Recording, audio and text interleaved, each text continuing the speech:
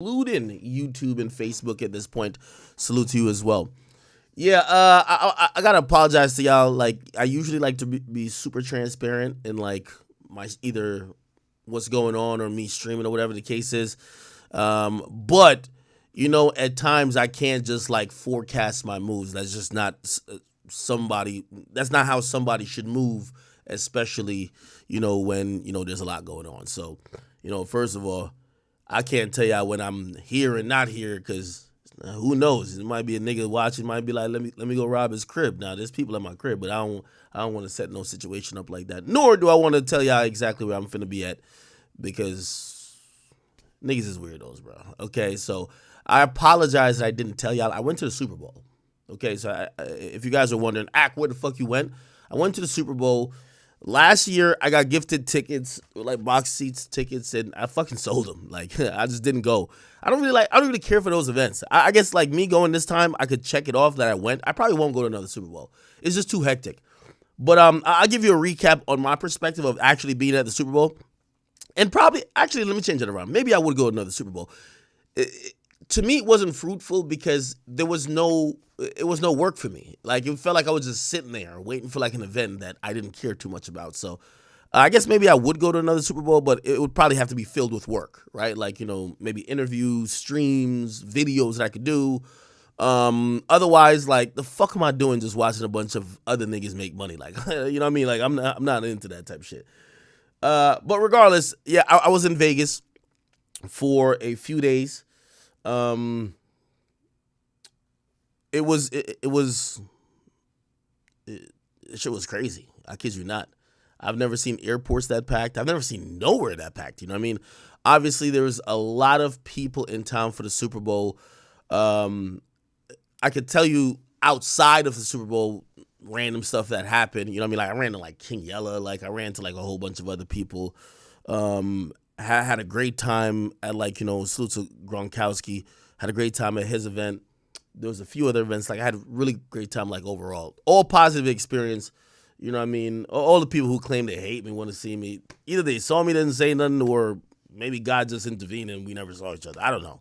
But I was very comfortable, very safe. I went everywhere where I wanted to go. And, yeah, the Super Bowl was just interesting, like, the actual game, because, I've been to football games before, but that particular game was like, it wasn't even a game. It felt like it was a sideshow for money making. It felt like it was a Twitch streamer running this shit. Like yo, run 180 ads. If you don't know what that is, that's like, Twitch streamers could run 180 seconds, which is like 3 minutes worth of ads for people who are not subscribed. And I was watching it in real time because it didn't feel like a football game. If you're at the Super Bowl, it don't feel like a game. I mean, obviously it turned out to be a good game, and if you watch it at home, it was a good game. So at the end, it felt like a game, but during the thing, it felt like it was all focused on everything else but the game. It was focused on who's in the building. Taylor Swift's over there. Bieber's over there. Kanye's there. You got motherfucking Quavo and Meek Mill and whoever that, like, it was so much celebrity driven, trying to bring back, old people that were legends in the NFL and shit like that. And it was just all about ads. You know what I mean? Like, literally. Like, you go to the Super Bowl, bro, like, it's like going to a movie to watch ads. Bro, they're playing ads in the stadium. Like, my nigga, like, imagine you being in the stadium and they just start playing an ad. And you're like, what the fuck? I'm not even watching at home. So I watched all that happen. But I also got a kind of interesting scope on what I believe celebrityism is, right? And I came to the conclusion, like I seen recently, I don't know who had a take about it, but someone compared Kanye West and like Taylor Swift. And I got to tell y'all, with all due respect, Kanye West and Taylor Swift is nowhere near, like not even close. They're not on the same hemisphere. Matter of fact, none of these niggas are on the same hemisphere as Taylor Swift, including Drake. So I got to let y'all know that, to be honest, first and foremost. All these things manifested because you got to also, here's the thing too, when the Super Bowl was probably the safest event I went to. There was no goons there. You know what I mean? Like, all these broke niggas would be wearing denim tears and all that shit. They couldn't make it in, okay? The average ticket was like $10,000, okay? These niggas is broke. So it's all super fans, people who have businesses and celebrities there. Like, it's not even like real fans at the shit. You feel me? So all them broke ass niggas you would expect to be like, yo, they be no, that wasn't there.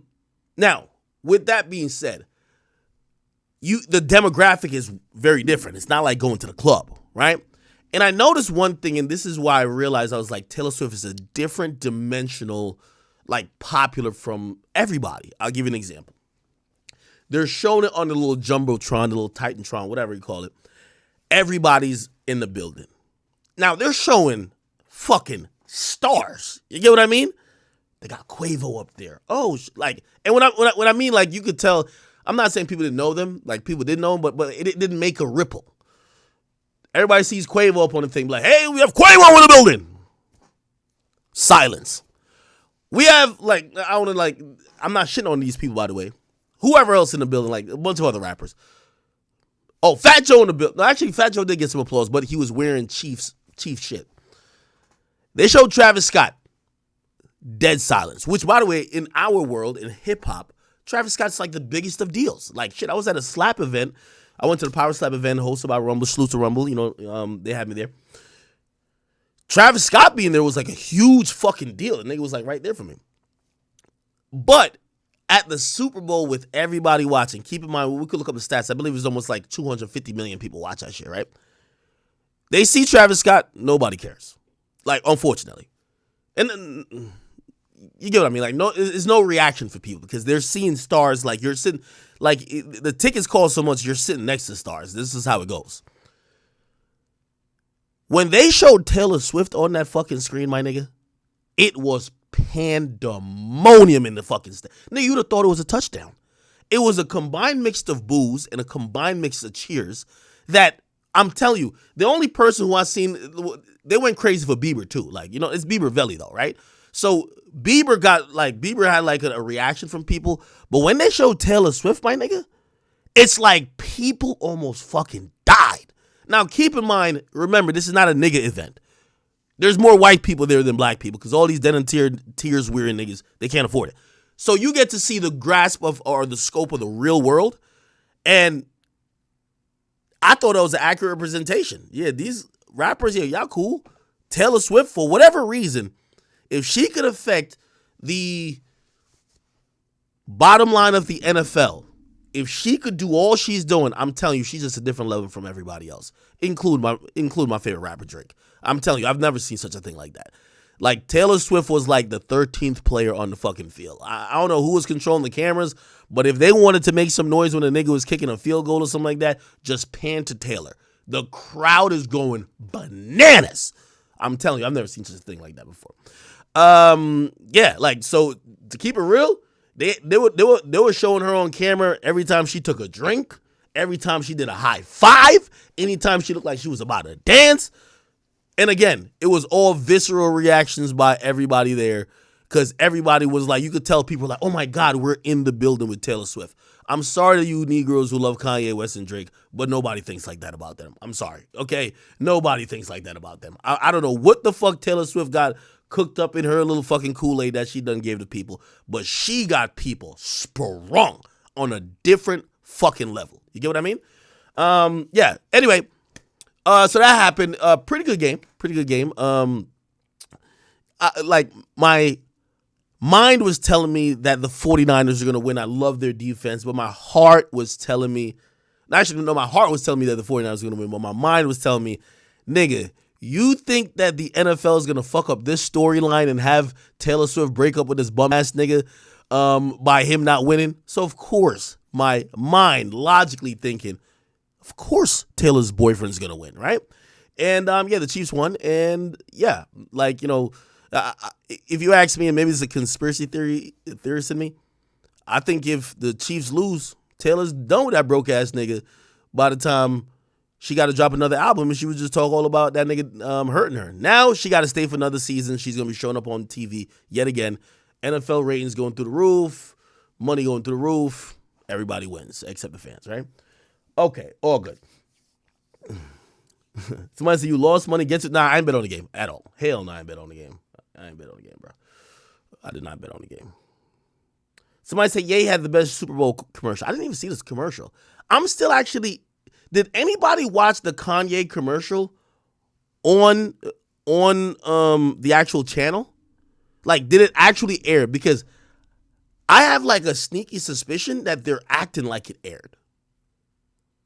Because some people are telling me, no, it aired, but it only aired in certain regions. And I'm like, bro, the Super Bowl is broadcasted. Isn't it on ABC or CBS? Which one is it? ABC? Bro, ABC is a national channel. It's either they accepted the ad from him, which, by the way, I also go into conspiracy theory land. We're going to talk a lot about Kanye today, by the way. If Kanye is getting pulled down off of Apple, deplaylisted, can't get stadiums, how the fuck, if the reasons for him not getting those opportunities is because he's an anti-Semite, how the hell does he have a commercial during the Super Bowl? Now, here's the thing. You might be like, well, he had this, like, apparently it was $7 million. Like, that was the average, right? It was $7 million for a 30-second ad. $7 million, which, by the way, the NFL ran it up. $7 million Super Bowl ad. So it was $7 million, okay, for a 30-second ad. So I know some people, like, going to say, well, he just had the $7 million, right? The NFL has an abundance of businesses, corporations, highly influential people that want to spend $7 million. I'm pretty sure they do have to either up the price or turn people away. If Kanye is getting canceled off everything that we know he's getting canceled off now, I'm still thinking, why would the NFL fucking, well, not the NFL, it would be ABC, I would imagine, right? But it would probably be in lieu with the NFL because it's still both of their broadcasts, right? Even though it's exclusively shown on, I believe, ABC. Why would they take $7 million from Kanye West, the anti-Semite, to run a commercial? Like, would you, like, unless you believe that they would take $7 million from the now deceased Bin Laden to run a commercial, that sounded odd to me. Did anybody see it? Somebody said me calling Travis Kelce a bum is crazy. He's a bum compared to Taylor Swift. Bro, the nigga don't matter. I'm sorry to tell you. Like, it's the Taylor Swift show. I'm sorry to tell you. I'm not a Taylor Swift fan like that. Bro, I do think Taylor Swift is the closest thing we've ever gotten to Michael Jackson in terms of popularity. Ever. It's not even close. Like, she's way more popular than Beyonce at her peak. She's way more popular than Kanye at his peak. She's way more popular than Drake at his peak. And that's today. Today, she's more popular than all them niggas at their peak. So we just have to be factual. It just is what it is. You don't gotta like her music. I can't name any of her recent songs. I don't like her like that. But I could respect the fact that she has a hold over the population that's like immense. Somebody says, you see, Pablo, you're getting triggered by hearing Michael Jackson. I didn't say in terms of talent, even though I do think she's talented. I'm not saying talent-wise and greatness-wise she's Michael Jackson. I'm talking about there was a fucking video, right? Like, Michael Jackson, was it a balcony video? But like, it was like basically, I don't know, because this one was kind of controversial. Basically, I forgot, Michael Jackson showed up somewhere and there was like thousands of fans sitting outside, like they knew he was in a hotel, just sitting out there waiting to see the nigga, like get a glimpse of the nigga. That was like the to me, the epitome and the heights of popularity. You get what I mean? And I think Bieber at a point was approaching that. I'm just telling you that Taylor Swift I'm only talking in popularity. I'm not talking about his skill. I'm not talking about skill. I'm not talking about talent. I'm not talking about songwriting. I'm not talking about actual music. I'm talking about in popularity. In popularity, Taylor Swift, and when it comes to musicians, just comparing musicians and popularity, there hasn't been a more popular person other than Taylor, it would be Michael Jackson. If I'm wrong, tell me who it is. I would love to know. Who y'all think it is? Oh my God, the chat's breaking my eyes. Drake don't come close. My nigga, yo, put it like this. Drake is at the Raptors game. He's even getting on the mic commentating the game, bro. Them ratings don't move. Niggas do not, with all due respect to my people in Toronto, because that's my favorite city. Them niggas don't watch a Raptors game, Drake at courtside or not. When Taylor shows up to the motherfucking halftime, no, not fuck the halftime. When she shows up to the Super Bowl, or she shows up to an NFL game, it's like they actually have stats on it. They have 10% more viewership. Do you know what the fuck that means? No, Bad Bunny doesn't compare to Taylor. Not in popularity. And, I guess if we're talking about global popularity, because Bad Bunny, the majority of the world, or there's a large portion of the world that, music is consumed that is Spanish speaking. And I think that's why Bad Bunny globally is so huge.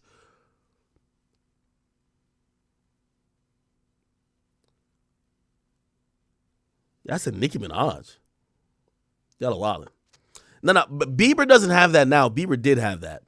Somebody said Snoop Dogg? Hell no, my nigga. Bro, you don't understand what I'm trying to say. Like, Michael Jackson's popularity was like, his presence was like a fucking, like, you remember Jay-Z saying my presence is a gift? That is Taylor right now. Like, with all due respect, if Drake was at that motherfucking Super Bowl and he just had a suite, we'd be like, oh, Drake's kicking it with Travis. Okay, that's cool. Cool headline. But it's not like a fucking segment on ESPN. It's not like being broken down by every tabloid. And it's not like motherfucking even respected or acknowledged by like CNN and Fox News. Simba, you don't think... Lightning ATC says, act, yo, Bad Bunny is bigger than Taylor outside of the U.S. Maybe this is a U.S.-centric thing then. Yeah, because I'm not going to argue for Taylor Swift's popularity throughout the world. Even though supposedly the night before she came to the Super Bowl, she like Taylor Swift, I think she was Japan. She did like 3 sold out stadiums. Flew to Super Bowl after, like she flew to the Super Bowl after she had did, like she did like a crazy, yeah, she was in Tokyo. She was in Tokyo and did like 2 stadiums there. You know what I mean? Like the reason why we can't, like, has Kanye West sold out a fucking stadium in Tokyo, my nigga? Like, I'm sorry to tell y'all. Like, we love Ye and shit like that, but bro, we gonna have to put levels to this shit. Has Drake sold out a stadium in Tokyo? That nigga gotta, only time I seen Drake with a stadium, he gotta be with J. Cole. And they're still kind of doing arenas. Like, no, I'm sorry. Taylor's just a different level, and we just gotta call a spade a spade.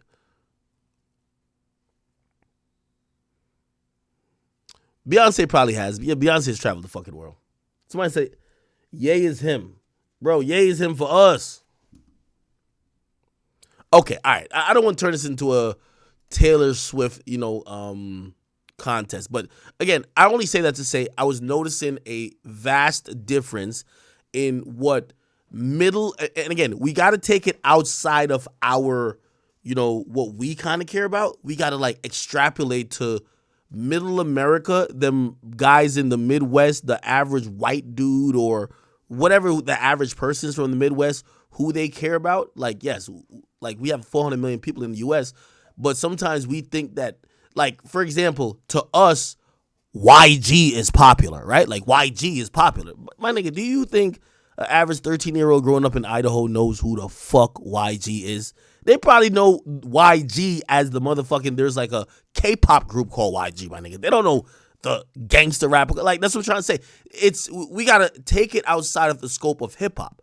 Like, to us in hip-hop, we're like, Yeet is so lit. My nigga, you think nobody knows Yeet, like, in the bigger world? And by the way, I say that also humbly, like, that goes for me and the majority of people. Like, once you go to the global aspect or the national aspect, a lot of these niggas, they don't meet that level. Drake meets a level, but I'm just saying Taylor Swift just is another level above, and I think even Drake acknowledges that. He rapped about it on his last album. Anyway, okay, let's get into a couple fun things first, and then we'll work our way to a bunch of stuff. If you're wondering what we're going to talk about today, I know I haven't streamed in so long. Just a bunch of random things, like we're gonna touch on the Fonnie Willis stuff. If you guys do care, Vibes Cartel appeal is going on now. YSL, there's some updates with the YSL case. Let me see what else is happening. Actually, I have a whole list of shit. Give me 1 second. I'm trying to give y'all a heads up of everything we're gonna get into. We got some Rock Nation stuff. MIA came out, like, exposing that. Lotto, like, infamous backpedaling. I love Lotto, but I can't respect it. We're not into throwing stones and hiding your hands. We don't like that at all. Shannon Sharp, is that nigga gay or not? We're going to have to just talk about it. Him and Mike Epps is going back and forth. Again, a lot of Kanye West stuff. We're going to talk about the album. We're going to talk about Shaq trying to get at him supposedly getting kicked out of the Super Bowl or not. And I know we don't do too much Super Bowl talk, but even the Usher performance, I'll talk about how it was how it was in person. We'll compare it to other Super Bowl halftime performances. And let me see. I got a few others. Anyway, bro, did y'all see this shit, bro? This shit was... let me tell you this. You know who my favorite online comedian is, nigga? It ain't Funny Marco. It ain't like Drewski. It ain't even... Which, by the way, oh, shit, before I even get to that. No, I got to show y'all this. Well, y'all seen it. Drake, Sexy Red. Hey, am I the only one that thought this Drake, Sexy Red, Rich Baby Daddy video was, like, fucking weird? Like, this shit was weird as fuck to me. Now, granted, this is probably all scripted, and it's not, like, some real shit, but, Drake is in the video, like, kind of parading around, like, as if it's some homemade film and footage, which clearly we know he doesn't live here, so it's probably fake. But I don't know. It was just kind of odd to me. Like you start noticing little things. I'm like, is Drake on a 2-man with Ben the Don? We all know that Drake and SZA been fucking, right? So we see Drake, SZA, and by the way, she's on the song too, so just be clear. And then we see Sexy Red and then Ben the Don. I thought that was kind of like fucking odd. All right, so I'm like, all right, bet they got a little 2-man going on. I'm like, my man Ben the Don, like he came up in this world already, bruh. He over here getting them cheeks, and I ain't gonna lie. SZA, I want no smoke with you. That BBL looking good now. I'm sorry. I've told Drake. I said, I don't know what I said about the BBL. I'm sorry for that. But she's looking good right here. You feel me? Now, I was looking at this shit. The oddest part was like Drake was on like his 6ix9ine vibes. I was telling somebody about 6ix9ine like yesterday. I was like, yo, like I'm like 6ix9ine's my man, but he is weird as fuck. And I'm sorry, 6 if you see this, but it's true, bro. Drake will play 6ix9ine will play daddy to another nigga's kid more than his kid. Now I'm not saying Drake is doing that, but watching Drake motherfucking damn near rub on her belly, take her into the emergency room, this and third, I was like, Drake really playing the stepdaddy role hella quick. I don't know. Yeah, I ain't gonna lie. By the way, SZA, I don't know if you got that nose reconstructed, but I like it. Okay? Don't get mad at me. I'm just pointing stuff out. I think you look good. You heard me? Okay, I think we even see I think this is all fake, right? It's all fake. I think she did have a baby, though. I don't know I think they probably just storylined it that way because she probably was going to give birth like soon.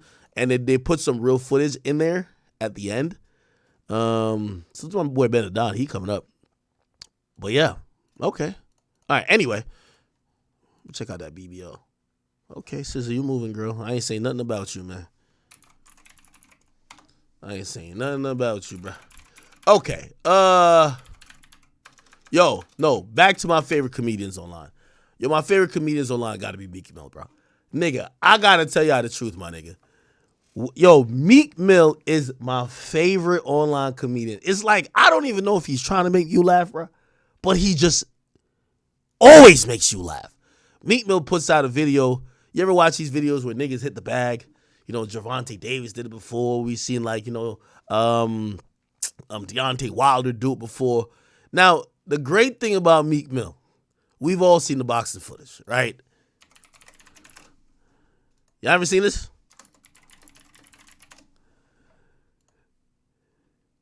Yo, and again, I'm not clowning. This is my man, by the way. I want all y'all to know Meek my friend. So, don't start no beef between us. We squashed our beef. Meek the only nigga I ever seen boxing that I thought the boxing bag was going to knock him out. You feel me? And it wasn't even swinging back. Once I seen this shit, I was like... Yo, once I seen this, I said, I see why Philly is leading the league in niggas with switches on their guns. Because trust me, they clearly don't got switches on their fist. These niggas got to pick up a stick. Meek hitting the bag, but look, the bag is hitting him, nigga.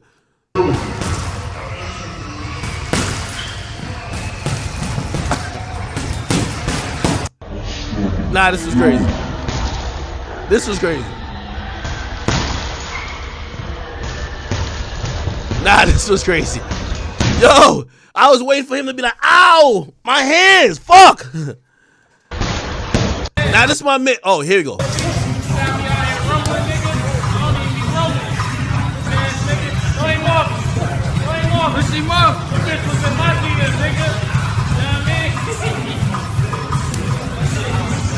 So if you enjoyed this video. Now, Meek Mill released a new video of him hitting a punching bag.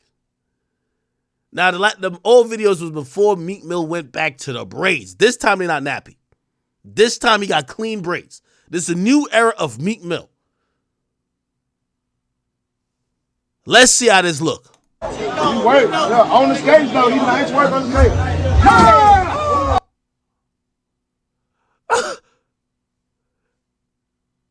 This nigga almost knocked himself out. Yo, this nigga almost caught a concussion, hit himself on the wall, bro.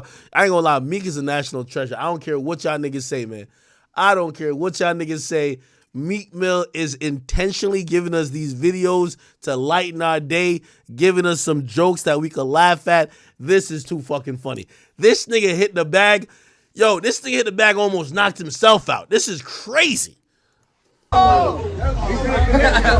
He's still connected, though. Yo, they checking on the bag. Check on Meek. Like, yo, Meek look like, yo, you about to fall. Let's go. He works on the skates, though. He nice work on the skates. Yo, it reminds me of this. As I said, man, Meek is the most unintentionally funny nigga in the game, bro. It's like this video right here, man. It's like this video right here, bro. So, Meek the most athletic on athletic nigga. Here you go, here you go.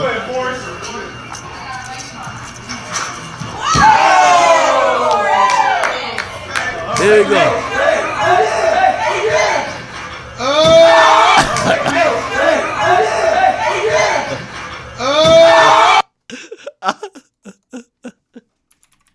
Nah, this is not a roast session to me. That's my man's. I keep telling y'all, that's my man's. And if any of y'all start beef with me and him again, me and y'all gonna squat. Go for it. Yeah.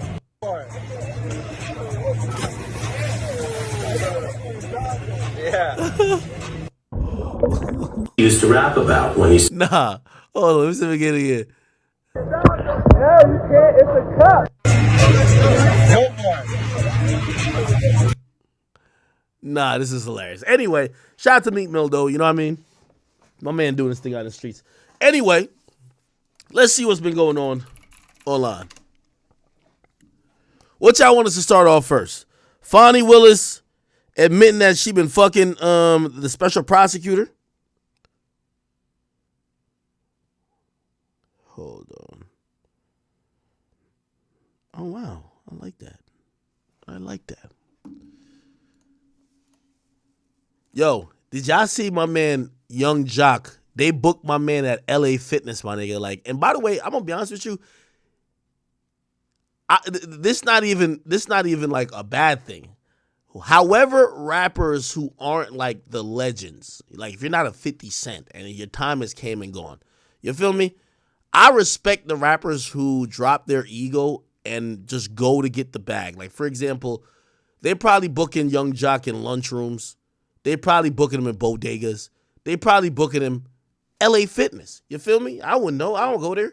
But I would imagine if you working out doing Zumba or some shit like that, you know what I mean? You in a spin class and all of a sudden Young Jock coming with all that. What's his hit song? Damn, I forgot. Young Jock hit song. Young Jock hit song. Don't he got some? Oh, meet me at the club. It's going down type shit. Yeah, of course. Of course, like, yo, nigga, I don't give a fuck. Get your money. And also, it takes a special type of, humbleness to be able to do shit like this. So my man came in on like a spin class, and essentially he performed, and people are talking about it because people are like, yo, what the fuck? Like, you know what I mean? Like, they're getting the vibes of Ray J doing a concert in Floyd Mayweather's, like, bedroom. Like, y'all remember this? Ray J performs Floyd Mayweather. Like, niggas is like, bro, you did a concert in Floyd's bedroom, bro. You did a whole concert in the living room. Rolls Royce. So now we at Look. concert. Everybody, I'm gonna say grab somebody's hand. This before he socked out Fab, too. You feeling lonely? Yo, this thing had to learn to play the piano for this gig. This is crazy. Yo, Ray J, I love you. Come on, give me a Scooty bike. You going through hard times in your life? Just relax. If I had one wish, we'd be best friends. Love would never end. It would just begin. If I had one wish, you would be my boo. Promise to. Yo, Floyd sweaty as fuck, just came back from the gym, nigga. He ain't even hopped in a sauna or the shower yet, or a cold plunge. He's like, perform, nigga. Love you. Trust me, I trust you. If I had one wish, The memories of Grand Rapids. Oh, shit. Now, I ain't gonna lie. My favorite one was, what's that nigga name again? YK Osiris performs for Drake.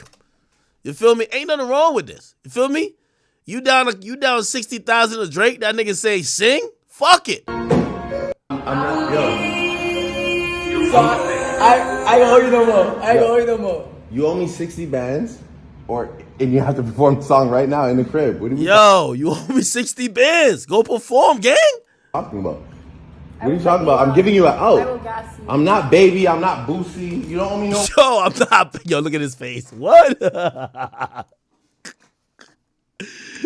Yo, Drake a fucked up nigga. This is right after he tells man, yo, film. You gotta film this. 2 rags, 5 rags. You owe me 60 bands. I'm playing the song right now. Yo, you know why it's disrespectful? He basically saying, yo, gang, you've never even gotten paid this much for a concert. I'm giving you 60 bands for one song.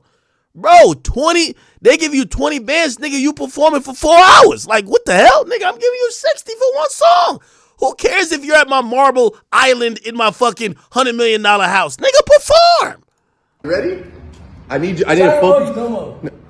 You don't owe me no money right now. I swear, I need a full performance though. The real shit though. The craziest part, the nigga put the jacket on. That's the craziest part. Like, bro. Look. It's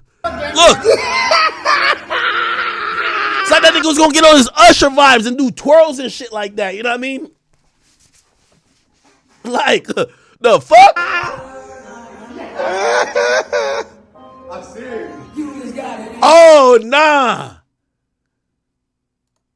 Yo, I ain't gonna lie to you. Yo, this is the nigga who got done the dirtiest by Drake. Not that gay nigga McCona. It was this nigga. This nigga got done the dirtiest, nigga. That nigga was with Drake in the Bahamas, drinking pina coladas. You know what I mean? Laughing at all Drake corny jokes. Letting Drake play him in basketball, crossing him up, acting like he fell. You feel me? Making Drake feel good. Pause. Well, actually, Diddy did bring him to an island too. Pause. Actually, no pause. What I'm saying is, Drake found Yachty and dropped this nigga like a bad habit. Look how this nigga's performing, bruh. I'm serious. Now the zoom in is crazy. Why did y'all zoom in on this man like this? Why did y'all do it to this guy? What's going on here? I ain't gonna lie. This is how you gotta, yo. When you know this is your biggest booking of your life, you gotta sing like this. This nigga is belting out every note. Y'all ain't gonna lie to you. This is when Osiris should have realized Drake ain't your friend. The nigga is clowning you for performing your hit song, my nigga. Like he's yo, look how Drake is jumping up and down, bro. Drake don't respect you.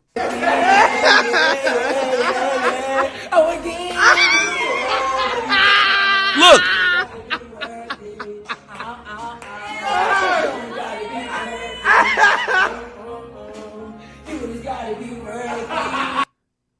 God damn.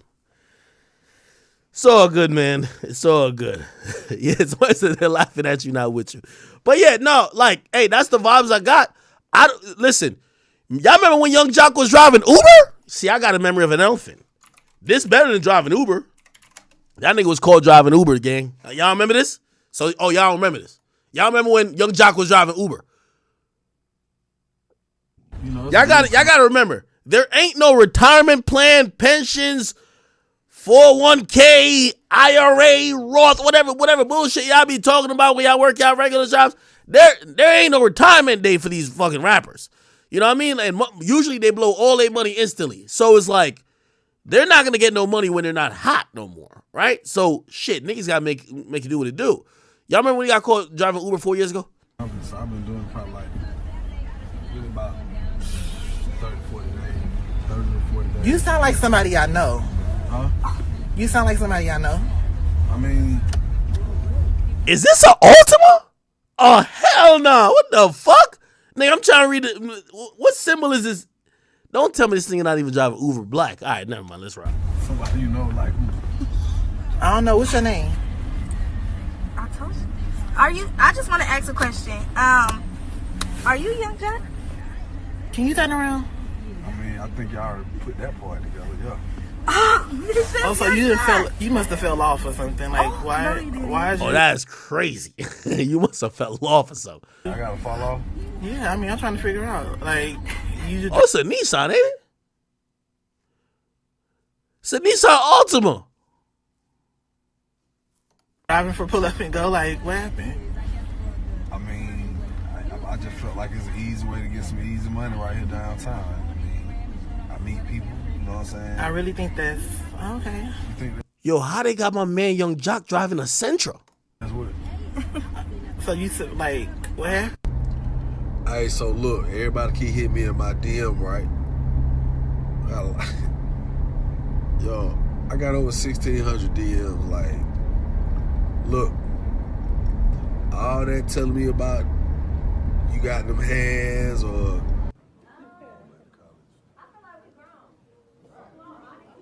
Okay, I don't know what the hell's going on with this. Anyway, yeah, here's the video of him performing. It's not LA Fitness, by the way. It's a place called Extreme Compound. It's a workout spot, though.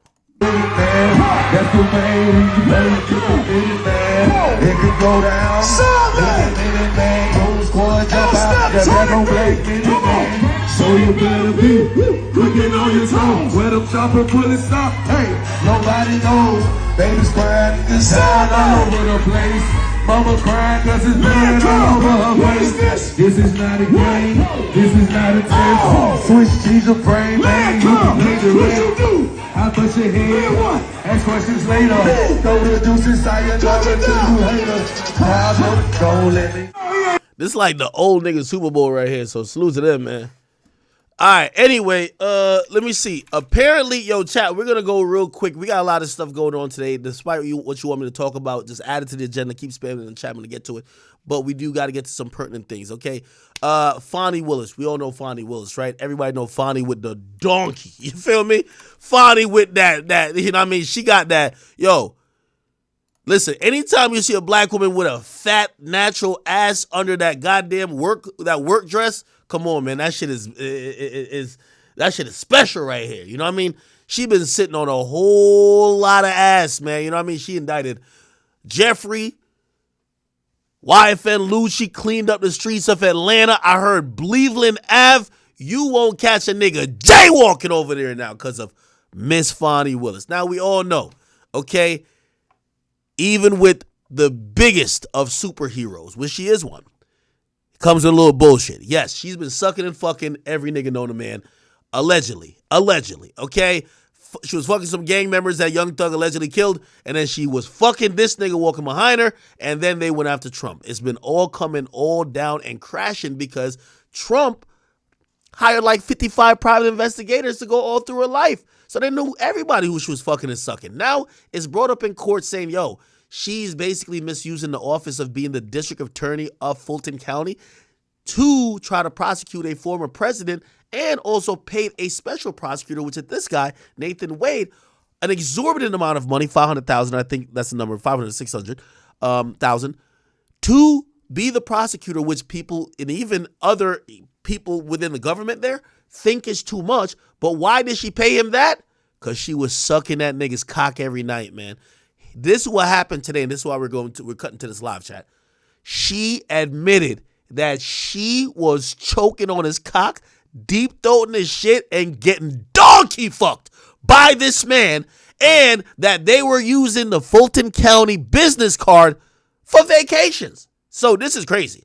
So she admitted she fucked him. He admitted he fucked her. And they got to tell the truth because they're up on the stand. And obviously they're prosecutors. They know, like, what the fuck? If you lie on the stand, they're going to, people they got the dirt on you, doggy, right? Okay, check this out first and foremost. Let me go show y'all this. So Newsmade had posted, this is what the guy said, right? Exposed the fuck out of Fonnie Willis. Here we go. Which included up to May the 30th of 2023. Isn't that correct, sir? My answer to this interrogatory is none. It's none. So you're saying that you did not have sexual relationships with anyone outside of your marriage, and the period of separation is during the period that you're answering the question to this interrogatory, correct, sir? I'm saying during the course of my marriage, I did not have sexual relations to anyone, and this answer's no. Well, again, Your Honor, you can proceed, Mr. We need a yes or no.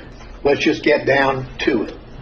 Did you or did you not, by May the 30th, 2023, have had sexual relations with Miss Willis, yes or no? Yes or no? Yes. Okay. Now, what you did is... Was that pussy good? Yo, y'all think she got, you think she got that wet? She got it, right? She got to.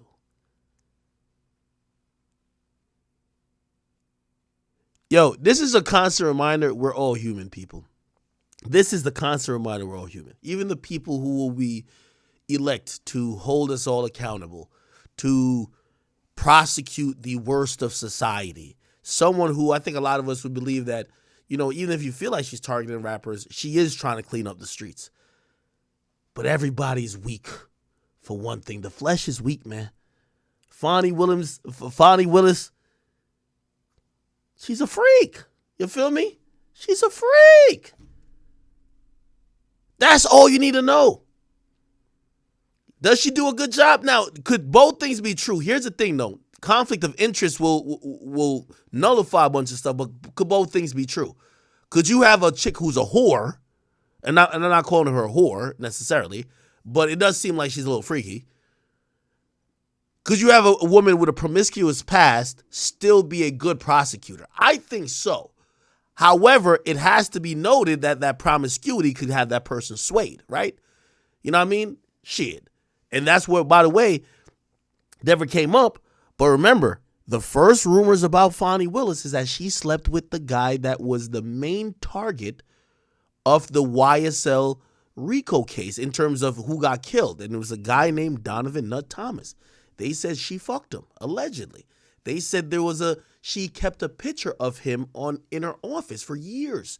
She met with his mom, promising that she would get justice, not only for her son, which is the son, the mom of Donovan Nutt Thomas, but that was her nigga she was fucking, and people killed him.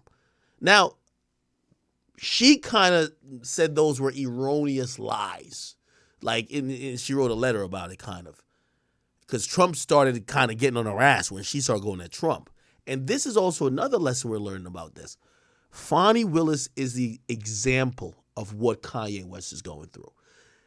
Anytime you think you're too big, powerful, and mighty, you need to understand where your powers lie and where you could, where your punching weight is. You could bite off more than you could chew. That's what's going on with Ye. Ye thought he could talk about the Jews and thought he could keep it G. And he thought he would just keep it moving. Ye has said many different things in his life that we've now forgotten. This one, they won't let that nigga forget. This one, they're beating his ass with. This one, he keep copping pleas for. This one, they don't even want an apology. They want his neck on a fucking stake. That's what's happening with Fonnie Willis. It's okay when you indicted the most popular rapper in Atlanta, Jeffrey Williams, a.k.a. Young Thug. It's okay when you indicted YFN Lucy. It's okay when you're supposedly, allegedly investigating Lil Baby and 21 Savage and all these other people that people love. Actually, even Playboi Carti allegedly would be investigated, allegedly, by Fonnie Willis, like, they're not their DA office, but the external police departments that report to them. You get what I mean? And she was basically saying, if you bring me shit on any of these rappers, I'll take them fucking down.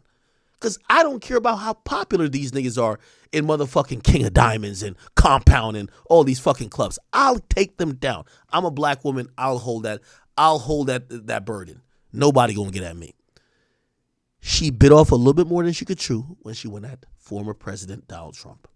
Now, you got to remember, she's playing the game trying to get into Capitol Hill somehow. She wants to get into, who knows, if it was a play to get into maybe some DOD stuff, Department of Defense, or she was trying to make a political play. Maybe she could spin that into, any type of political position, but on a national level, right? Having I was hard on crime. Like, think about Kamala Harris. Kamala Harris, she gained her stripes by, like, allegedly being really, like being on top of her shit when it came to her, localities and stuff like that. So I think that you had Fonnie Willis was like, shit, I'm about to write my check to the White House or to Congress or to like whatever bigger position that's going to be national, except I think Trump be on timing, man. Trump got them people who are hackers. Actually, you don't fuck with QAnon. You fuck with them other niggas, 4chan or some shit like that. He got the Proud Boys hacking her shit, and he found out that she's a goddamn freak. She likes the honey pack, and she likes a thumb in the ass. Okay? And that's her own personal fucking business. If she want to give the Gawk $3 million to whoever she want to do it to, but not while you're trying to siphon off money to this guy. So anyway, the guy's on the stand, and he's copping out, and he's admitting to everything. Like, they can't lie. You know what I mean? Because if there's proof that could be found later, they not only would they be up for perjury, which would include a jail sentence if they were actually charged and convicted for that, they're done politically. So they have to tell the truth. Like, they got to be more, they can't try to, I know y'all was like, y'all like that guy who was like, thugs stand for truly humbled under God, or whatever, nigga. They have to be truthful. They can't try to spin nobody because they have a career in this, right?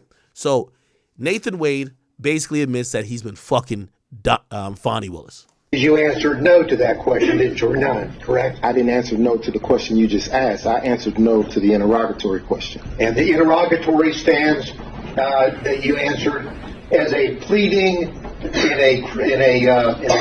a civil proceeding, your divorce case, right? Yes. Now, excuse me. The next interrogatory, let's move there. That interrogatory states as follows. Identify any and all occasions in which you entertain a member of the opposite sex other than your spouse who is not related to you by blood or marriage. You see that? There are two parts to this. The second part is, I read on, or in which a member of the opposite sex other than your spouse, not related to you by blood or marriage, entertained you. And then it goes on to say, including but not limited to dining, drinking, in restaurants, bars, pubs, hotels. You see that, correct? I do. Now, as of May the 30th, 2023, when you filed this interrogatory, you had in fact entertained Ms. Willis on many occasions, had you not? Again, during the course of the marriage was irretrievably broken in 2015. Well, the answer's still no. Let's read what the interrogatory says about the time period required to answer the interrogatory. Because what it says is, it goes on to say, including but not limited to dining and or drinking at any restaurants, bars, pubs, hotels. By the way, the reason why he also has to be so truthful about all these things most of these things were used and recorded on business credit cards. Actually, some of them were reported, according to at least some of the allegations, as business expenses, right? Now, he's later going to be like, oh, yeah, I got paid back for some of these things, but a lot of this stuff was kind of like gray area. They're using a company card, but really they're on a date, but they're claiming they're talking business. Yeah, what business y'all talking if she about to suck your dick at the end of the night? You get what I mean? Those are persons' homes from the date of marriage to the present. You understand what the word present means? I do. And present means the filing on May the 30th, 2023. Isn't that right? It is. So as of May the 30th. Now, they're playing a tricky game with him because he filed something in court because he's going through a divorce. And they're saying that, did you lie about not having been with anybody else? Because we know you've been with Fonnie Willis. You just admitted you were with Fonnie Willis. And I'm pretty sure that's not after the date you filed that, which was May 2023. He's trying to play semantics by saying, no, when I filed it, we were talking about when the marriage was irretrievably broken, which was 2015. So they're trying to catch him in like a lie, but he's smart enough where he's going to talk around it, I think. In 2023, you had done a lot, or you had done. So basically, the reason why, just to put it out there, he was fucking Fonnie Willis before last year. That's the point, right? So 2023, they probably have some proof that he was fucking her or hanging out with her, or they have receipts that they went places together before 2023. And if they could get him to say, oh, I never did anything before 2023, he's lying, right? So he's making sure he doesn't lie by saying, I'm not going to answer that question. The question I'll answer is that I didn't do anything outside of my marriage, but I was talking about before it was broken in 2015. So there's a gap of time of 8 years. You know what I mean? A lot of entertaining of Miss Willis, had you not? I had done some, yes. And in fact, under your testimony, you would have said that she had also entertained you. Isn't that correct? Yes. And so your answer to this interrogatory is false, is it not, sir? No, it's not false. Well, hate to dance around the. The answer is yes, you did entertain Miss Willis, correct? Right? Yes. She's not your spouse at that time or any time, correct? That's correct. She's not related to you by blood or marriage, correct? That's correct. But you entertained her, right? Yes. And during the course from your marriage, the period of time up to the present, so the answer would have been, yes, I did entertain somebody, correct? During the course of the marriage, no.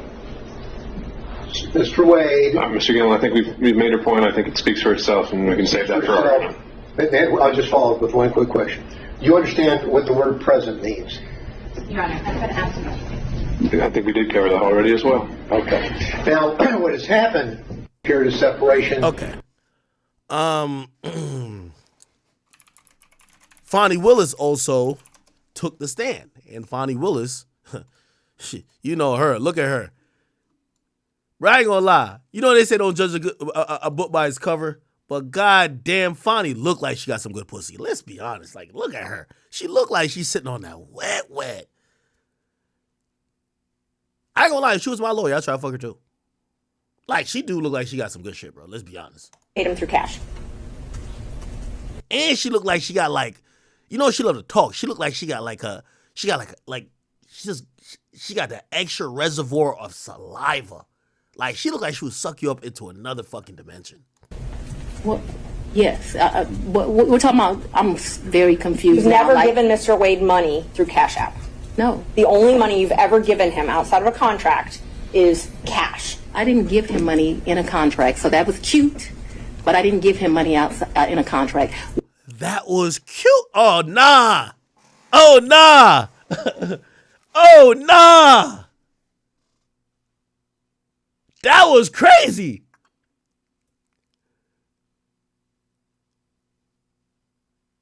What? Yeah, I ain't gonna lie to you. What happened? No, we're gonna answer it since you said it. Damn. Okay. This is where, by the way, I think this is like I forgot what this actual proceeding is. I don't think this is the impeachment hearing, actually. Because, by the way, there was articles of impeachment actually filed against her. But, yo, she's talking like she's the boss. Like, whoa, you're on the witness stand. You don't get to tell me, like, whoa, answer my fucking questions and let's keep it going. But look how she's talking. He worked more hours than he was paid, and the county paid him for the work that he did. So don't be cute with me and then think that you're not going to get an answer. And I will ask you about the contract in a minute. I asked you about the cash. Did you ever pay him anything? And I'm trying to qualify my questions. I'm not talking about the contract with Fulton County that was paid. I'm not talking about that. I'm talking about outside of that. Did you ever pay him anything other than cash? I've only given him cash a few times in the course of what we're talking about. So if we would go to dinner, let her finish her answers. If we would go to dinner, I wouldn't give him cash because he paid for dinner or I paid for dinner. I've given him cash only a few times in life, probably 4. Okay.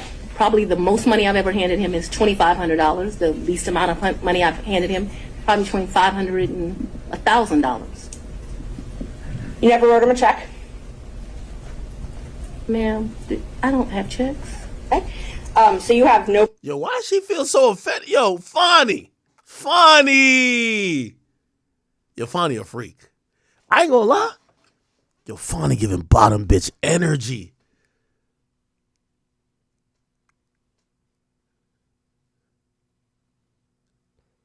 Nah, she feisty with it.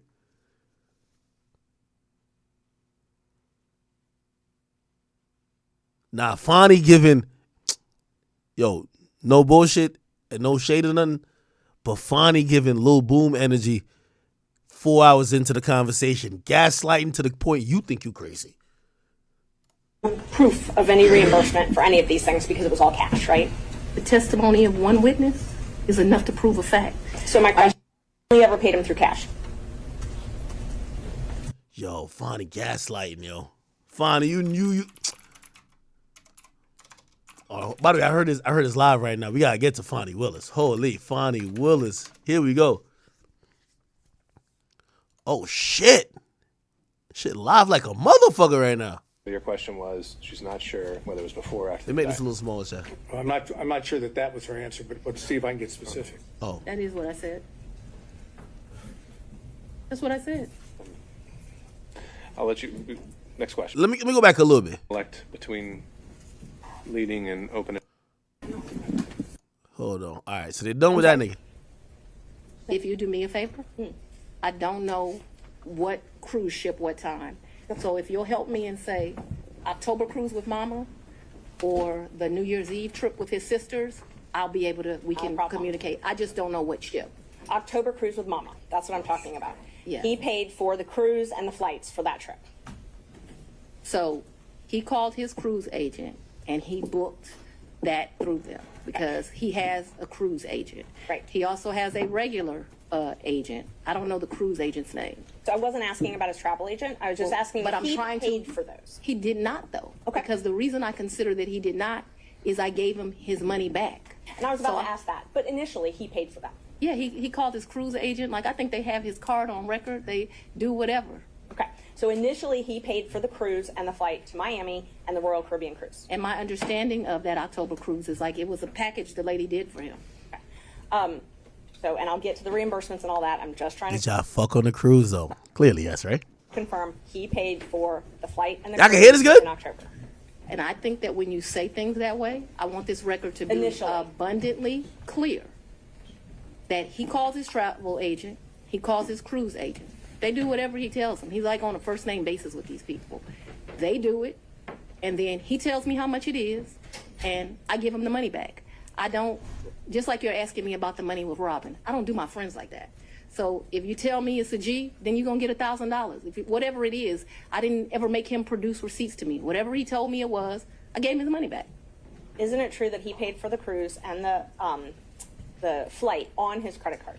I'm not asking about reimbursement or after. He used his credit card to buy the cruise and buy the flight, correct? I have no idea how he paid for it, if it's a credit card, if it's a debit card, but certainly he called his cruise agent. You know, like how many people have a cruise agent?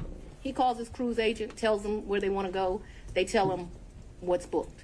You have to remember, he paid for, that initial was me, him, and his mother. And then after that cruise, you all flew to Aruba and spent a couple days in a hotel there, correct? Right, and his mother was not happy He that we left her initially behind. paid for that. He initially paid for that. For Aruba, yes, ma'am. So let's talk about both of those. I know he initially paid for it. Did you pay him back? For the cruise and for Aruba, yeah, I gave him his money before we ever went on that trip. You gave him cash before you ever went on the trip? Mm-hmm. Okay. And so when you got cash to pay him back on these trips, would you go to the ATM? No, lady. You would not go to the ATM? No. Okay. So Fulton County pays you direct deposit, I assume? Yes, Fulton County and the state of Georgia both pay me direct deposits. Okay. So the cash that you would pay him, you wouldn't get it out of the bank? I have money in my house. You have money in your house. So it was just money that was there? When you meet my father, he's going to tell you as a woman, you should always have, which I don't have, so let's don't tell him that. You should have at least 6 months in cash at your house at all times. Now, I don't know why this old black man feels like that, but he does. When we were growing up, my daddy had 3 safes in the house.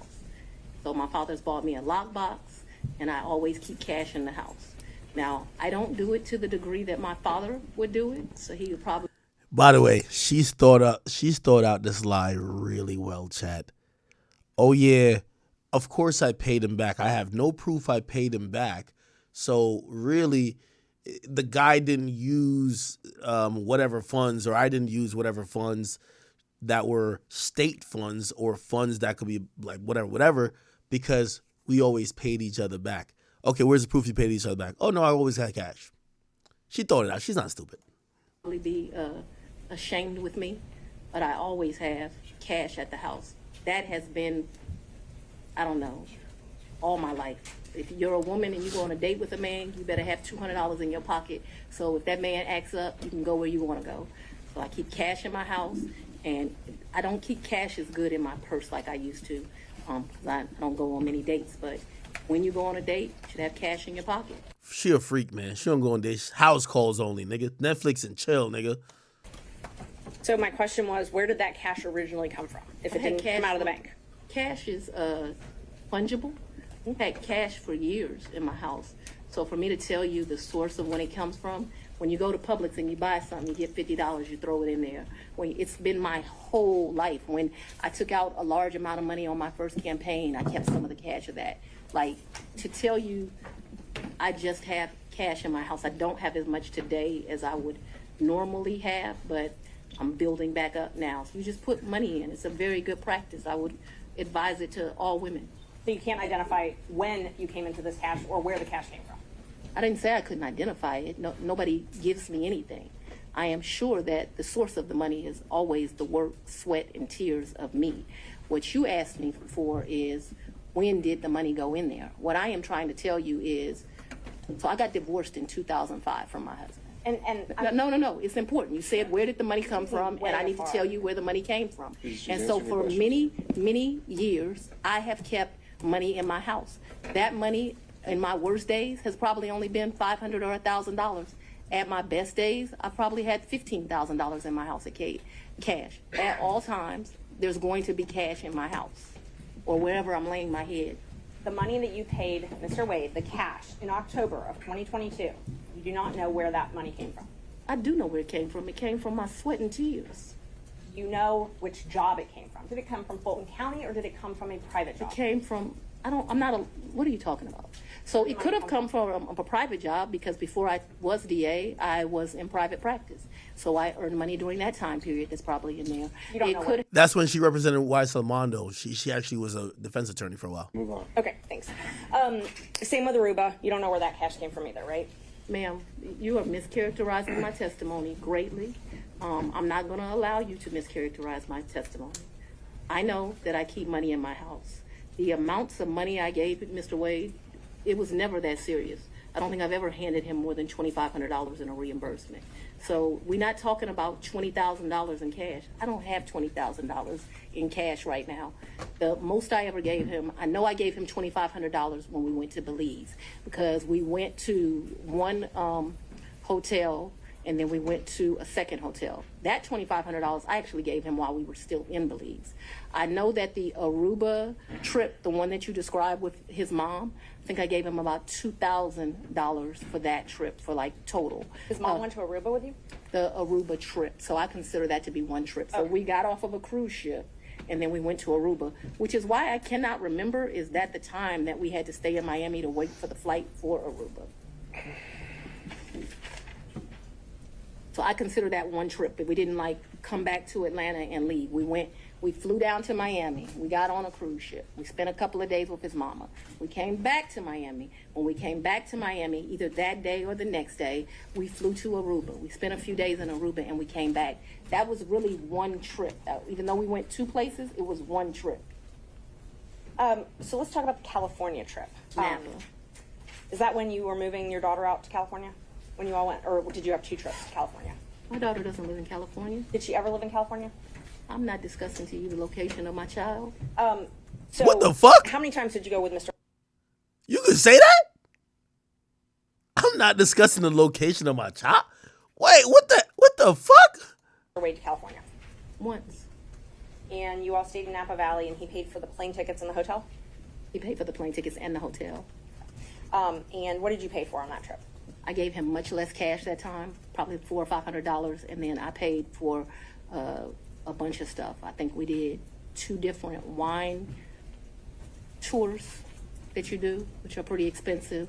I think I bought him. He likes wine. I don't really like wine. Yeah, you know what's so crazy? At the core of all this shit with Fonnie Willis, man, she's just like Meg Thee Stallion and motherfucking Carisha and them, my nigga. Like, you know, she just got a nice little dress and looks presentable. But she with the same bullshit. To be honest with you, I like Grey Goose. Oh shit, I like Grey Goose. A cup of Grey Goose gonna get Fonnie Willis loose. That's what I'm talking about, man. A wine while we were there, and let's run that back. Tickets in the hotel. He paid for the plane Said tickets. fuck that wine. I like Grey Goose.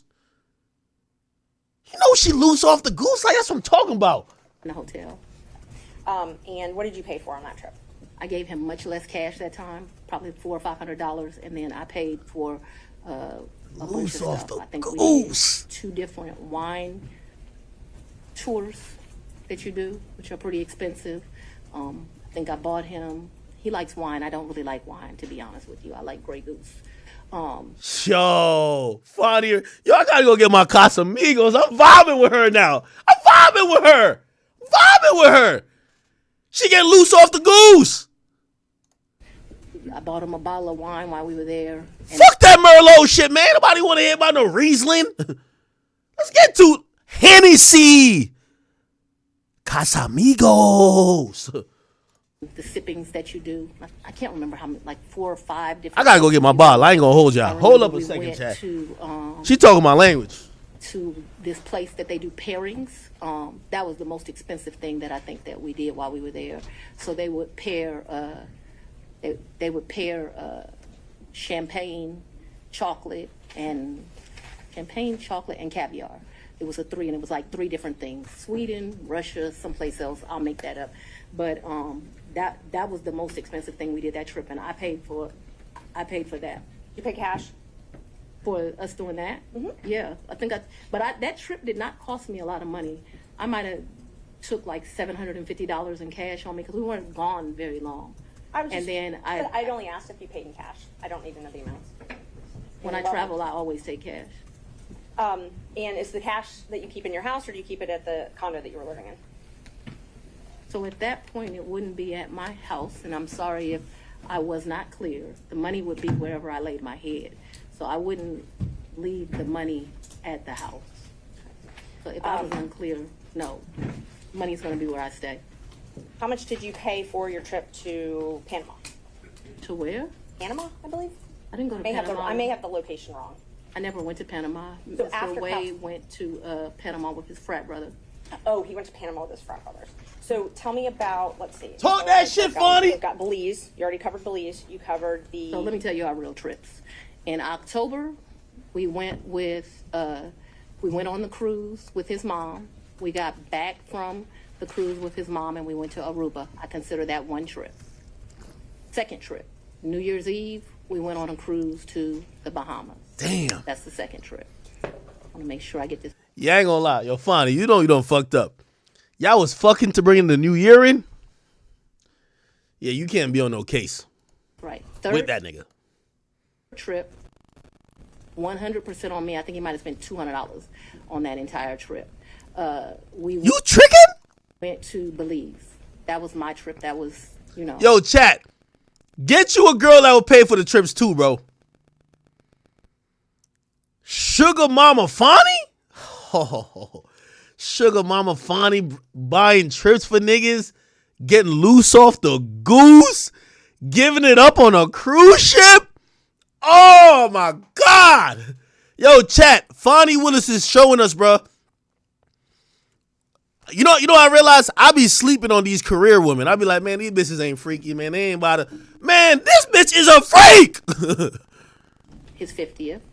And then Napa Valley, we went around May. I don't know the dates, but I gotta get into I'm a basic nigga. I gotta get into some of this high class Napa Valley wine tasting, get your dick sucked behind a grape vineyard. I gotta get into that. I didn't know they had freak offs over there too. Seems to me like it was close to Mother's Day. And those are the only trips? So that the record is complete. Yo, this bitch been on more trips than me, nigga. Remember one time driving to, where were we? South Carolina, and we met my sister for lunch with her man. When was that? I don't know, but we didn't stay the night there. But I guess people would consider that a trip if you drive somewhere and you come back. That was insane because it was like 5 hours to drive. We ate lunch and we drove right back. I can remember driving to some little town in Georgia. I don't even know where I was. I had never been there before or after. There's some boat you can get on over to, and there's like a slave thing, if that gives anyone any reference. We didn't do that. I remember doing that. I remember driving one time to Charlotte. We had lunch with one of my very close girlfriends, and again, we drove to Charlotte, met my girlfriend for lunch, and drove right back. So that's a trip. We didn't stay the night there. Double dating, Fonny? But I just want to be complete in my testimony. We drove someplace, had lunch, drove back. I don't remember another driving someplace. Yo, chat. I swear. Hey, any of y'all with a girl, and by the way, my chat queens, I'm talking to y'all too. Y'all can chime in. Any of y'all with like a serious girlfriend, say like we're talking about serious, like you've been with her either for a couple of years, at least a year to qualify, or you live with her, or you're married to her. This is the definition of why anytime, like I ain't gonna lie, like actually I don't want to out real people, but man, if your girl got a work husband, she fucking that nigga, gang. Nigga, it's only a matter of time. Anytime a girl got a work husband, nigga, only thing you got to picture in her mind, she work in a cubicle, that nigga just sleazily just slide up in there, start giving her an aggressive deep tissue massage. Even if they ain't fuck yet, it's too much sexual tension, gang. Trust me, that's a fact. She was fucking this nigga and probably just calling it work. Like, you know what I mean? No, she double dipping. Working and fucking. If your girl got a work husband, a nigga who she said, this is telltale signs your girl is about to suck off a nigga at her job. Your girl tells you, yo, Marcus, he mad funny. You know what he said today in front of the boss? Nah, hell nah, fuck that. Marcus is fucking her. Marcus is fucking her. Trust me. If your girl think a nigga at her job is funny, yo, that nigga like a clown, yo. He funny as hell. You know what he did today? What he did today was fuck my bitch. That's what he did. Get the fuck out of here. Hell no. By the way, I learned that lesson early, chat. I learned that lesson. I had a girlfriend I was coming out of high school. She was working at a little summer camp. You know, a little summer camp where they get little kids? She kept telling me, I remember 2 days in a row, she told me, I don't want to call the nigga real name. She was like, man, that nigga's so funny, yo. Yo, that nigga just had us dying laughing. The whole time I'm thinking I'm being secure. Like, that's my thing. I think it's almost like insecure if you're asking too much about another man. So I'm like, all right, whatever, all right, bet, whatever. But she was like, yeah, that nigga mad funny. Man, she was fucking that nigga like 3 weeks later, nigga. We broke up 2 weeks after that. She was fucking that nigga. Well, she probably was fucking him the whole time. But she got in a relationship with his ass afterwards. I ain't gonna hold you. For lunch and coming back to Charlotte. Trust me, a chick got a 9 to 5. The nigga you gotta worry about most is the nigga who keep talking to her at her job, bro. That nigga been wearing her down. He been listening to her bitch about you. He been figuring out what she like. He been like simping. He been taking lunch the same time she taking lunch. He's spending quality time. He listen. He do all the shit you don't do, nigga. She come home, she trying to talk to you. You playing Fortnite. You playing 2K. You playing Madden. That nigga is getting paid to be there. Of course he gonna do the corny shit. You feel me? Your girlfriend to meet my sister in South Carolina. We went by ourselves when I told you about that remote place in Georgia. I don't got infinite L's, chat. I be just telling y'all the truth. Like, y'all want me to lie to y'all? Like, I've had my wins too, you know? We could have driven someplace else and had lunch and came back, but that's all that comes to my recollection. Look at Kimmy in the chat. Kimmy in the chat talking about it's true. My work husband is always there for me. The mere fact you call him a work husband is crazy. It's crazy. It's crazy. Like, what you mean you got a work husband? You have a man, Kimmy? Kimmy, I want. How do you describe your work husband to your boyfriend or your husband, your actual husband? How do you describe that nigga to him? God forbid she tell you the nigga at her job that's funny supposedly is gay. Yo, women are the only people who could just make straight niggas gay as fuck just to continue whatever they want to do with said nigga. Be like, you ain't know? That nigga gay. No, he actually bi, but like to keep it real, he only be talking about gay shit. Really? Yeah. We actually talk about, we both be talking about like celebrity dudes. And he be talking about dudes he think look good. Really? All right, fucking, we ain't gonna think about Marcus no more. Cap. Right now, there could have been another place we drove and had lunch. My security team was very clear to me. I'm not to be out and about in Atlanta without them. And so for me to do something just very normal that a normal person would get to do if they weren't prosecuting this case, I got to drive 4 hours to do it. And that's what I was going to ask you. Your security detail, did they take you to and from your house? Yo, this is just like the Meg situation. You know, Meg had Meg was so devious to fuck Tory. She would lie to her security, actually not even use the normal protocol of booking jets, and would book a jet without anybody on her team knowing, board the jet, and go link Tory and rely on Tory's security. Nobody on her team knew she was with Tory. That's devious. That's some, I ain't gonna lie, only females would do that type of shit. If you tricking your security team to go fuck somebody, you dipping and dodging, doing all this, driving 4 hours, nah, that's dedication. That's dedication right there. So I haven't been able to enjoy my home. Condo, I'm sorry. And March of where you lay your head? Did they take you to and from where you lay your head? 99% of the time. Would they take Mr. Wade to and from wherever you laid your head? That has never in the history of ever happened. Ever, okay? Your security team has never taken him? From my house? That's a lie.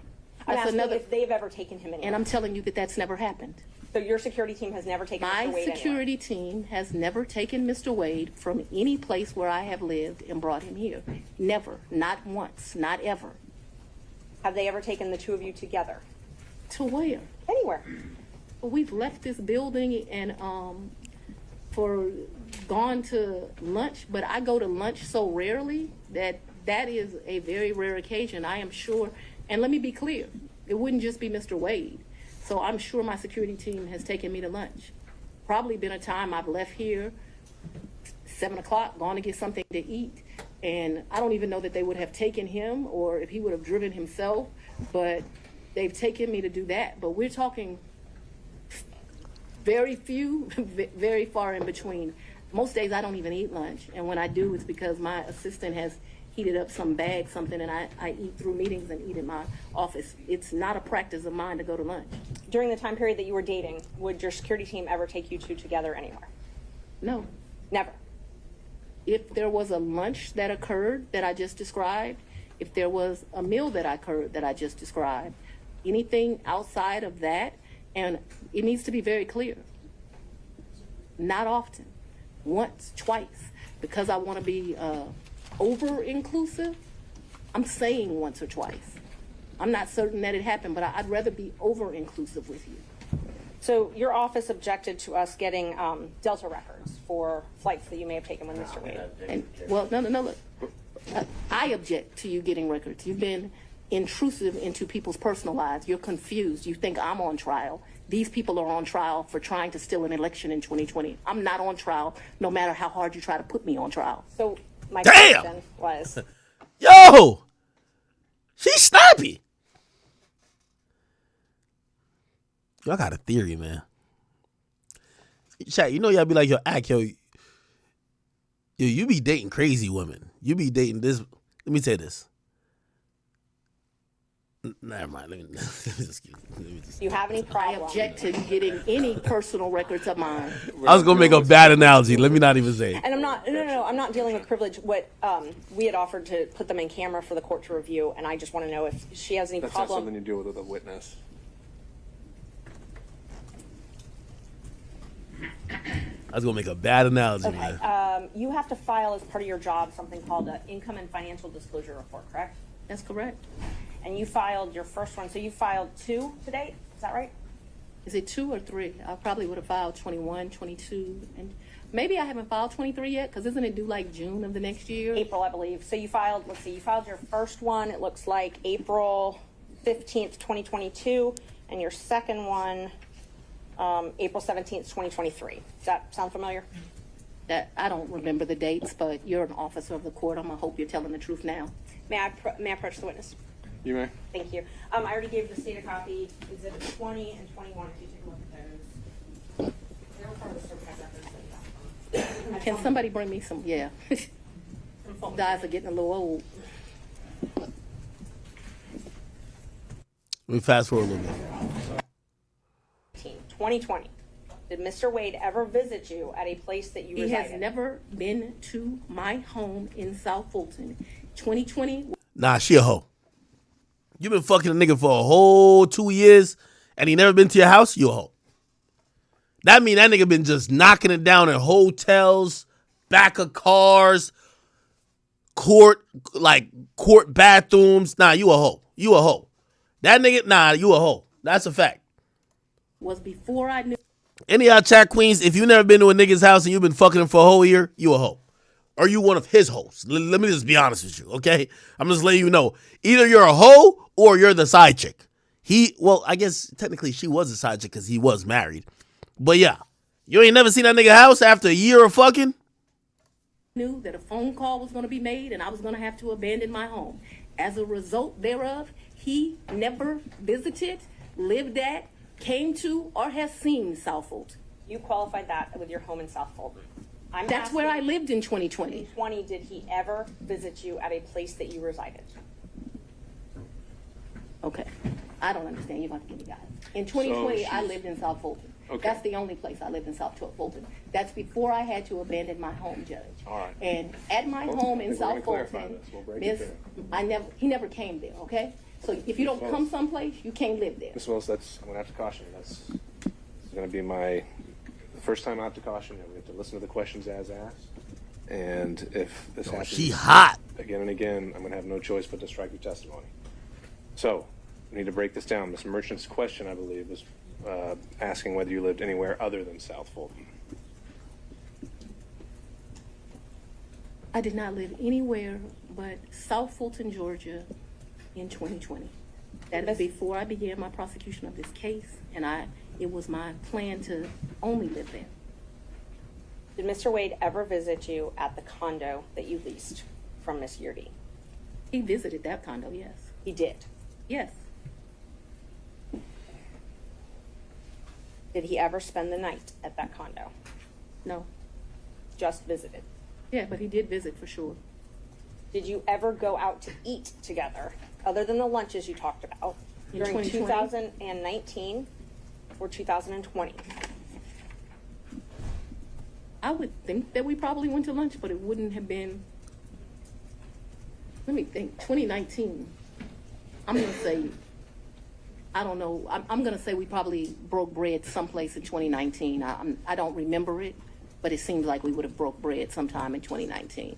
So I'm going to say yes, although I have no recollection. But it seems to me like I go out to eat and drink with pretty much everyone, so I'm going to say yes. So outside of the vacations that we've already talked about, did you ever go out to dinner with Mr. Wade? I mentioned to you that I'm going to object as to what time period. Like, we're asking very vague questions. I thought we were treating the witness as... I'm gonna skip through it a little bit. Ask the next question. Ms. Willis and Ms. Cross will have plenty of opportunities to let you clarify your answers when it's her turn. Thank you, Judge.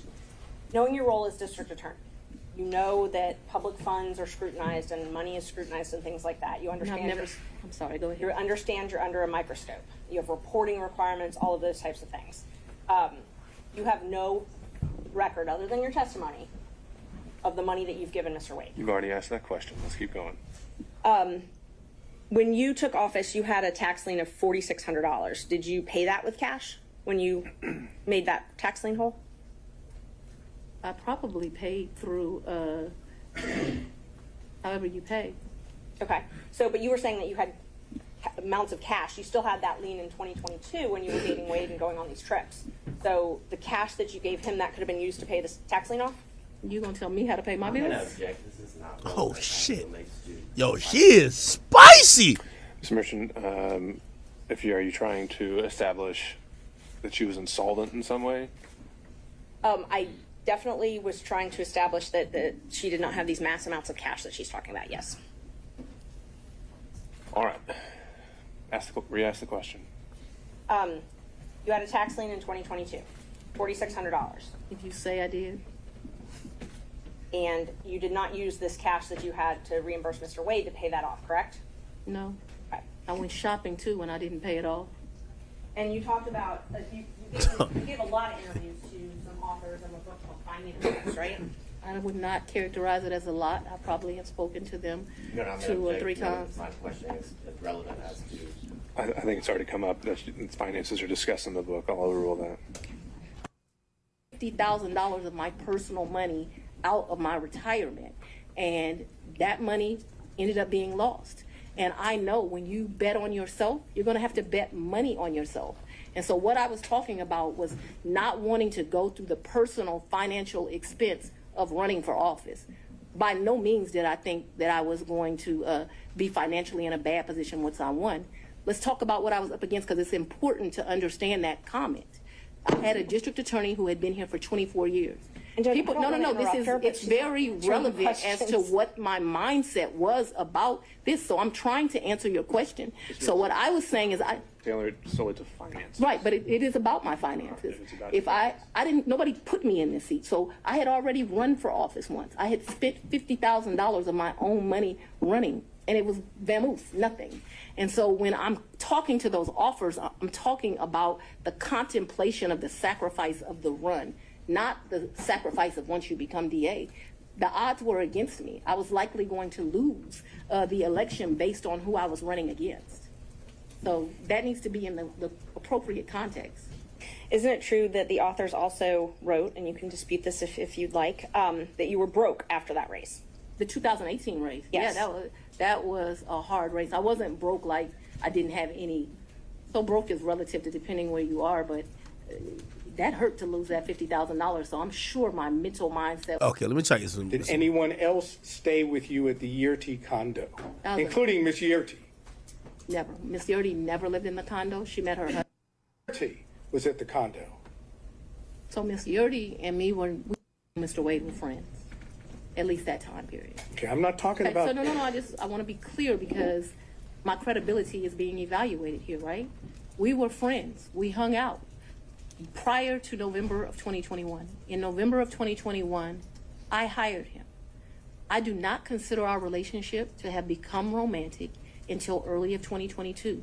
Because I don't know a date and time, I'm saying sometime between February and April of 2022, and very early April of 2022, because I know that trip that I discussed with you was like the first week of 2022, that the relationship had become romantic. I hope that answered your question, but I can't have it where, we're saying something differently. All right, so you've established the timeline as you put it. The question originally was, at that time, did you tell any other prosecutors on the prosecution? I never tell people at work who I'm dating. All right, Mr. Sato. Okay. Did you take any trips to D.C. with Mr. Wade? Never. By the way, Sato, you heard they just said they said Mr. Sato. That is the lawyer that represented Gunna, I believe. He represented Gunna. Is it? Make sure I'm not. Let me see. Gunna, a lawyer. Yeah. He represented Gunna's lawyer, and Donald Trump also hired him. Right? Now, keep in mind, this is why also, this is a really good hire, but it's a strategic hire. So Steven Sado, I call him Sado, but it's Sado. Okay. By the way, so it's my man Michael Seidenberg from WSB TV. He told me I've been pronouncing his name wrong, and this guy hates it. Steven Sado. Keep in mind, he worked on the YSL trial, which she's also prosecuting, and she's working for Trump, who she's also trying to prosecute as well. So this guy, he really knows this woman and her tactics and has history with this woman. But also, here's the silver lining if you care about kind of a House of Cards-esque type of thing that has happened. Steven Sado is a well-reputed criminal defense attorney that has to work in Fulton County a lot. Him essentially going at her for Trump is going to put a lot of other things that he's going to bring to that court is going to make it a little dicey. Because you know what she's going to do? She's going to tell her assistant DAs, yo, fuck them niggas up. Fuck that plea. Get at them niggas. You know what I mean? If I'm her, if I'm Fonnie Willis, you know what I tell the DAs in the YSL trial? Put Gunna on the stand. Put that bitch ass nigga Gunna on the stand now. Put him on the stand in the next day that we could let his attorney know, stop fucking playing with me in this Trump case, because I'll have the nigga who's giving you millions, Gunna, looking crazy. So let's play ball nicely.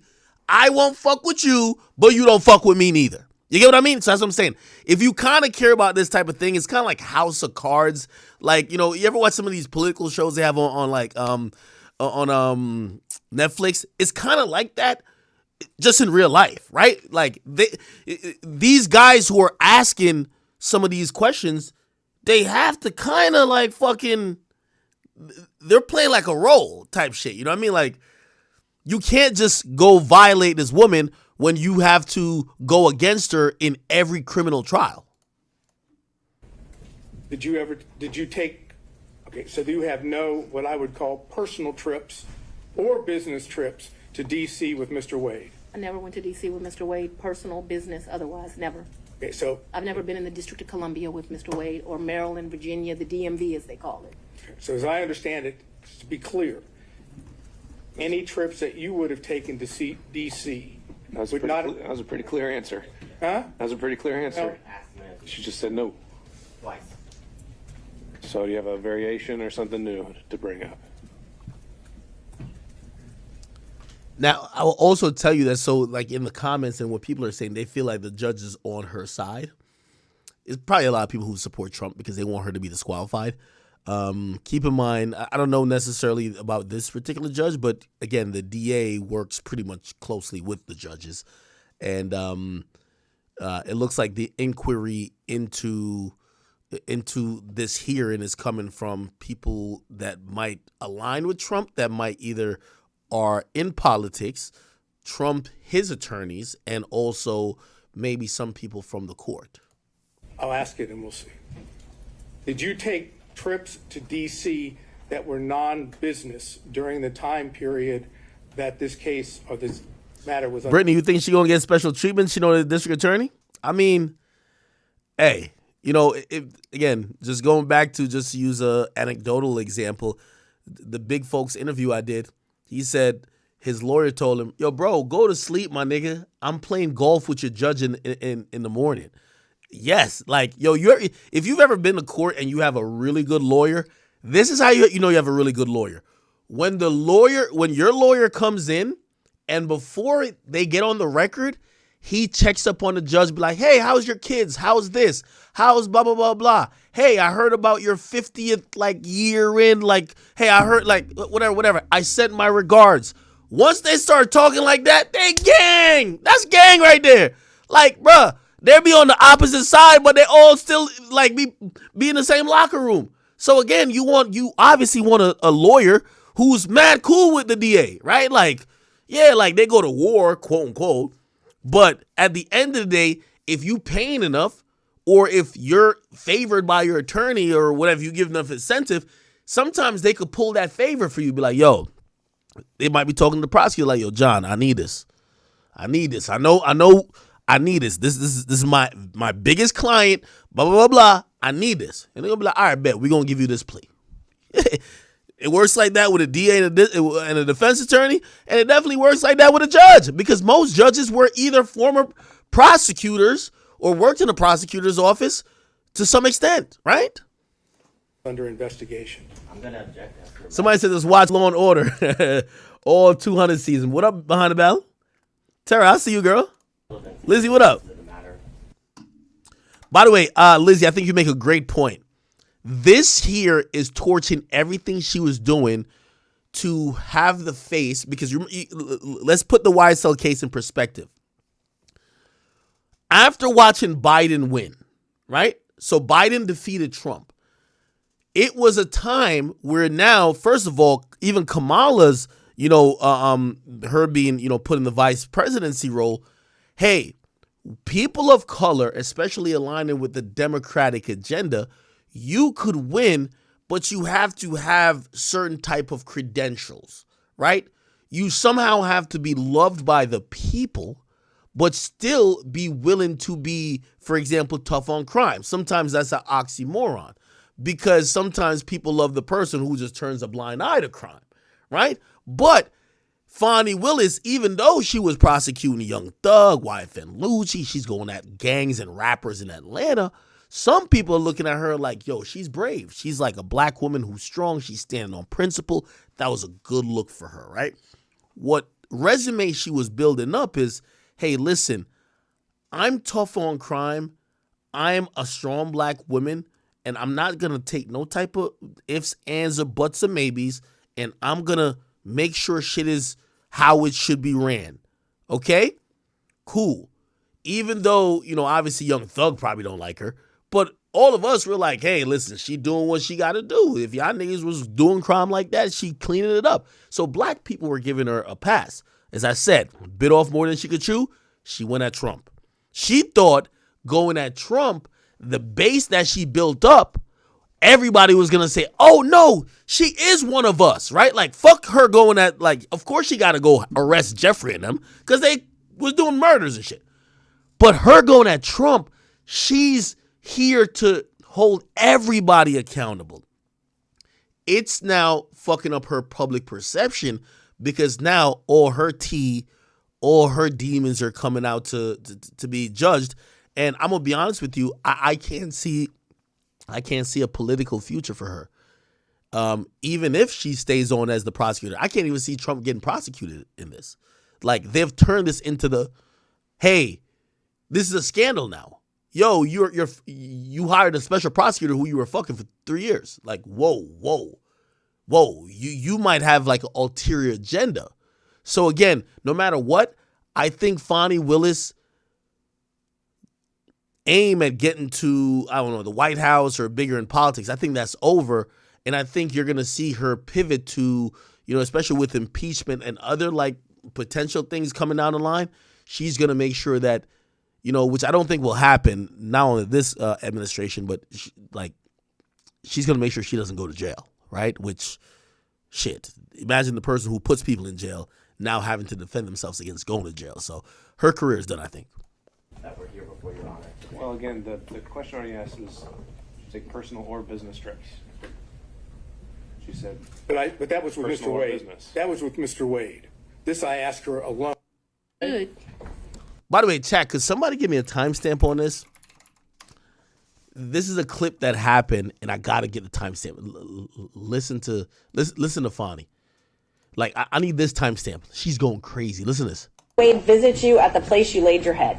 When? Has he ever visited you at the place you laid your head? So let's be clear, because you lied in this. Let me tell you which one you lied in. Right here. I think you lied right here. No. This is the truth, Judge. And it is a lie. It is a lie. Mr. Wade visit you at the place you laid your head? Yo, she going crazy, huh?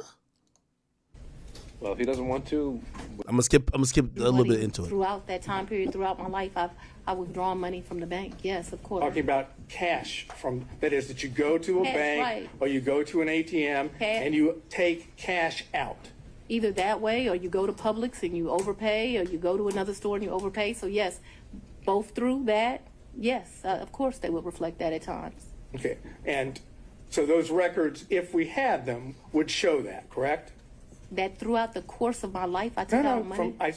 I was very specific. I said Yes, during the course 2020. of that time period, I would have taken money out. Yes, So, do you have a problem with?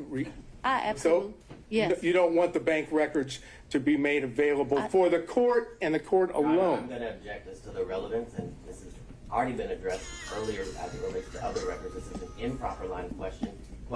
He's doing it for the purpose of harassment. Right, Your Honor. I'm just going to sustain it on relevance. This is Sado, I believe. Let's go back. The hoard, cash hoard. I would not classify it in that way, but I have money at my house. Yes, sir. And the money, when you had money at your house, I'm speaking too loosely. I had money wherever I was staying, so I was not referring to my house in 750. I'm saying I had money wherever I was laying my head. Yes, sir. That was my fault that I wasn't clear. okay, so when you were at what we said the Yerti condo during the time period we've always discussed, that's where you would keep your cash. When I stayed there, yes. Okay, that's all I have. Thank you. All right. Let's see if we can get through a few more defense counsel. I don't think there's many more interesting parts of this. I'll try to play a few more. By the way, it's still live, but we'll catch the highlights pretty much either tomorrow or we'll catch it later tonight. Anyway, let me see what else is talking about. You're at the end of the line. I'm sorry about that, but we've got to find new ground. Well, let me move on to my point here. So the point is that what you're telling us is that you were in financial straits, but really that your testimony today is you had a cash hoard of maybe up to $10,000 in cash where you laid your head at night so that you would dip out and there would be no record of it, correct? That's not what I'm telling you, sir. That's not at all what I'm telling you. What I'm telling you is that throughout the course of my life, I have always kept cash in my house. That cash has ranged from times, my father would probably be ashamed of this because he would say it should be more. But that cash at times has ranged from $500 to maybe $9,000. And he would be like, that is not what I told you to do. I've always had that amount of money. What I've told you is that when I travel, you do better negotiating. Okay, so she's gonna live and die on this. Hey, listen, I never got anything that was, maybe a favor by this guy who I was fucking. Pause. Even though we were in a sexual relationship, everything he gave me, I gave him back. Which, come on, we got to use our brains. Which woman is gonna give you back half of it? Come on, stop it. Let's stop it, right? Okay. So, but she's saying, no, I paid everything back, but I only paid it in cash. So you can't find any proof that I paid it back. So you got to take my word and his word. And they're like, well, could we find the ATM withdrawals where you took out the money to pay him back that? I'm like, nah, I got money in my house. So she's playing a very interesting game of cash withdrawals. I paid the guy back. He never paid nothing for me. So he wasn't spending money on me, right? And that's important because what happens is that as an elected official, it becomes grossly, incorrect to be spending state allocated funds or government allocated funds, or to be using for your own personal choice or recreation, anything that has to do with business. But also, not only is that egregious, it becomes even more egregious when you start thinking about, okay, the person who you're in a romantic relationship with, you then give it a contract, which a lot of people believe was just way too much, right? So she's saying all the right things. I think if you're educated enough, I think if you're smart enough, you realize, bro, she's sucking this nigga's dick and getting piped down by this nigga. Like, of course she hired the nigga because she's getting fucked by him. She's going to try to describe it as, no, he's the best guy for the job. Like, we just, we wanted to pay him the right amount. And be like, well, you were fucking him though. Oh, well, yeah, no, we did have a relationship, but it didn't matter. All the money before that was split down the middle. Cap. Like, we all know it's cap, right? Oh, good. All right. Listen, have y'all seen, I think by now we could all, and I'm going to be honest with you, see Lotto Instagram. Yo, Lotto, man. Lotto, I'm a fan of yours. I like you. But I'm going to be honest with you. I cannot support this pussy behavior. I don't respect it. And actually, I really believe that, throwing stones and hiding your hands is what separates people like you from the Nicki Minaj's of the world, okay? Now, she dropped her video for Sunday service. And, I see some people in the comments saying, no, clearly she's honoring all African-American women. And if you look, you'll see a bunch of people and their eyes are crossed out, this and third, blah, blah, blah. And, Ice Spice had previously taken, notice and mention of this and said, yo, what the fuck? Like, why am I in the back of your video? Right? Because when she previewed the video, and I probably got to scroll down a little bit, she previewed the video, she kind of panned to, a TV in the back. And not intentionally, but Ice Spice was on the TV. Now, here's the thing that's needed to be understood for context. These two haven't been getting along, so they're not friends. So they haven't been getting along, right? And it's easy for you to think that somebody is being sneaky or sneak dissing if you haven't been getting along with this girl, whether she wants to admit it publicly or not. And when she drops her snippet, you're in the background of it. Let me see if I can find it. Maybe a few more scrolls. Let me see. Damn, how long ago was this shit? That was that. That was that. Where's the Sunday service shit? I probably scrolled past it, I believe. Yeah, I think I did. Okay. So, I'm going to play the first video of when she previewed the Sunday service stuff. Now, by the way, I know some of y'all don't give two fucks about this, and it's really not that serious because it's not even like a Nicki versus Meg thing, because I could tell she don't even really want to name Nicki at all. Or she don't want to name Ice Spice at all. Where the fuck is this clip? Okay, my mind is jumbled up. Sorry.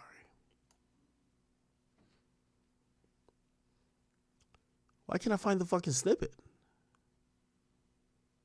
It's supposed to be a snippet with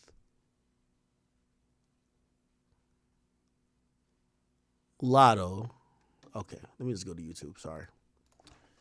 Lotto snippet Ice Spice. Here we go. All right.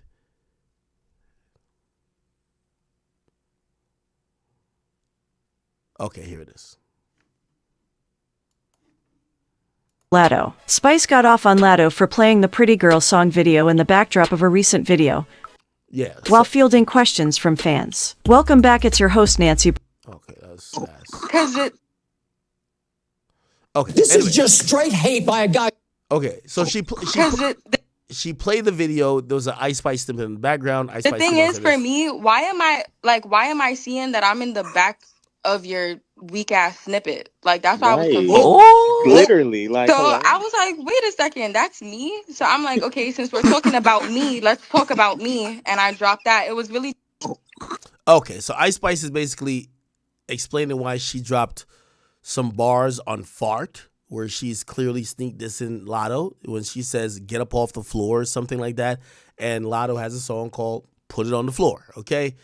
Then Lotto basically drops a song, goes to shoot the music video in the Bronx, and the song is called Sunday Service, which seems to be taking aim at Ice Spice, most notably on the third verse, where she says a line like, let me see, Lotto Sunday Service lyrics. In the third verse, she says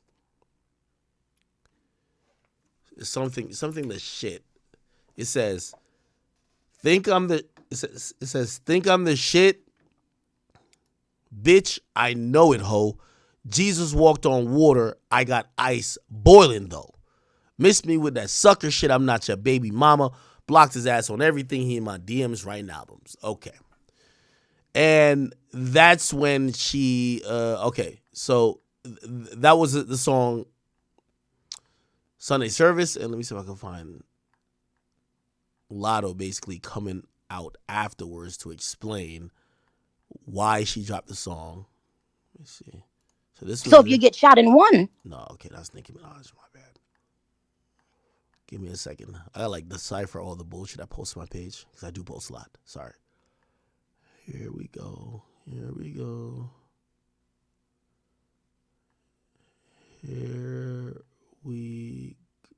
We're getting there. Okay, yeah. Lotto also posted this picture. You can see Ice Spice, like, you know, she's like sitting right by the Ice Spice thing. Is this ain't this Ruby Rose? So I think her thing is like, oh no, I wasn't dissing anyone. It's like, yo, she's trying to say if the shoe fits, wear it. But you could tell she's trying to antagonize Ice Spice. Like, you have her in the back of your snippet.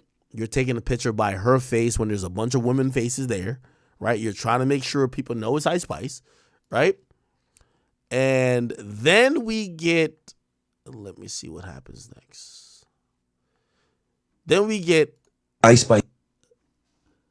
Lotto, who does an interview with $1 Million Worth of Game, and he asked her, and I'm talking about Gilly, asked her about Ice Spice. Being in the back in that video, was that the wreck hit? Yeah, you came right to it. I did not do that on purpose. Right. Okay. But fuck it, like, you know what I'm saying? Like, and she took it like you did it on purpose. oh, well then let's do it then. Like, it wasn't like that. You know what I'm saying? It wasn't like that. I swear to God, like, it wasn't like that. Mind you, I'm in Houston having a ball, leaving the club drunk as fuck. I'm like, let me make a little TikTok to this song I like type shit. So before she came out and said she was talking about you, did you know she was talking about you? Oh no, I didn't know that song was about me till she said it was about me type shit. I don't mind the rapping sport of it. This is a sport. For sure. This is like basketball. Oh, bitch, you say you better than me? Take these bars with you. Now let me hear what you got. That's all this is. Like you said, like, baby, I come from a rap competition show, so like, yeah, if it's gonna be that, let's do it. I'm gonna say what I got to say right back, baby. I ain't running from no smoke. Ice Spice being okay. So she says that, and then she apparently said she went on the podcast to explain why, you know, everybody thinks she's, you know, dissing Ice Spice with these lyrics. Think I'm the shit, bitch, you know, ho, blah, blah. Then she goes on live to explain it a little bit more.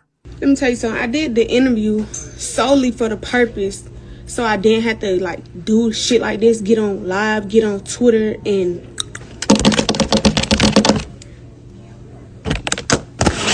but clips got chopped up. So what I am gonna do is speak on it. When y'all ever know me to duck smoke? Bitch, I'm never ducking smoke. This throw rocks higher hand narrative, yeah, I don't like that.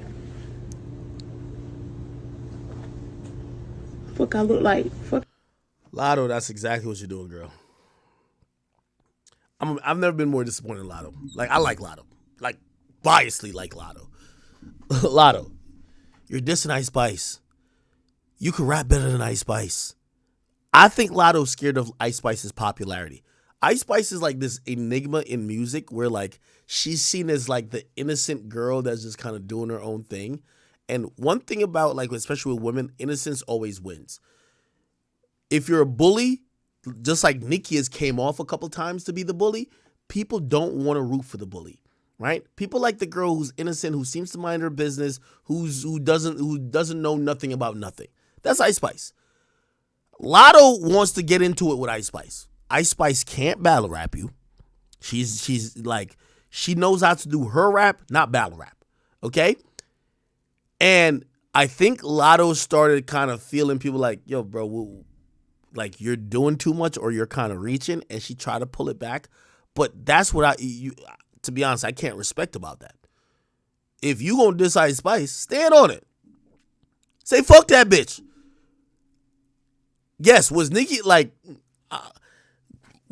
song to Meg the best? I don't think so. But do I respect the fact that she didn't mince words? She didn't act like she didn't. No. Nigga, you're Bigfoot. You fucked everybody in the industry. She was very clear. And Lotto doing this, I thought was a little bit weak. And I don't think she was doing it because she's scared of Ice Spice. I think that this is why people don't consider female beef as really anything. Because in reality, all of these people are just doing shit just for attention and trying to be liked. So as soon as Lotto realized that people don't really like you kind of like just going aggressively at a girl who kind of can't rap back at you, you're trying to say, oh, I wasn't throwing shots. No, you were throwing shots. You don't like the girl. Just stand on it, though. You don't like the fucking girl. Or you think she dissed you, whatever the case is. Stand on it. So I was a little bit disappointed by this with Lotto. If you don't fuck with Ice Spice, man, fuck her. And that's the only thing about this whole thing I don't respect. Anyway, she did speak on it a little bit more. No, I'm just recording a fucking TikTok. She don't be that deep. And on my mother, if I did see that video behind me, I still would have proceeded. The fuck a bitch gonna do to me? Y'all need to stop this. Oh, she's lying. She threw her hand and threw rocks in her hand. Who?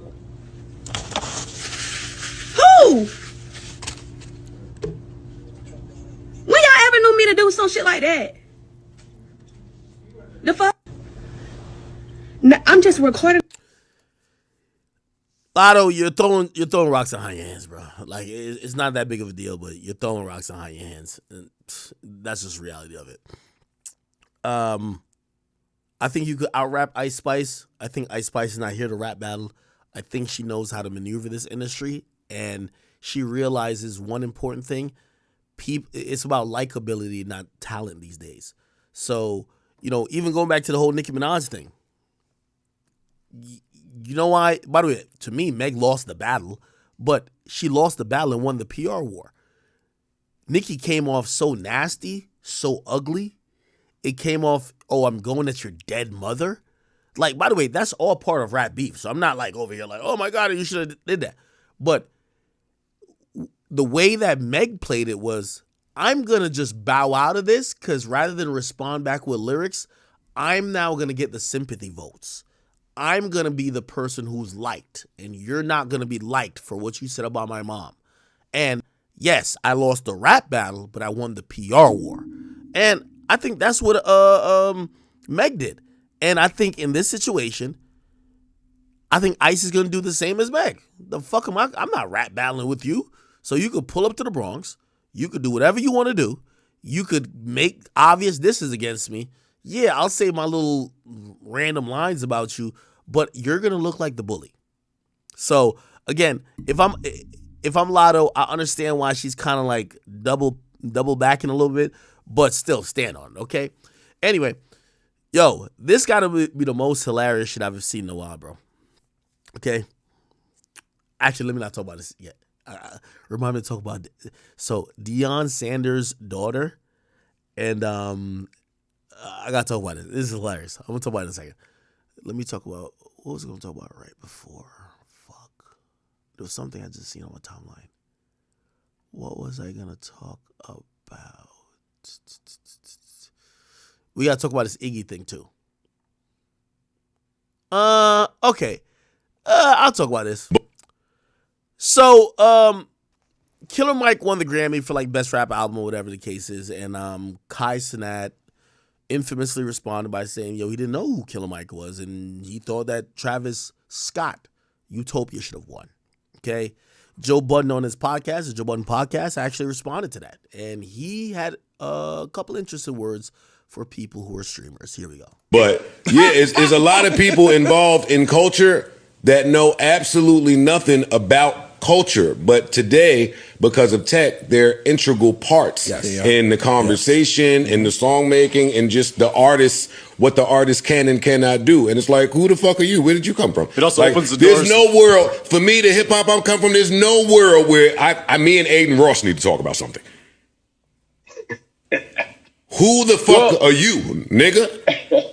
Where did you just pop up from? But now, to be fair. Now, by the way, let me recap a little bit. So these comments were actually after Kai responded, or Kai said something about, by the way, it all goes in tandem. So also the Grammys happened. Joe spoke about Travis Scott and Playboi Carti. I thought it was funny, but I thought it was definitely unfair.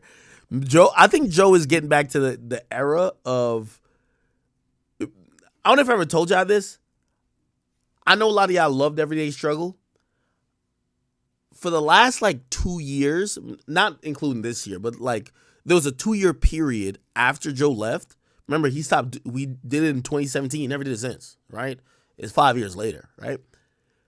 I told him this on podcast. I said, I know a lot of people love the show, but us doing a show again, I think you're an amazing personality. I think I do my thing, but it wouldn't have the same essence because there was a thing about that. You were the quote unquote old grumpy guy, and I was representing all the new people, right? And I was the guy who's more giving them a chance, where you weren't. There was a time that Joe didn't give, he stopped even, people would call him a hater. He would just stop caring to even give an opinion that would be derogatory of even the newer dudes. And I told Joe, I said, you finally got what you wanted out of this. Nigga, you got rich, hella rich off of podcasting. So you stopped being mad at rappers who didn't know how to rap, in your opinion. You just started seeing that, whatever. I'm getting my money over here, fuck it. Because before, I personally thought that Joe's discomfort with even say talking about Yachty was Yachty signed a $13 million contract. He can't rap. That's what Joe's thing, right? He can't rap. This guy barely sounds coherent. What the fuck is going on? And that fueled a lot of animosity. And I don't want to call it jealousy or hatred, but it was just that's what fueled the opinion that would clash with mine, because I love these guys.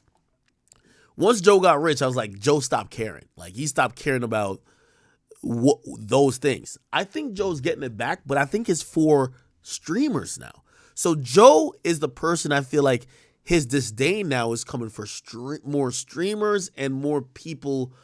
I won't say necessarily artists, but more people who are obsessed with this TikTok streaming era.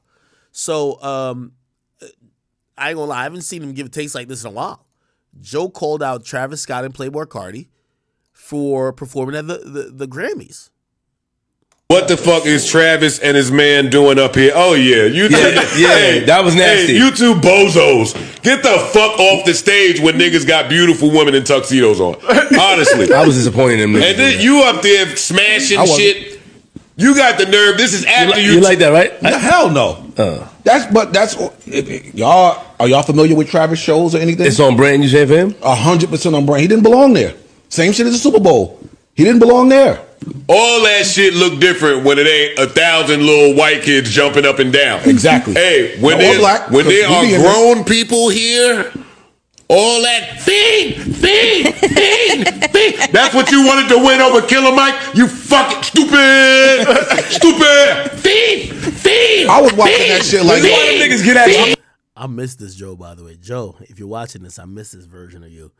I miss this version of you where you were you had an opinion, and yeah, it's fine. Here's the thing: it's what people don't understand is that to be a top personality in this game, you can't be the guy who's cool with everything. You have to have an opinion, okay?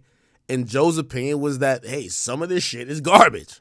And do I agree with him on this take? No, but this is Joe with a take. You get what I mean? This is why Everyday Struggle was great, because he had a take. And a lot of Everyday Struggle and the greatness came from his take being counterculture, counter opposite to what was popular with the kids. And yeah, it's just kind of weird. I don't want to say ugly headed because I think this is brilliant. I'm gonna hold you. Look. Why they get at you? Wait. And by the way, I went to a Travis Scott concert. He legit performed this 13 times in a row. I couldn't fucking believe it. I couldn't believe it, bro. Yo, I remember posting like, yo, Kanye and Jay-Z did Niggas in Paris 8 times. And I'm like, is there really concerts where niggas do the same song mad times? Bro, I was in the box suites of motherfucking Prudential Center watching Travis Scott perform. And I swear, every time you thought, woo, we're finally done with Fiend, let's go hear the next song. Maybe it's Antidote. He was like, let's do it again. I'm like, nigga, he did this shit for 30 minutes. I ain't gonna lie, this shit is crazy. If you've been to Travis, by the way, I'm not gonna lie though, here's the crazy part about it. Travis Scott is such a great performer. Him performing the same song 13 times is like, every single time you're like, oh my God, this is like, it feels different. I'm gonna be honest with you. But still, like, yeah, they perform Fiend mad times. And then you bring your man out. This is how I knew I was in the fucking Matrix. You bring your man out, Playboy Cardi. What the fuck is Travis and his The crowd just stared silent. Playboy Cardi looked confused. Like, y'all don't know who I am? No, nigga, you got a fucking mask on. Who the fuck are you under there? You are not at South by Southwest anymore. We can't recognize. By the way, this is how you know Joe's old. South by Southwest is over, my nigga. You should say like Rolling Loud. Like Rolling Loud. South by Southwest, like nobody talks about South by Southwest. You bozos by the stocking mask you're wearing. Okay. Damn, I hate these niggas, man. All of them. And I love that song. I love that song. That's why Joe's great. He hates what he loves too. You know what I mean? He hates the shit he loves. But not when the tuxedos are out. Take that shit to the dirty Coachella grass, nigga. He does have a point there. Like there's a place for Fiend, right? There is a place for Fiend, which I think some artists will find offensive because they feel like a song Fiend it does deserve to be on the Grammy stage. But I think the Grammy is kind of determine a different type of etiquette. Anyway, let me see if I could find the origin of the comments because I think I did post Kai Cenat responding to him. All right, here we go. No. He said something about Kai, and Kai did respond. Where the fuck? Why can't I find my clips these days? Yeah, game over, bro. Okay, no. I'm just go to YouTube. So this all started with Kai Cenat, Joe Budden, Killer Mike. This is how it all started, and somebody's gonna have a clip. Let's see. Smoke is quieting down. Seems like we've got to a lot of this. I'm trying to play the Kai Cenat clip. Here we go. No, that's Kai Cenat talking about Joe.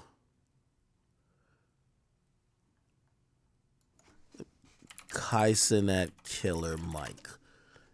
Yeah, this is what I needed to play. All right, here we go. This is what Kai Cenat said. Killer Mike just swept the rap categories at the Grammys, but fans weren't too happy. Specifically, Travis Scott fans, who thought Utopia should have won. I don't know who you are. Positivity you. Praying for you, bro. Positivity out the window. Who decided this motherfucker? Now this is basically a new generation versus old.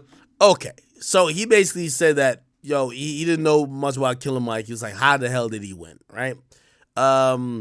Essentially, you get Joe Budden, who then responds by saying this about Kai Cenat's opinion. Quieting down. Seems like we've got to a lot of the smoke. Dub, you got smoke? Joe Budden and his crew were frying. Fuck down. Everybody calm the fuck down. Listen to young I don't niggas. know who this is, okay? Hey, brother, God bless you. Congratulations. Kai Cenat? I don't know who you are. Niggas. Positivity you. Praying for you, bro. Positivity out the window. Who decided this motherfucker? Who the fuck decided this motherfucker?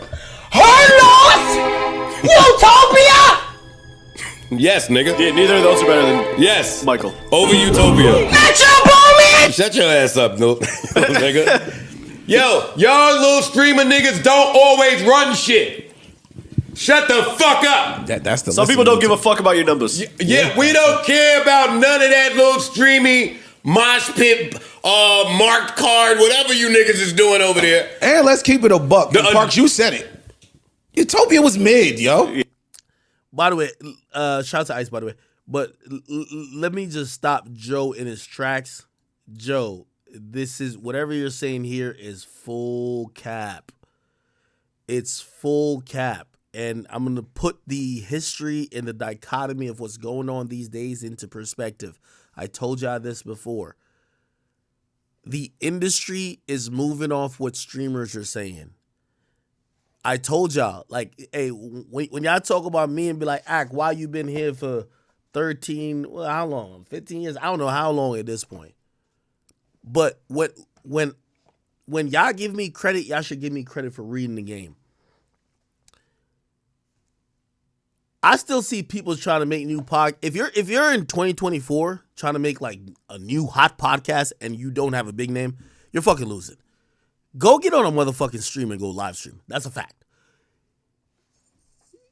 This is what's going to happen. I've told everybody. I've told my peers in live streaming too. I think I know where the next is after live streaming, unless it extends beyond the period. Podcast had a 4-year run, 4 to 5 year run. Okay? So, let's be clear. From about 2019 to 2023, let's say 2018. 2018 to 2023 was the podcast era. From 2023, and I believe it won't be that long. I think it's going to go till 2026 or 27.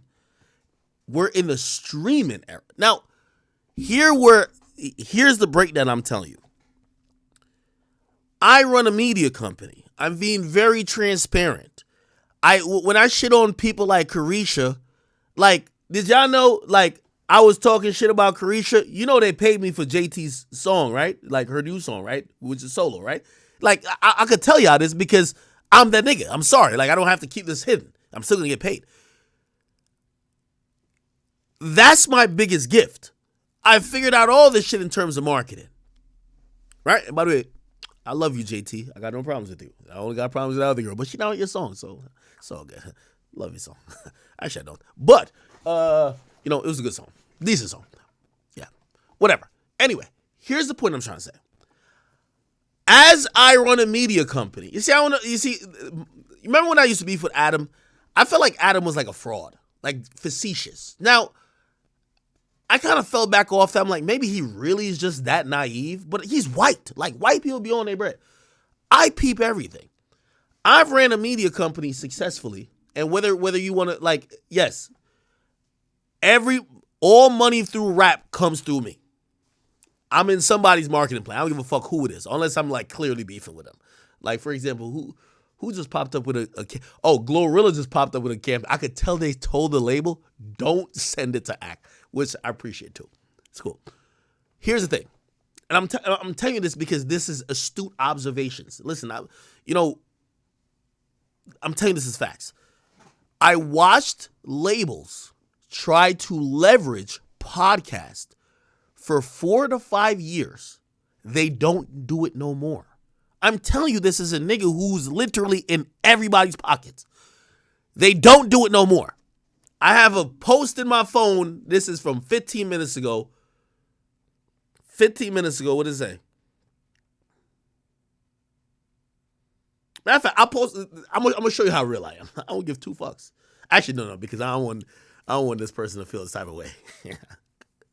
Y'all gonna be like, yo, so this wasn't real? Like, no. The labels 80% of the time send me Kai Cenat posts. I told Kai that. They don't send me podcast posts no more. Let me break it down another level.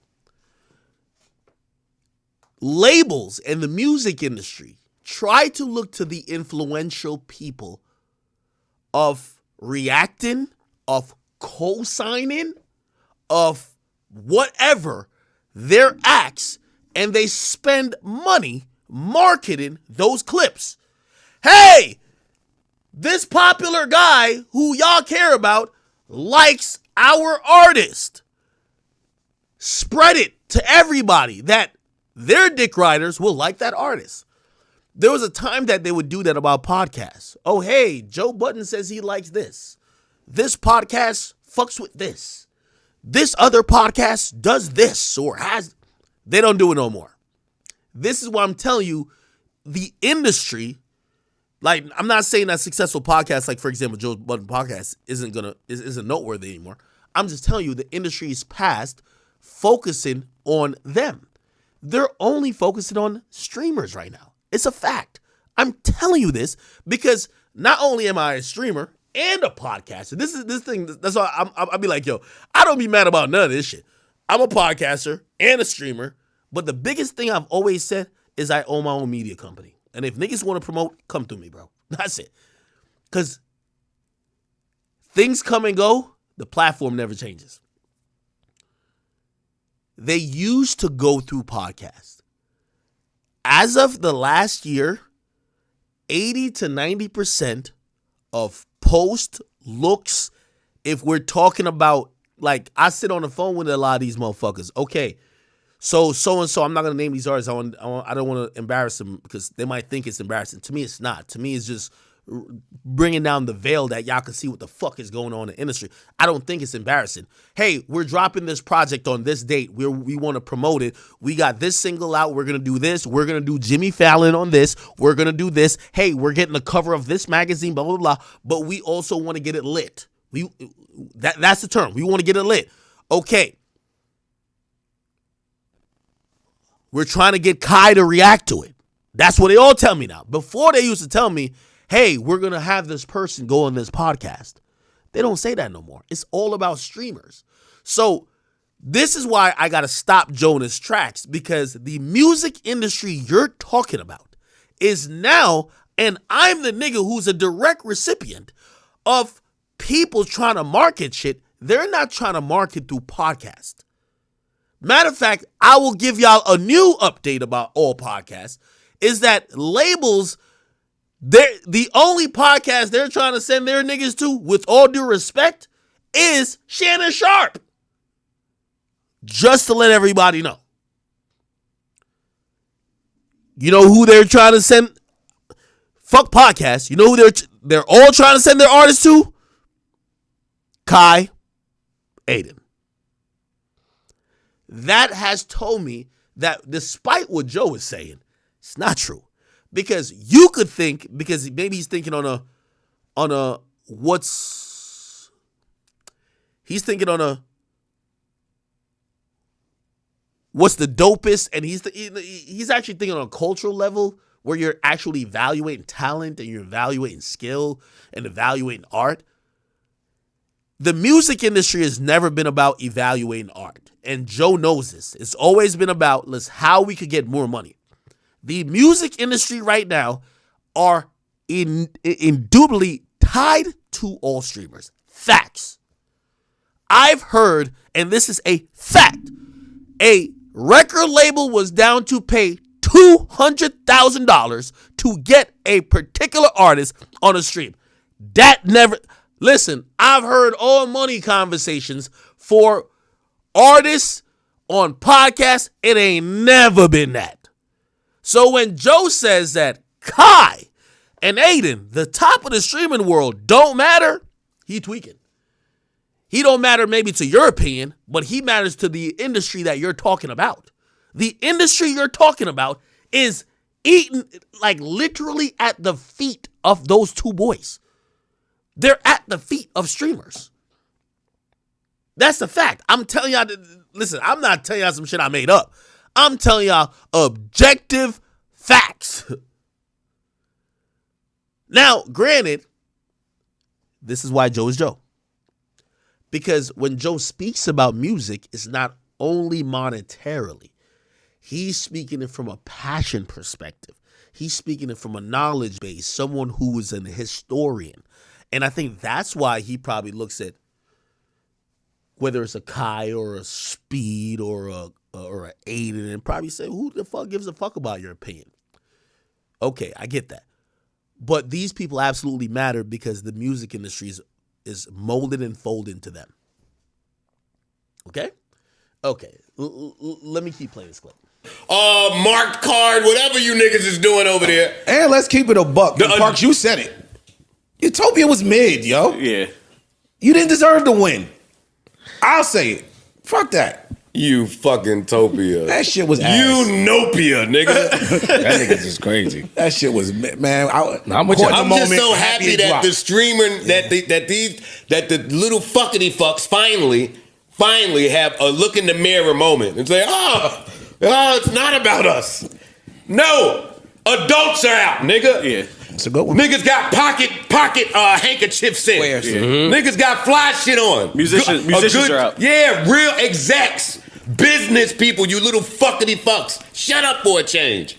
So sick of these niggas. We only get to do this once a year. Listen, we got to rush behind Killer Mike. Killer Mike won. We got to let these niggas know what the fuck we really think. He won and ain't sit down with a single streamer. Little motherfuckers. Word, that part. Not one of you niggas. Not one. Niggas like, who? Yeah, him. We knew who he was. Yeah, we respect you. Yo, oh shit, they broke the whole console. Oh, they smashed everything. Yo, we feel that. We feel that. But niggas is getting dressed and bringing women out tonight. Or you fucking incels. And the bass player. Yeah. The celloist. Yeah. Listen to this. All right, enough, dog. Yeah, enough. Nah, they needed that. Enough. A little pow to remind you that there are still grown. Okay. And again, you know, I think the conversation needs to be had here with even someone like Joe. Let's ask Joe about his own career. If we were supposed to sum up your career, would you want the accolades or would you want the money? Or would you want both? Here's the reality of it. Killer Mike's sales has soared through the roof since he won this award. But Killer Mike didn't came out doing 300,000 records first week. Killer Mike didn't do 200,000, definitely not 100,000. You know the people who go on Kai Cenat stream, what their goal is to do those hundreds of thousands. So what is winning to you? Is it getting a trophy that a lot of artists, including Wayne and Drake, has pissed on? Is it like we've seen Kanye use it as a doorstop, or some other artists, I can't remember who. We've seen Jay-Z basically do whatever with it as well.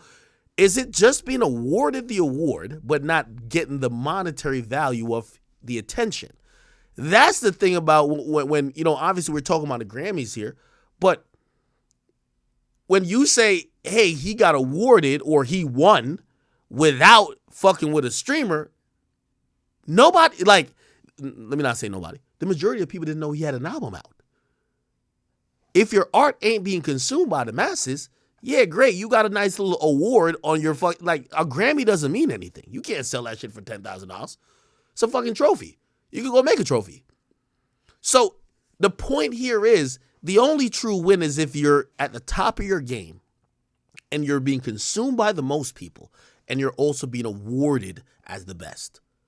So I don't think Killer Mike won.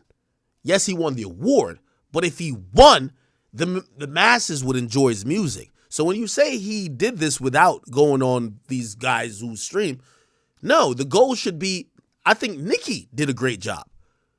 Nicki put out a body of work that was good, but she also did a great job marketing it. I can't celebrate an artist who think that he won, but his album ain't sell shit. How does that work? You don't get $1 million for winning a Grammy. This ain't the NBA. You know when niggas, you know in the NFL, right? Everybody who went to Superbowl get like $500,000, right? I don't know if y'all know this. That don't happen when it comes to the Grammys. You don't get shit. It's supposed to be a look.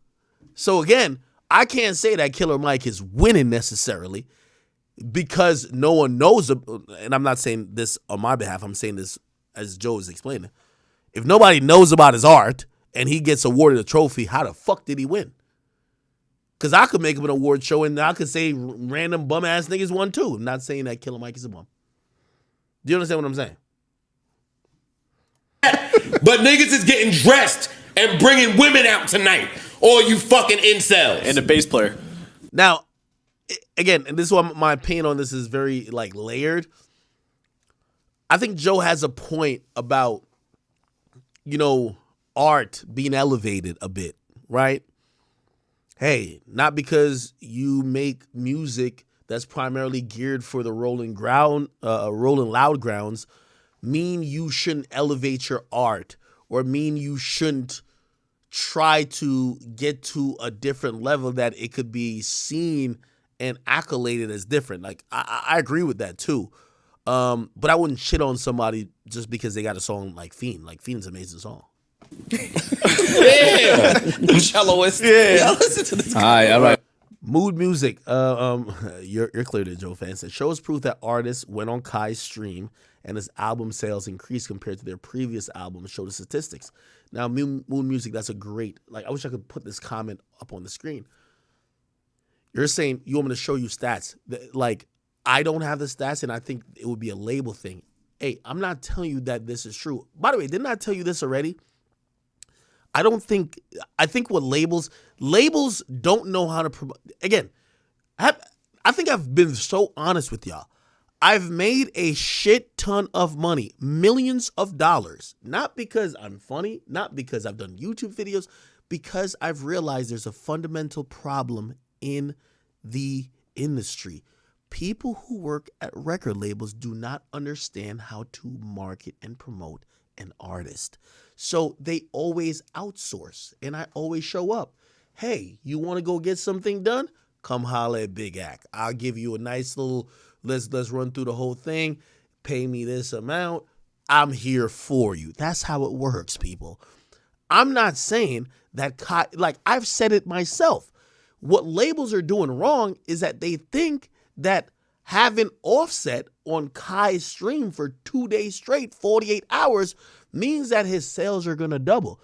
Kai Cenat's audience likes primarily what Kai Cenat likes. So when Kai goes back and says, I don't like this, this ain't really it, his audience enjoyed the content, but they're not going to go listen to the music continually.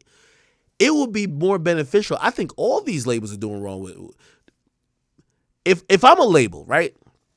And by the way, I'm not claiming that they pay people, but let's say they're going to spend some money on marketing, right? If I have $50,000, right, or let's say $100,000, right, and if I could put my artist on Kai Cenat's stream, right, so I take over Kai Cenat's stream for 6 hours, my artist, whoever that is, or I could give him $100,000 that every time he streams in the next month, he plays my songs and turns up to it.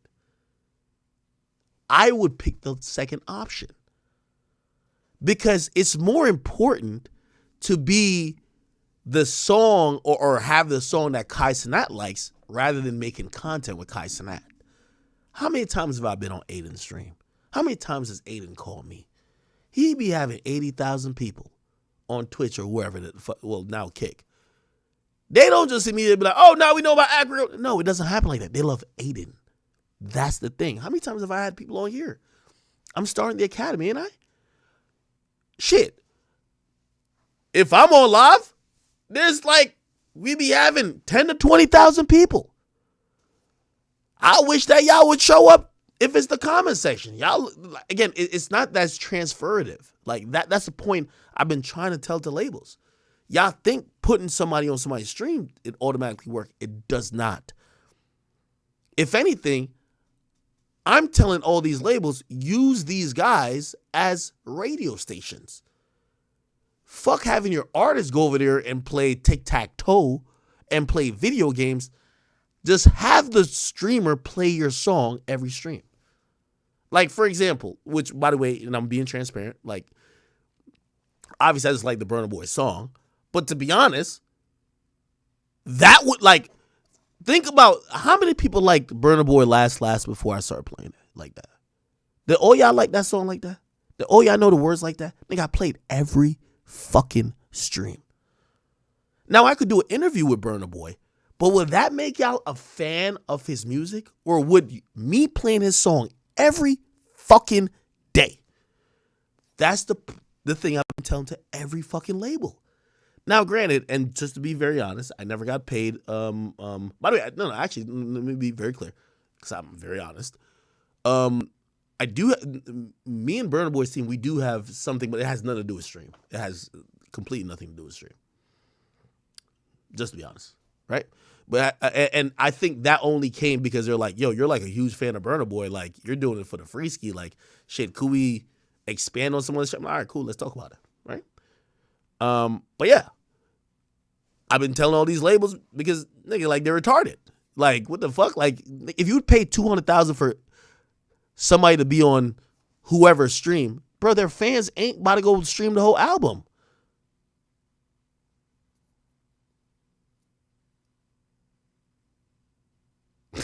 Yo, Ruby Girl says, yo, I love you, Ak, but you would have to stream every day to play the song every day. Yo, you sneak this in. It's crazy. Okay, anyway. So I hope I'm giving you a little bit insight of how some of this stuff is working in the background and also how the labels are moving. Let me tell you, like, again, I'm telling y'all invaluable game. I'm telling y'all this shit, which, to be honest, like, I feel like I'm giving y'all information that probably should be paid for, like in a sense, right? These days, when it comes to digital marketing, I'm telling you how the allocations is. Again, we're not talking about magazines. We're not talking about billboards. We're not talking about certain hard things that they've always spent money on. I'm talking about like these new media things that I would be involved in, right? Every day, increasingly, they're spending more on TikTok. TikTok campaigns. Let's go get this person to do a dance. Okay, we have a song going, but we needed a pop. Let's pay this popular creator. Maybe make a challenge. They're spending more and more money on TikTok. They're also trying to spend more and more money in terms of streamers, but they're doing it in different ways. Because the thing with a stream, it's really hard to like just have it like.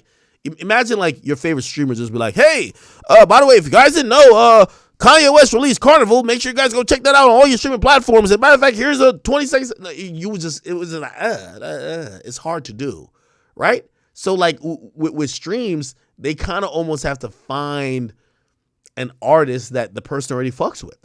You know what I mean? Instagram is a little bit easier because you can just post whatever. And podcasts, this is how the industry is looking at it. I promise you. They're looking at that people are taking eyeballs off of podcasts and going to streams. That's why I think this is an interesting conversation, because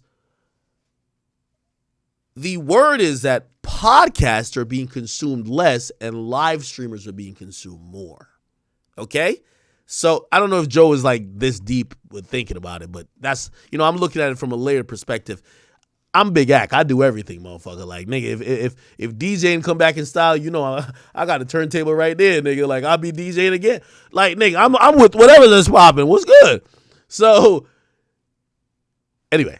Enough, dog. Yeah, enough. Nah, they needed that. Enough. Right, a little pow to remind you that there are still grown people running the music business. Hey. Here's the problem with what Joe says. I know for a fact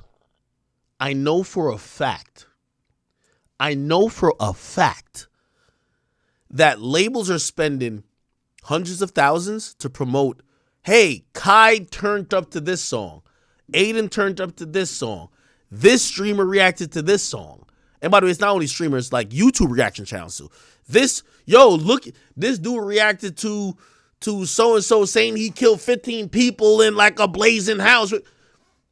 That I also know the opposite of it. When those people actually say they don't like something, they pay to suppress those things. Yo, hey, we're not trying to get this viral because it's going to hurt. This is how much they're valuing the opinion of a lot of people who stream or YouTube reaction channels or even YouTube reviewers. Do you get what I mean? So when Joe says nobody cares, the industry cares. And I've seen them care. So that's my issue with what he's saying. Yeah. Y'all got the Viewers' Choice Awards and the Billboard Awards and shit. Y'all kill. Yeah, y'all got the fucking Nickelodeon Awards. Hey yo, all right, VMAs. All right, that's their shit. Come on, that belongs to them. I mean, Y'all gave y'all them get that. We got the griot, nigga. Y'all gave them an ass whooping. Don't take the Nickelodeon Awards. All right. Anyway, let me see. So, okay. Then there was a then we had Kai reacting to Joe Budden. Was it this? No, I don't think it was it? This is my opinion. Okay, where is it at? So Kai reacted to Joe. We're about to find it in a second. All right. Right here. If I want to voice my opinion, I'm going to voice my opinion. 100%, bro. You feel what I'm saying? And that's some people's problem. Y'all don't ever let the young niggas flourish. The young niggas think Utopia is fire. Let the young niggas think Utopia is fire. You feel me? The reason why shit going so crazy right now and y'all not being able to comprehend shit is because it's just simply a new wave of niggas, bro. It's just simply a new wave of niggas, bro. And that's what it is. Shout out to Killer Mike. You feel what I'm saying? Also, and again, I feel like I'm like dicing onions here, but like I'm giving like this nuanced perspective because I can see all sides. I listen to everybody. Kai's my nigga. Talk to him on the phone. Joe's my nigga. I talk to him on the phone. If I'm going to Joe, I'm going for hardcore industry insider conversation. I would not go to Kai for that. Like, this is why like I'm almost like surprised that this is the thing. Because the reason why I would listen to Joe about a breakdown about something, let's say we all talk about the same topics. Let's say everybody's talking about the Grammys. If I want to hear some breakdown about the art and, you know, the rollouts and, you know, some of like the intricacies of how like a Grammy is usually nominated or awarded, I'm going to go listen to Joe Budden's podcast. They're really in tune with a lot of that. It's an industry insider podcast. If I'm watching Kai Cenat, Kai's a turned lit kid. And let me not say kid because he's a young man. He's 22, I believe. He's going to be feeling how he feels. I wouldn't take Joe's opinion to go against his. No, if you listen to Kai, Kai's going to give you this. And if you're going to listen to Joe, he's going to give you this.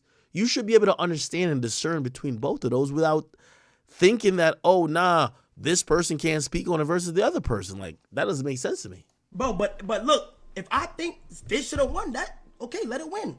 Nigga, I'm in my room just talking, bro. You feel me? It's always the young niggas this, the young niggas that, and you say it don't come off at hating, but bro, come on, dude. Come on, brody. I could put up like 20 clips of you doubting every 2016 freshman, my nigga. And look at them boys right now, bro. You feel me?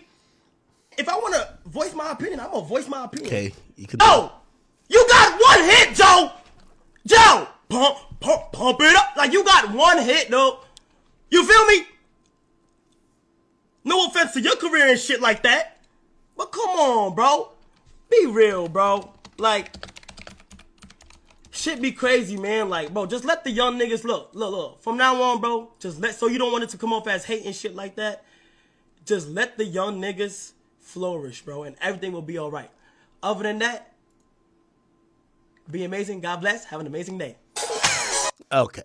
All right. And Joe responded again, but Ebro was in tow this time.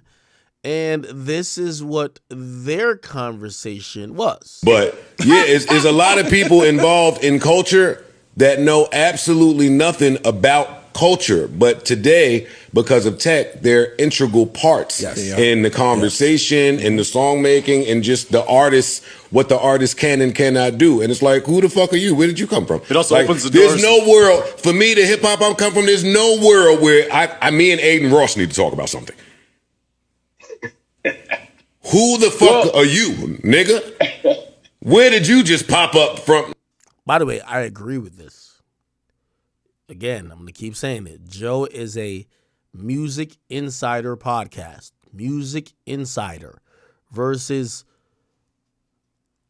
Kai or Aiden, who are, hey, listen, this is what me and my friends are turning up to. They're not trying to make themselves aficionados of music. They're not even speaking on the intricacies and the really the stuff that's going on behind the scenes that really matters with what we hear or what we see in terms of like headlines or like sales. They're just kind of like, hey, this is what we like. This is what my friends would like. So those are two different conversations, right? Like, would Stephen A. Smith like argue with someone who doesn't watch sports, but like might watch like a game every 6 months or so? No. It is what it is. But now, to be fair, now let's be fair though. Let's be fair. Oh, do we have that doesn't mean it's kind of like the sports convo where athletes will be like, yo, y'all never played sports. So why y'all commenting on what goes on the floor, how this shit really go on? I like that. Right? But to be fair, all I'm saying is a lot of people have always had opinions. And there will always be a line where the individuals who actually do a thing will be like, yo. But yeah, it's a lot of people involved in culture. Watch your fucking mouth. You ain't never did it at this level. Now, in this conversation, I hated that Ebro even was a part of it. Ebro, like with all due respect, Ebro notoriously is a hater. Ebro is someone who felt that at the peak of, maybe not the peak of necessarily radio, but he shitted on everybody. He was the guy who said there was the major leagues and the minor leagues. He was the guy who felt that if you weren't on radio, you weren't up to par. I remember trying to get his attention and trying to network with him early on in my career, and he completely shitted on it. You know why? Because he felt he was above it. So watching him go to digital radio, which is Apple Music, and he took a job, which is now controlling, he's a global head of hip hop over at Apple Music. But even then, he sees the conversation that's dictated mostly by podcasts and streamers and people who aren't on radio. I've watched somebody who has made a bet that has completely been wrong, right? So he felt that radio and whatever the fuck he came from was, no. I remember him arguing with 6ix9ine. Like, nobody knows an opinion that Ebro has at this point. Nobody cares about what Ebro thinks. Like, Ebro is on Apple Music, and I don't even think his podcast even ranks amongst the highest of actual music podcasts, and he's contracted to do that still. You get what I mean? It's like Ebro to me is someone who is a old dinosaur who comes across like a hater because he's never been accepting of anything that he wasn't already dominating of.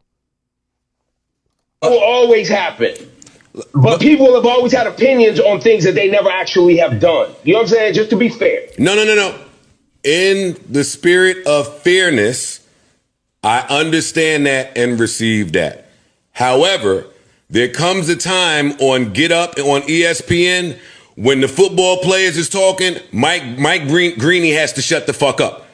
There comes a time on Uninterrupted when Richard Sherman and Keyshawn Johnson get to talking, hey, Skip, for all of your great opinions, you now have to shut the fuck up. I do not think it's wrong for OGs in hip-hop and experienced people to say, hey, young man, for this Killer Mike conversation that may be above you, just shut the fuck up for us. Okay, and then I'll just both of them in tandem. Y'all problem isn't with Kai Cenat or Aiden, because everybody has opinions. Y'all problem is with these rap outlets and these rap blogs, including me. I'm sorry. When Aiden says something about a rapper, it gets posted to everywhere. It's discussed by everyone. Y'all be having a whole breakdown about album, and I'm not talking specifically about Joe because, you know, we all respect him. We don't know what Ebro says because, nigga, when's the last time you've seen an Ebro? Like, come on, this is the first time like years, right? What I'm trying to say is that y'all problem isn't with the streamers or whoever who's saying it. Y'all problem is with the platforms that, in reality, they're just posting what people are reacting to. These days, people want to know if Kai fuck with every song. People want to know if Aiden collab with any rapper or whatever he did with Cardi. Y'all be having a whole breakdown on hip hop and nobody cares. In terms of, I'm not saying not y'all audience cares, but it's not making headline news. Y'all saying a song is good, it hits different versus Kai saying it. And unfortunately, this is the era we're in where it's more about necessarily popularity than actual, expertise, if you want to call it that. Just is what it is. For a second. That's right. And Killer Mike was way more gracious than me. He invited those young brothers to his celebration party for his Grammys. Watch your fucking mouth. You ain't never did it at this level. Okay. All right. Enough of that. Oh, I got to play Aiden. Aiden jumped in the mix. There's no world, for me, the hip hop I come from, there's no world where me and Aiden Ross need to talk about something. So why bring me up, bro? Why bring me up? Why bring me up? And then now that I say something about you, why? You know what I mean? Like, it makes no sense. How does that make any sense? Y'all putting the cackle, y'all are laughing, but think about it, bro. Why are you bringing me up? I respond, and now you're saying there's no reason for him and I to be in a conversation. I agree with that. I agree with that. They did that to me for years. They used to say, and I'm not talking about Joe. Joe's my guy. I'm talking about in general. You would hear people say, why does academics have a platform while they discuss my opinions? Why are we talking about what academics thinks? And it was almost it was them admitting that my opinion does matter because it's actually warranted a response from you, but you didn't want to give me the respect of saying my opinion matters. Like I said that to my son a lot of times. He would do mad reactions to what I'm saying. I think I invited a young brother to have conversations with me. You know what he said? I wouldn't have a conversation with academics. Why would I? What's the need? I remember the same thing with Meek Mill. I remember I was trying to talk to Meek Mill for years before 21 Savage put us together. You know what he said? Why I need to talk about him? Well, if you're not talking about him, but then you're not talking to, if you don't want to talk to him, but you're then talking about him or ranting about him or saying whatever, like, yeah, it defeats the purpose, if you ask me, right? What's the point of doing that? So if you're saying there's no point for us to talk about, what's the point of you bringing me up? What do you want to gain out of it? You want to gain something out of it, clearly. Is your podcast doing that bad? Your numbers are that bad? You need me to react to it? You know what I'm saying? I'm trying to figure out the motive. What do you want out of this, is bro? doing bad. Damn, nothing just works out for you, bro. Your rap career failed. Your podcast is clearly failing. No, it's not. There's no world, for me, the hip hop I come from, there's no world where me and Aiden Ross need to talk about something. Okay. All right. I think we have pretty much exhausted this whole little back and forth right here. There was another clip where Aiden Ross basically challenged Joe Budden to a race to 100 million, which, whatever you want to think about it. I mean, in reality, like, with all due respect to streamers, bro, no, all due respect to podcasters, I've had a podcast deal and a streaming deal, and I'm here to tell you, well, actually, you do more work for streaming, but streaming pays more. Come on, stop playing. There is some crazy value in having a certain set amount of people watching you like a channel live. Not like, okay, you got 1 million views, but they watched at different times during a whole year. No. You have 60,000 people watching you constantly. Yeah, it's a little bit more valuable than what I think people used to say the same thing about podcasts, though. They used to say podcasts are invaluable because, like, it was long conversations and where do you put the ads and blah, blah, blah. But then they found that it was valuable. What I will say about streaming, that's like the next echelon where people want to, like, an advertiser wants to deliver their message to people who are receiving it in real time, not like, VODs and whatever. And by the way, streams turn to VODs, if you ask me. But if the conversation is about streaming versus podcasting, it's not even close. Yeah, you have one Joe Rogan Like, you have one Joe Rogan. I know 5 streamers who got $100 million deal. Like, only Joe Rogan got $100 million deal when it came to podcasting. I know 5 streamers who got $100 million deal. And by the way, in all those niggas who got the $100 million deals, it averages, like, they'll get $1 million before 2 years. I know 5. Is it 5? No, it's not 5. It's not 5. It's a little bit less. It's not less. It's less. But what I'm saying is that we only have Joe Rogan. Like, Joe Rogan's obviously, which, by the way, Joe Rogan's bigger than everybody. But there's just way more streamers that's not even close to being household names, right? Like, it's not even close. You know what I mean? Like,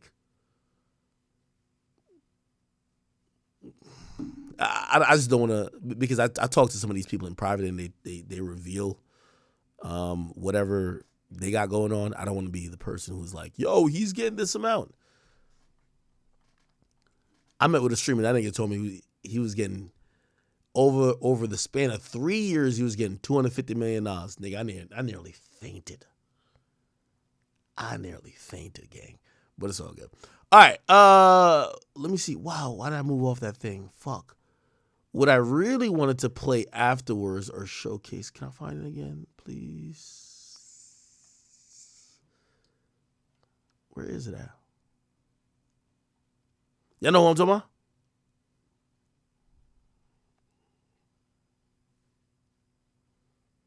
Somebody said, nah, what the fuck? Pull like this, chat. Y'all know I'm not big. I don't even think I'm a top 10. I don't even think I'm a top 20 streamer. I don't even, like, top 50? Like, that's the point I'm trying to say. A top 50 streamer is like, I don't think I am. Who knows? Nigga, I was nicely compensated. I'm good. What the top 20 are getting? Disgusting. It doesn't make sense. And I just haven't seen top podcasters get that. But also, you could probably, like, negate what I'm saying by saying I don't think all top podcasters are going for deals, though. Like, yeah, you get Joe Rogan, but who's second behind Joe Rogan? See, that's the thing. Who's second behind Joe Rogan? All right. What was the other? Oh, my God. Give me 1 second. I'm still trying to figure it out. Give me 1 second. By the way, did y'all see Russ on Flagrant 2? He talked about artists faking streams. Again, unique experience. You're here, and I want to know the dirt. Yeah. Okay? How are these labels fucking artists with the streams? Yeah. I don't know how they're doing it, but it feels like they're doing it. Yeah. And how are they tricking us? Because I see these people that go crazy. Album goes #1, but then they can't fill up a show. Right. So the math is not math. Right. Right. Yeah, I mean, that's what it is. But explain it. Where I mean, so it's one of those things that, like, everyone in the industry knows is going on. Which is? Faking the streams. It's a real thing. So the label buys the streams from Spotify? So here's the deal. When you talk to these people, because I've talked to these people, because I've been like, what is this? How are y'all doing this? They never disclose the mechanics of, like, how they actually fake the streams. There's, like, you know, rumors of, like, streaming farms, or we're delving out fucking computers in third world countries and hacking the back end to make it look, again, unique experience. Streams are fake, but the money's real. So what do we care? Especially, they're not doing it with, like, up and coming artists who, like, you wouldn't believe it. You know, they're doing it with people, like, where it's okay. If let's say your song has 500 million streams, right? Organically. But let's say with fake streams, now you're at 900 million. No one's going to sit there and be like, this is more like a 500 million stream song. Yeah. They're just going to be like, this is a big song. Makes sense. It has 900 million. That's honestly so smart. Yeah. They're not doing it to the dude across the street and giving him 1 billion streams. They're doing it to people who really can get 500 million. But let's just pump it to get 900. Now you're getting #1. Now you get #1. So you can pay for a #1. Oh, yeah. What? What does the #1 cost? I mean, that's crazy to even think about that. I mean, what does a #1 song in America cost? Look, the reality is this. You do have to have a real fan base to a certain extent. Right? You have to have people who are really consuming the music. Names are fake, but the money Yeah, Russ was talking that shit, man. One thing I'll add to what Russ is saying is that there's two type of companies that sell fake streams. There's the ones that sell fake streams to anybody. Like, I know a couple homies, they sell fake streams. I'll get y'all their rates, but like I think they'll sell you like 1 million fake streams for like maybe $250. Like that's how much they don't give a fuck, right? But then you have the ones that are going to be working on campaigns for artists and labels. They're not going to do it for Joe Schmo. They're going to do it for only artists that already got some shit going on because it's less detectable. And I think what Russ mentioned is the ones that's detectable. Bro, there's website. You could probably Google. Like, you want to find one? We can do it right now. Buy fake Spotify streams. Just Google the shit, my nigga. Okay, all right. I don't know if this is actually one.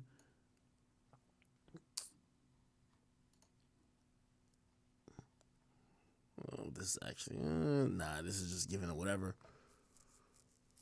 You probably won't find the site that pops up, but you're gonna find where you could go, and it's never necessarily a site more than it's like, you know, either people or people who claim that they own.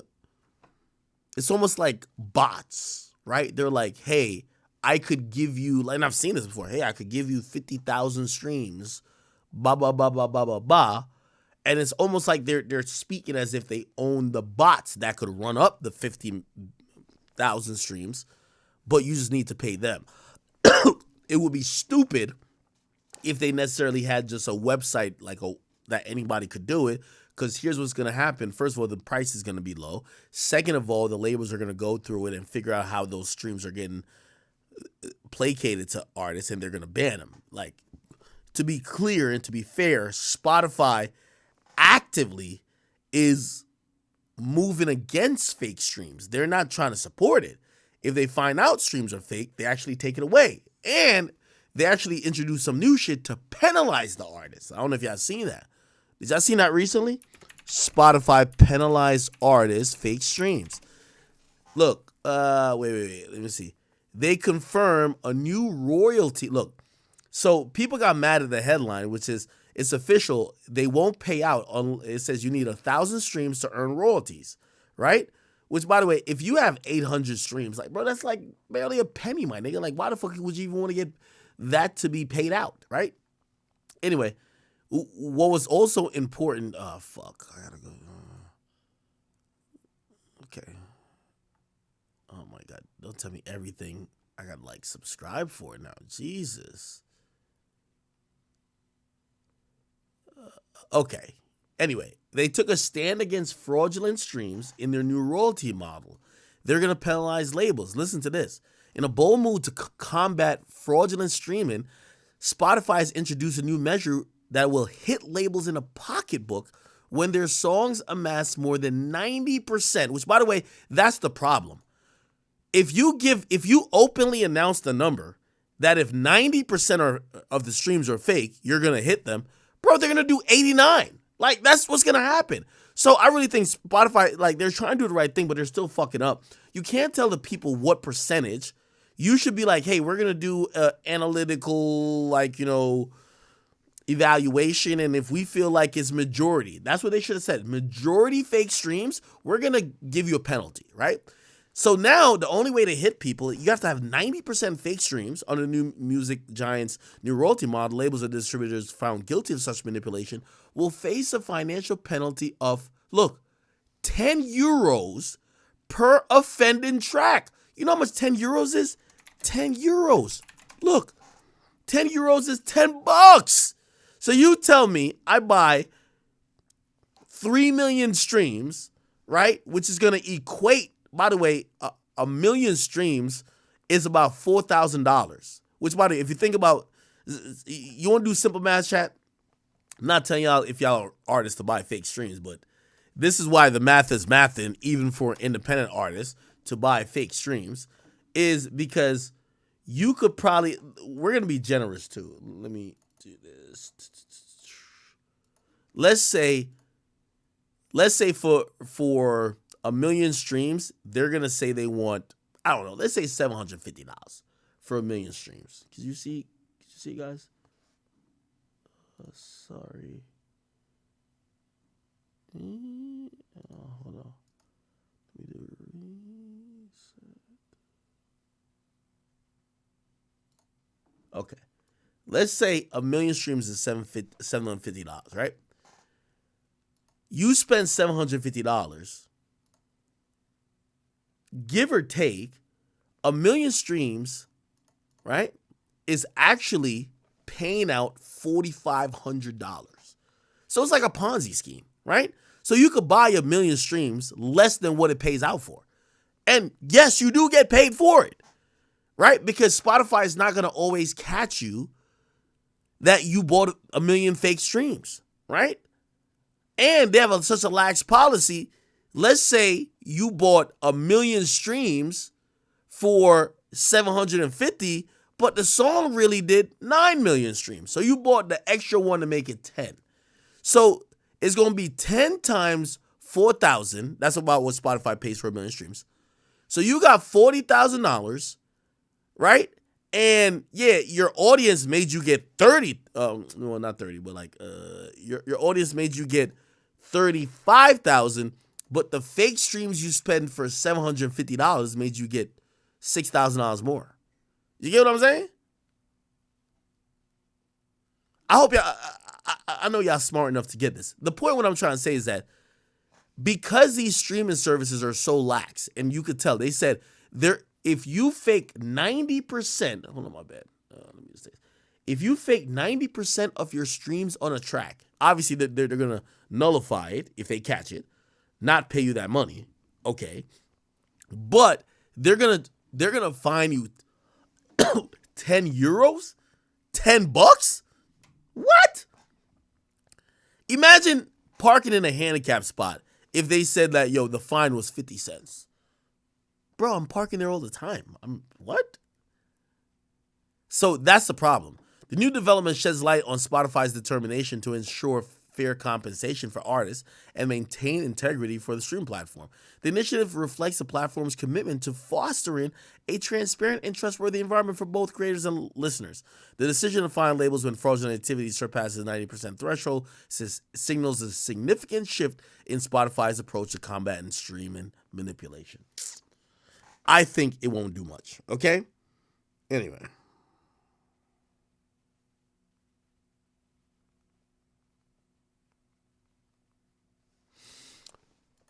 All right, cool. We looked at this. We looked at this. We looked at this. Actually, did we get into the Monique and we didn't get into Monique and D.L. Hughley stuff. Maybe we should hold off on it a little bit. While we're talking about money, let's actually break down or listen to the breakdown of Fabio Foreign talking about his $1.7 million deal that he signed. Who he signed with?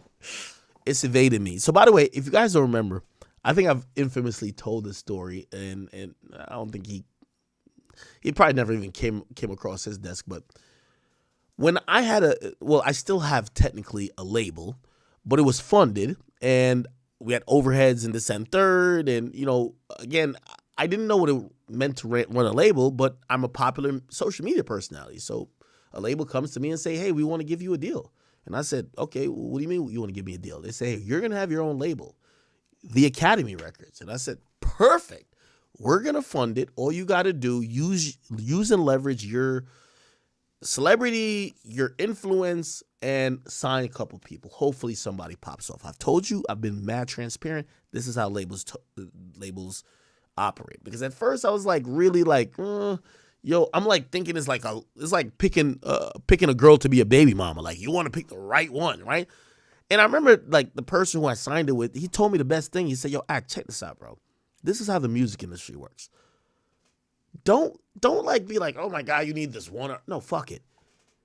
Sign 10 artists. As long as one pops off, it pays for the rest of the 10.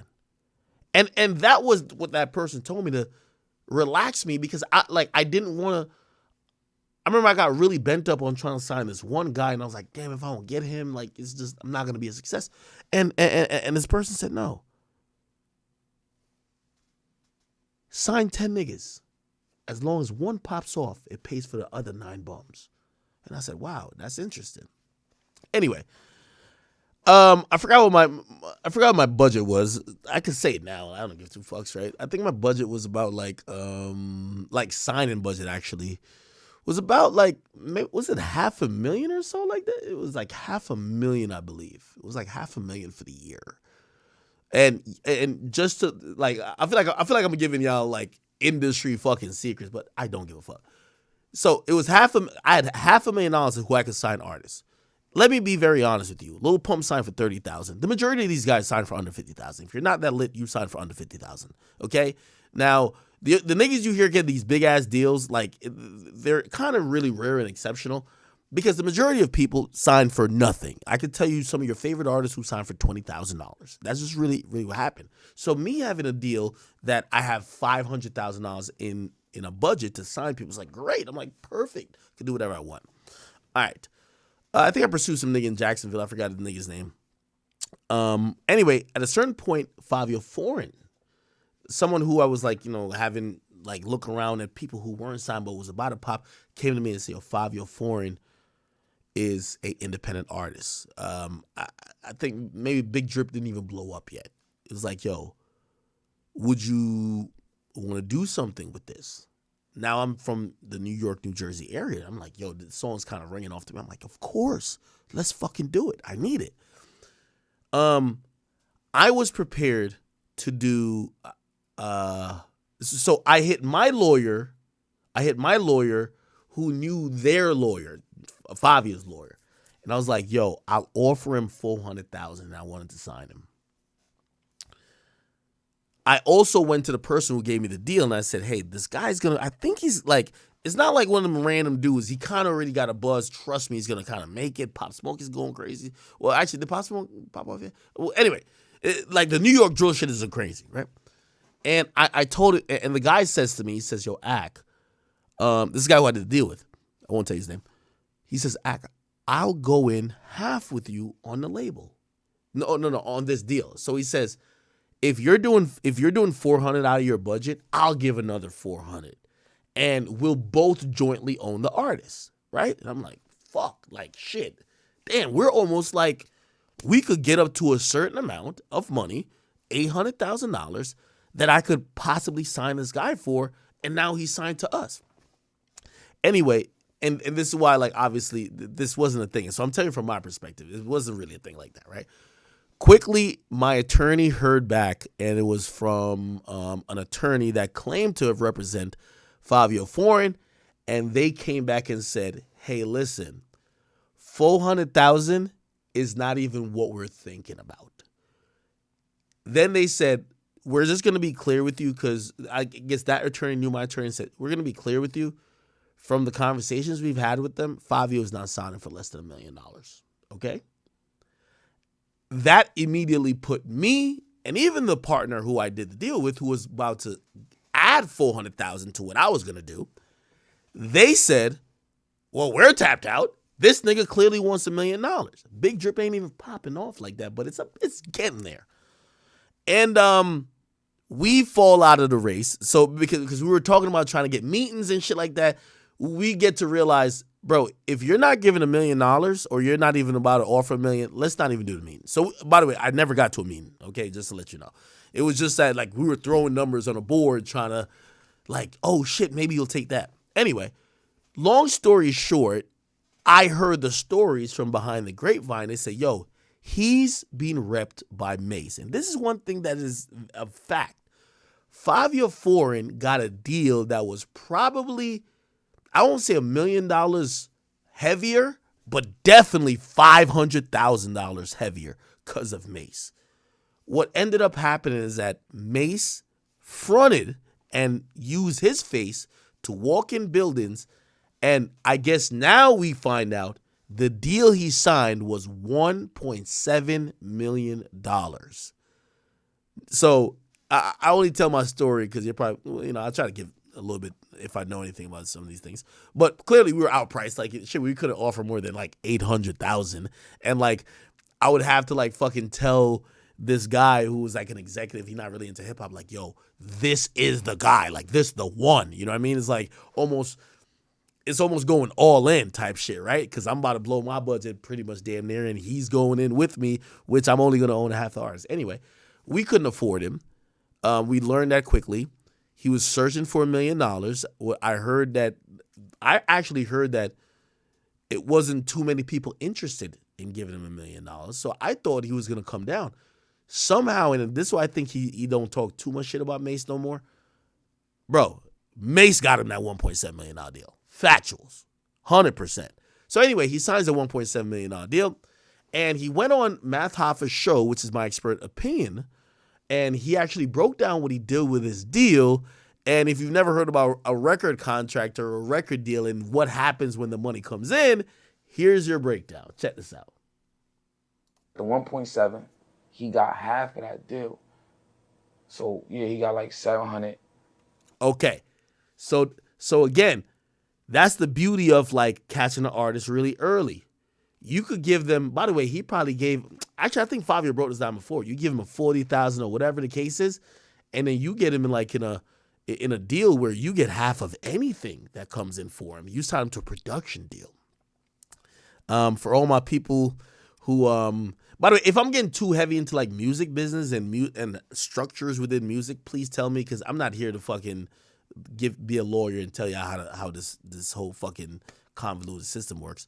If you just want to get to like the fun and jokes, is cool, but I do try to give you a little bit of education in it. So he signed a production deal, which what happens in a production deal, and I'm gonna tell you other people who sign production deals. For example, Lil Uzi Vert is in a production deal. Any deal, well, he probably read up or like extended, but it probably changed a bit. I will tell you, at first, any money Uzi got, DJ Drama and Don Cannon got. That's what most production deals are, which means we front initial money till we get to a bigger deal. So once we sign to Atlantic, in the case of Uzi, when Atlantic cuts a check, it cuts in half. We get half and you get the other half, which, by the way, is brilliant, right? That's what happened with Fabio too. So let me just let him explain. So half goes to Mace, right?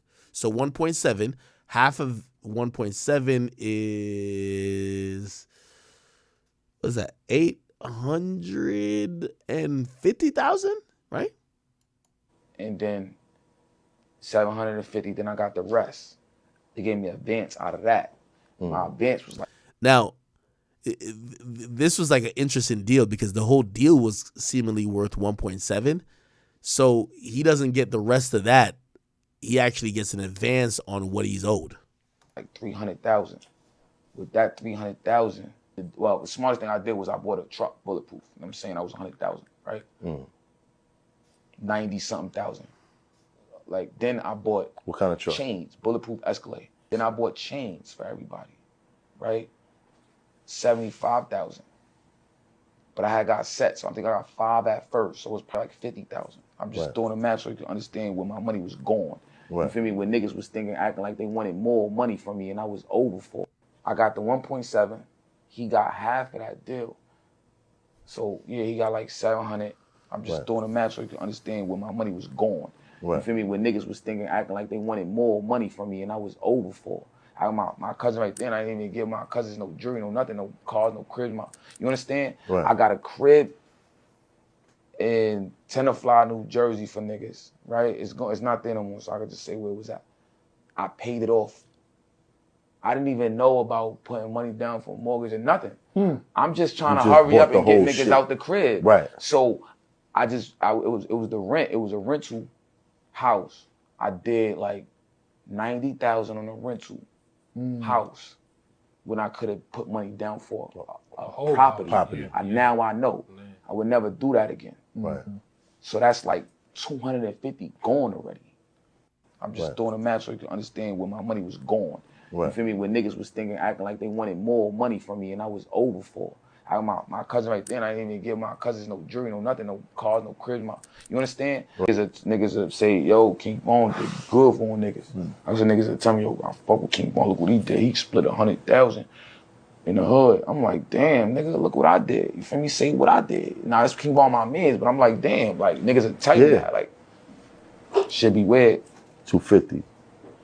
Gone already, and that's half of my money. I got no money. Stuff, bro. Niggas that say, yo. Okay. Yeah, I mean, you know what's so interesting? Like, people actually think rappers are, like, way richer than they actually are. You know? My nigga, unless you're, like, outperforming your contract that you could force a renegotiation, most of these guys are making their money off the road and, like, just hustling. Like, you know, now you're famous. Now you're a rapper. You could charge people for little as anything, right? Yo, you want me to do this? Give me 20,000. You want me to do this? Give me 40,000. You want me to do this? Give me 80,000, right? But their actual contracts, like, by the way, you know, and I'm not speaking like this to belittle anybody, but $1.7 million is not a lot of money, especially for an artist that is going to be dropping music frequently, right? But of course, that's the type of deal that's insured. By the way, it's not $1.7 million. Like, keep in mind, again, I don't want to snitch on people. You got these streamers making over $30 million a year. None of these artists are signing. Like, think about this. Not to compare Fabio Foreign to, like, Aiden, but this $1.7 million is a deal for 3 years, okay? He has a 3-year deal for $1.7 million. Aiden, in the last year, on his deal, got paid, I don't want to say the exact amount, but I'll just say over $30 million. Like, you get what I'm saying? It's like, rap sounds good. Rap sounds good until you realize, I'm not saying Fabio is near in comparison to popularity like Aiden, but the nigga signed a $1.7 million for 3 years. The streamer over there signed over $30 million for 1 year. You get what I'm saying? And by the way, you got to realize that deal, by the way, do I think he's recouped that deal? Fuck yes. Now, granted, I'm assuming that he hasn't spent a bunch of money. That's only the problem with record deals, is that they're incentivized to keep you in debt because a lot of things go positive for the label when you're in debt.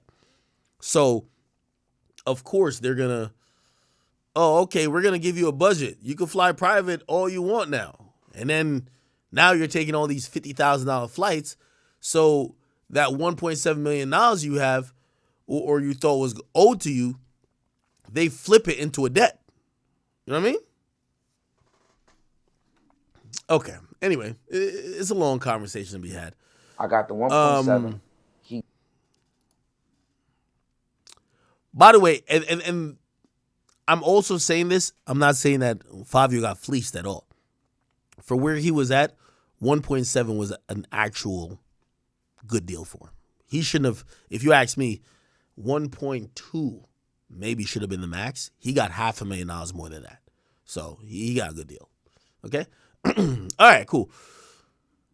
Let's keep going. Charlemagne apologizing to Monique. I don't care about that. Then we have this fucking idiot who's talking about the beef in Gaza. I don't believe in Jesus. So that's why it's happening right there. Like all them people that's bowing down with them carpets that's on the floor, they bowing down to a God that said to worship his son, to accept his son first. So, and then they making big palaces of it. Like, you know, like they really standing and sticking behind it. Like they made laws about their religion. So I'm kind of like, all right, I ain't gonna lie. I cannot watch that retard. I'm sorry. Okay, let me see. Let's keep it going. There's mad shit for me to get to. I feel like we haven't even got to most of the Kanye West stuff yet. Okay, we did this. Okay. Oh, I got to get to this. Oh, my God. Now, let me be honest with you, man. Yo, women. And actually, I won't. Oh, by the way, let me read some of y'all chats too. Bozo, thank you for the 10 pounds. He says, not gonna lie, Act, the Aiden and Fabio comparison is bad. Aiden's a top 5 streamer compared to a top 5 rapper. They'd wash him in money. Drake, Kanye, and Cole. Fabio's like a mid-strut. Aiden made more money than J. Cole this year. Like, what are you talking about? He said Fabio's a mid-sized streamer. He's like annoying. Yo, you disrespect. Okay, I hear you on that respectfully though. I hear you on that. I guess sometimes we look at rappers as bigger and just richer than like. Okay, tell me if this is my naivete, right? I used to think of rappers as, oh, these guys are so fucking rich. They're so rich, right? So when I don't like, as long as you're on, we're thinking you're making millions of dollars. Like, you would think that Fabio is making millions of dollars and is so rich. Because, again, maybe it's just me, but I came from the school of thought that rappers were just the richest dudes outside of athletes, right? And then you get to realize, obviously a $1.7 million is a lot of money, but you also realize in comparison to other people that do anything, yeah, they might have the chains, they might show you a car, but these niggas don't have shit.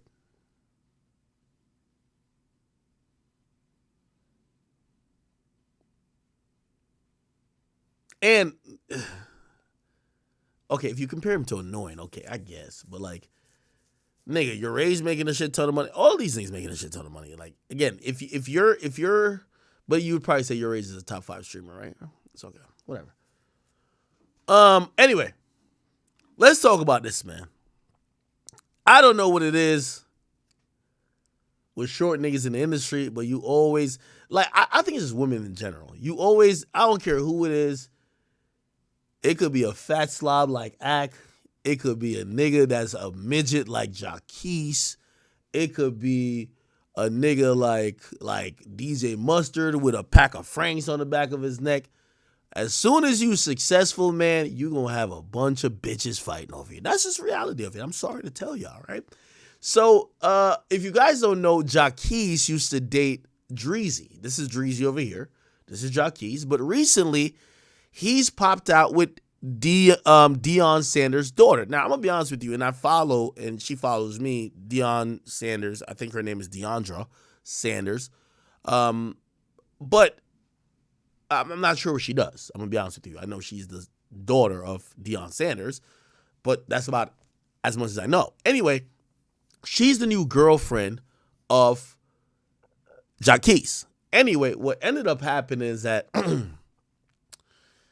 Deandra Sanders tried to call out Dreezy for being a thirsty ex trying to get back with Jaquise, and I ain't gonna lie, shit went left. Okay? First and foremost, let me see if I can start it. Actually, I probably just gotta Deandra Sanders, Jaquise, Dreezy. Somebody got it. Here we go. Okay.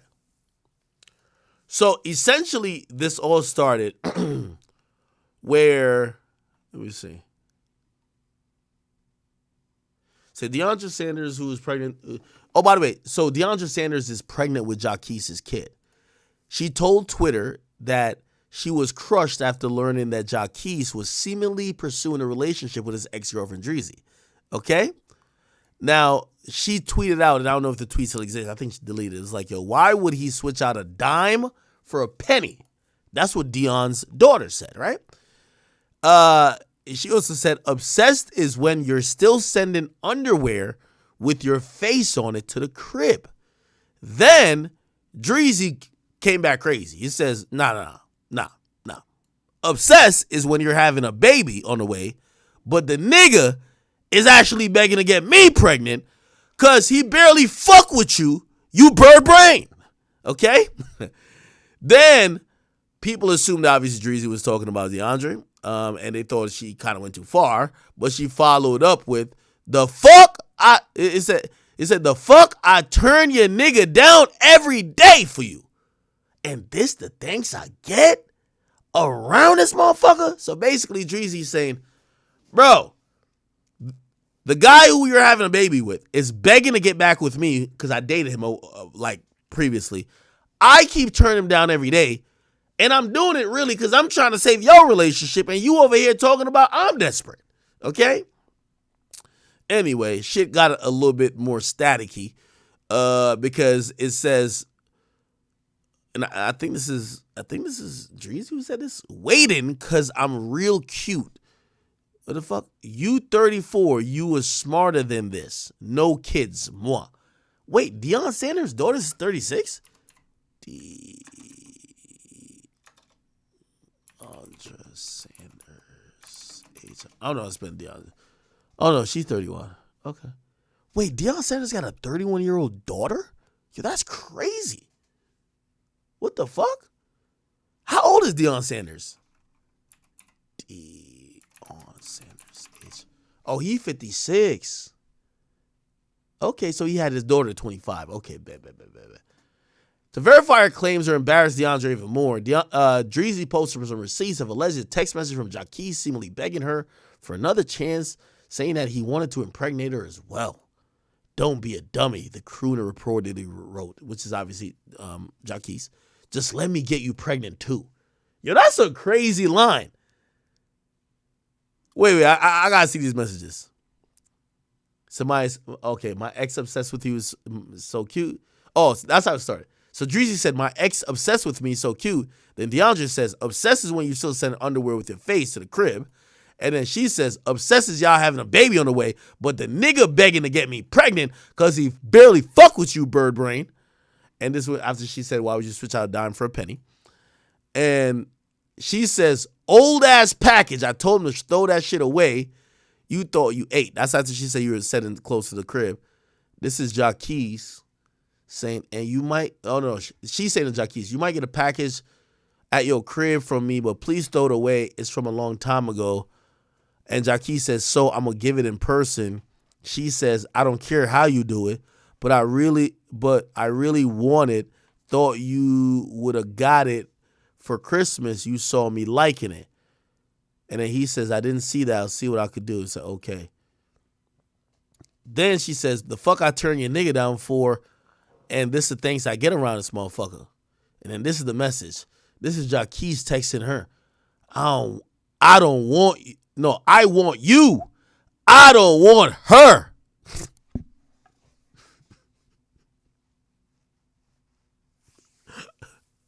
Yo, Jaquise, in the school of trying to have multiple bitches, I get what you're doing, but why would you send this in text? Yo, in the fake nigga rule book, when you're trying to have two girls and lie to them both, so you're slandering both girls to each girl? You can't send it in text. It's proof. Nigga, what's going on with you? He said, I want you. I don't want her. You my true love. Seriously. And I need you to help me. Sex does not define love. And if you trying to find love in sex, you finna fuck everybody. Kids do not define a family. That sound like a nigga with a kid on the way. I see you, Jaquise. Jaquise trying to explain to his ex-girl why he having a kid with his new girl. I want you, Dreezy. I've told you. Nah, this is 4K. This is 4K. This is crazy. I want you, Dreezy. I've told you time after time. Can we have a baby? You told me out your own mouth, Jaquise, don't ever ask about a baby again. So like, what the fuck? So she says, okay, I'm glad I made the right choice. And she's that nigga called her by a government name. All right, Ciandra. Her name is Sean. What is it? Sean Andrea? Sean Andrea? How do you say his name? Ciandra? I will come to you today. I want you telling me this gonna break us. I want you. You telling me this gonna break us? Be like, yo, Jaquise, ain't no us. We been dead. Holy shit. He said, amid the text message, DeAndre took to X to share how God had gave her the answer she was seeking, but she was devastated to discover the truth. And I think this is where this comes in. She says,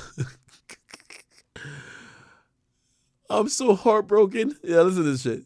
I'm so heartbroken. I don't ever think I felt like this before, but it is what it is.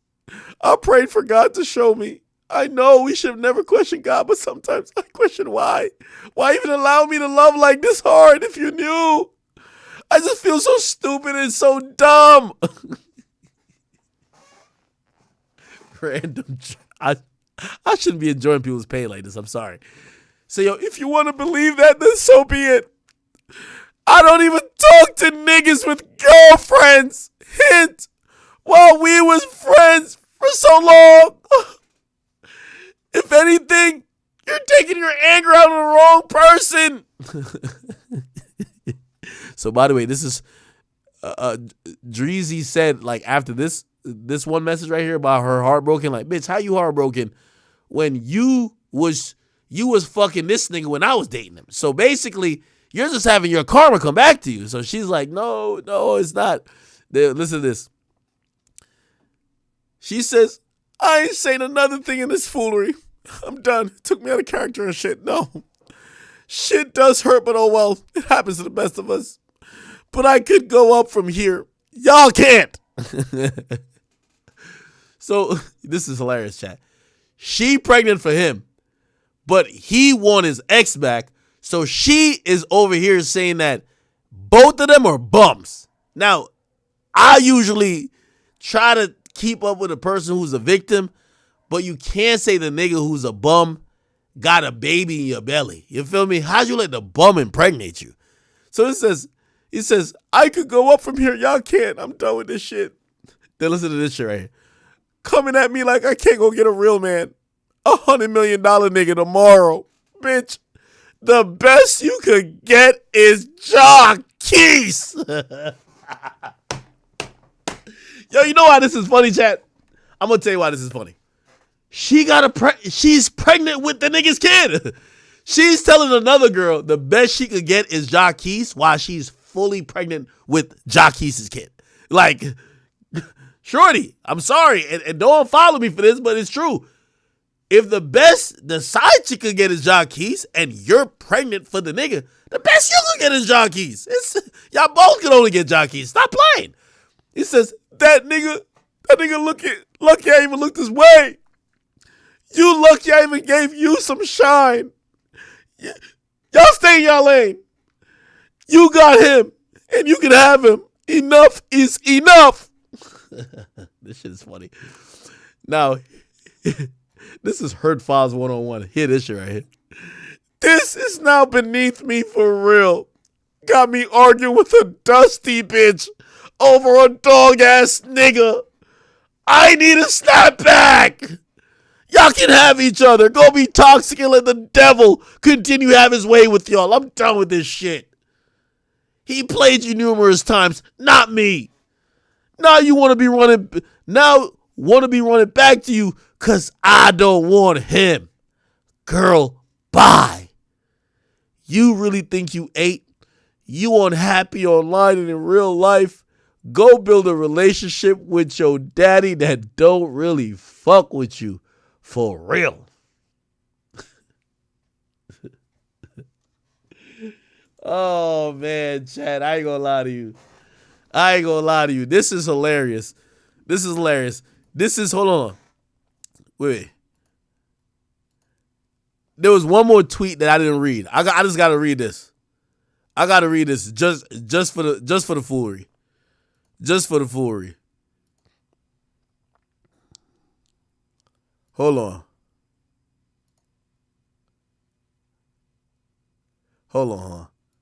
No. This was jokes.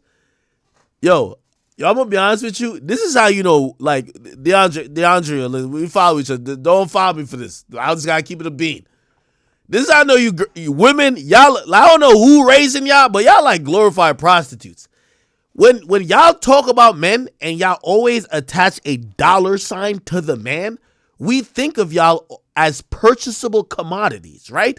When you're saying, coming at me like I can't get a man that's $100 million nigga, what does the money have to do with anything? Why can't you say you could get a man who's faithful, why does it have to be $100 million nigga?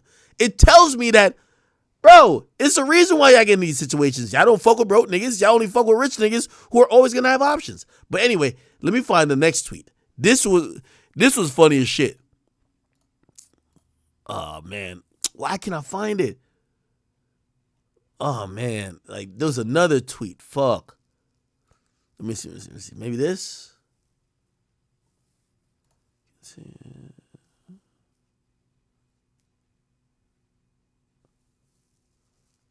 Hold on.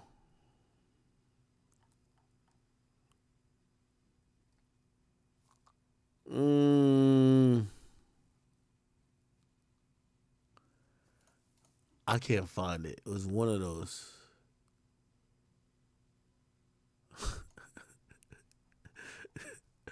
I don't even know why I'm laughing at this shit.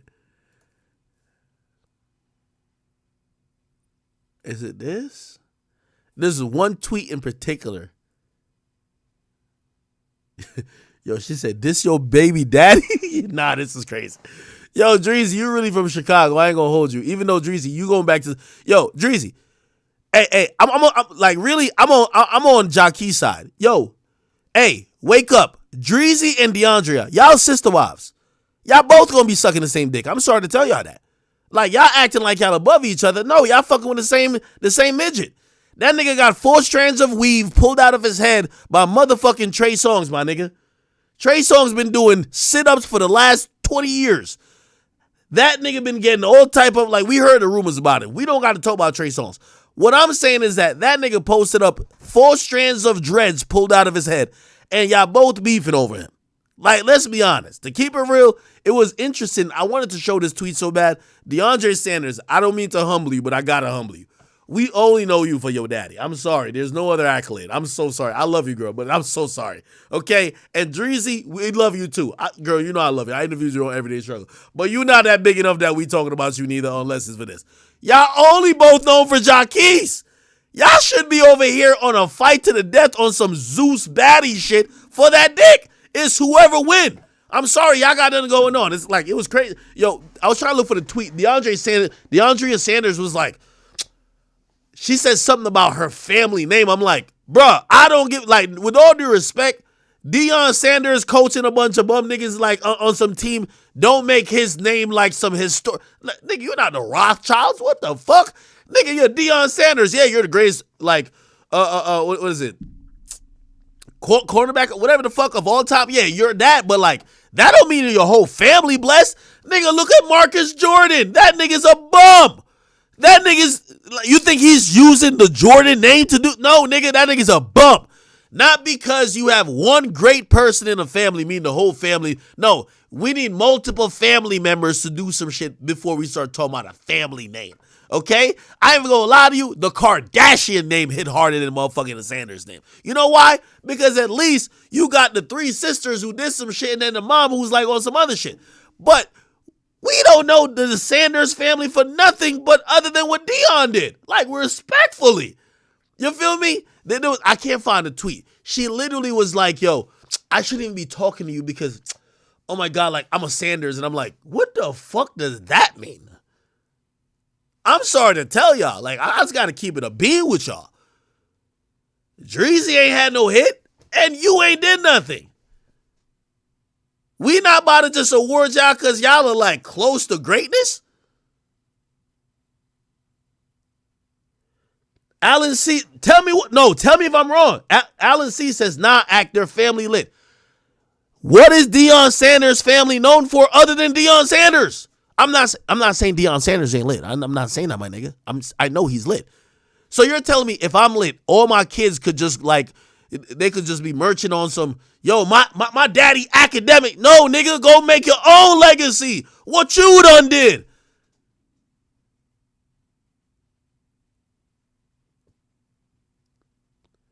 Oh, his son's lit? Oh yeah, one of his sons did have like the Rolls Royce Cullinan that got booted, right? Nah, they not in the league though yet. Like, they in the league? Somebody said, watch college football. Bro, nah. Yo, this is what y'all be doing?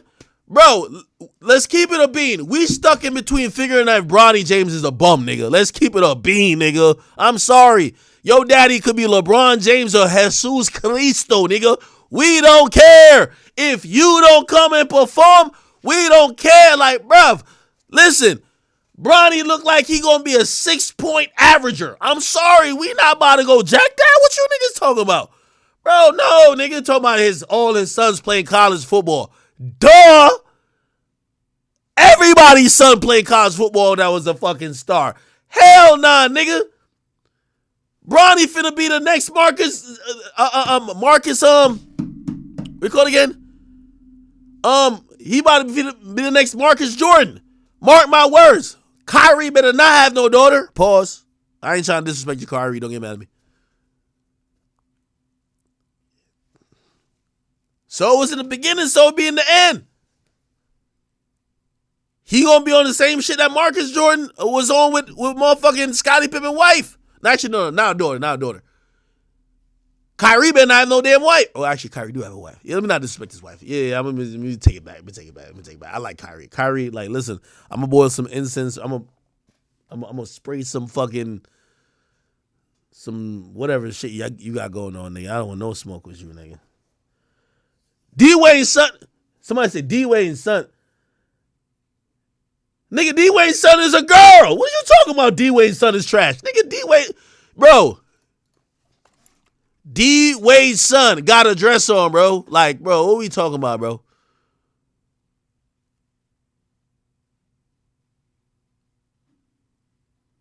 This D-Wade's son right here. The fuck y'all talking about, man? D-Wade need to go do a 23andMe. That's a fact. D-Wade need to go do a 23andMe, figure out where this shit coming from. But after I seen how he been moving, I think he know. Now I'm playing. Yo, I'm doing comedy right now. This is jokes. No, this is yo, y'all niggas, this, you know this is full on fucking jokes, right? This is jokes, bro.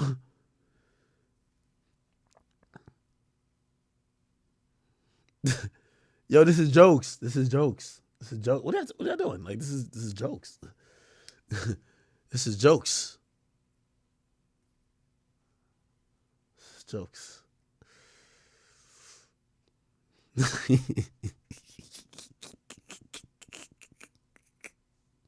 Chill. I gotta let it simmer, man. Y'all gassing it now, man. How y'all let Cat Williams say whatever he want, but I can't say what I want? Oh, while we at it, yo, is Shannon Sharp gay or not, bro? Yo, Shannon Sharp done turn into the next, he the new male Wendy Williams, which ain't nothing bad about that because y'all all know I love Wendy. But everybody is coming out to say, oh, did you see how he violated Sweetie? Oh, my God. He violated Sweetie right. Listen to what he said to Sweetie, bro. This is what he violated Sweetie, bro. Listen to this. I'm good. How are you? I mean, when I got the memo earlier today talking about Sweetie, I was like, Sweetie? I mean, like, you know, I hate to say this. I say the one that used to date Quavo. Well, why you do that to me? Because I wanted to make sure it was you. That's all I got? No, that ain't all you got. But you know, because I'm the icy girl. I was Mrs. McDonald's. I had a Mac campaign. I done broke some records. I was on the honor roll. I was a valedictorian. I was like prom queen. I was like, I actually placed first in my 3rd grade race. Nobody know you for that shit, nigga. Fuck is you talking about? She trying to list every accomplishment in the book. Because that nigga said, oh, you Quavo girlfriend. Nigga, we don't know you like that,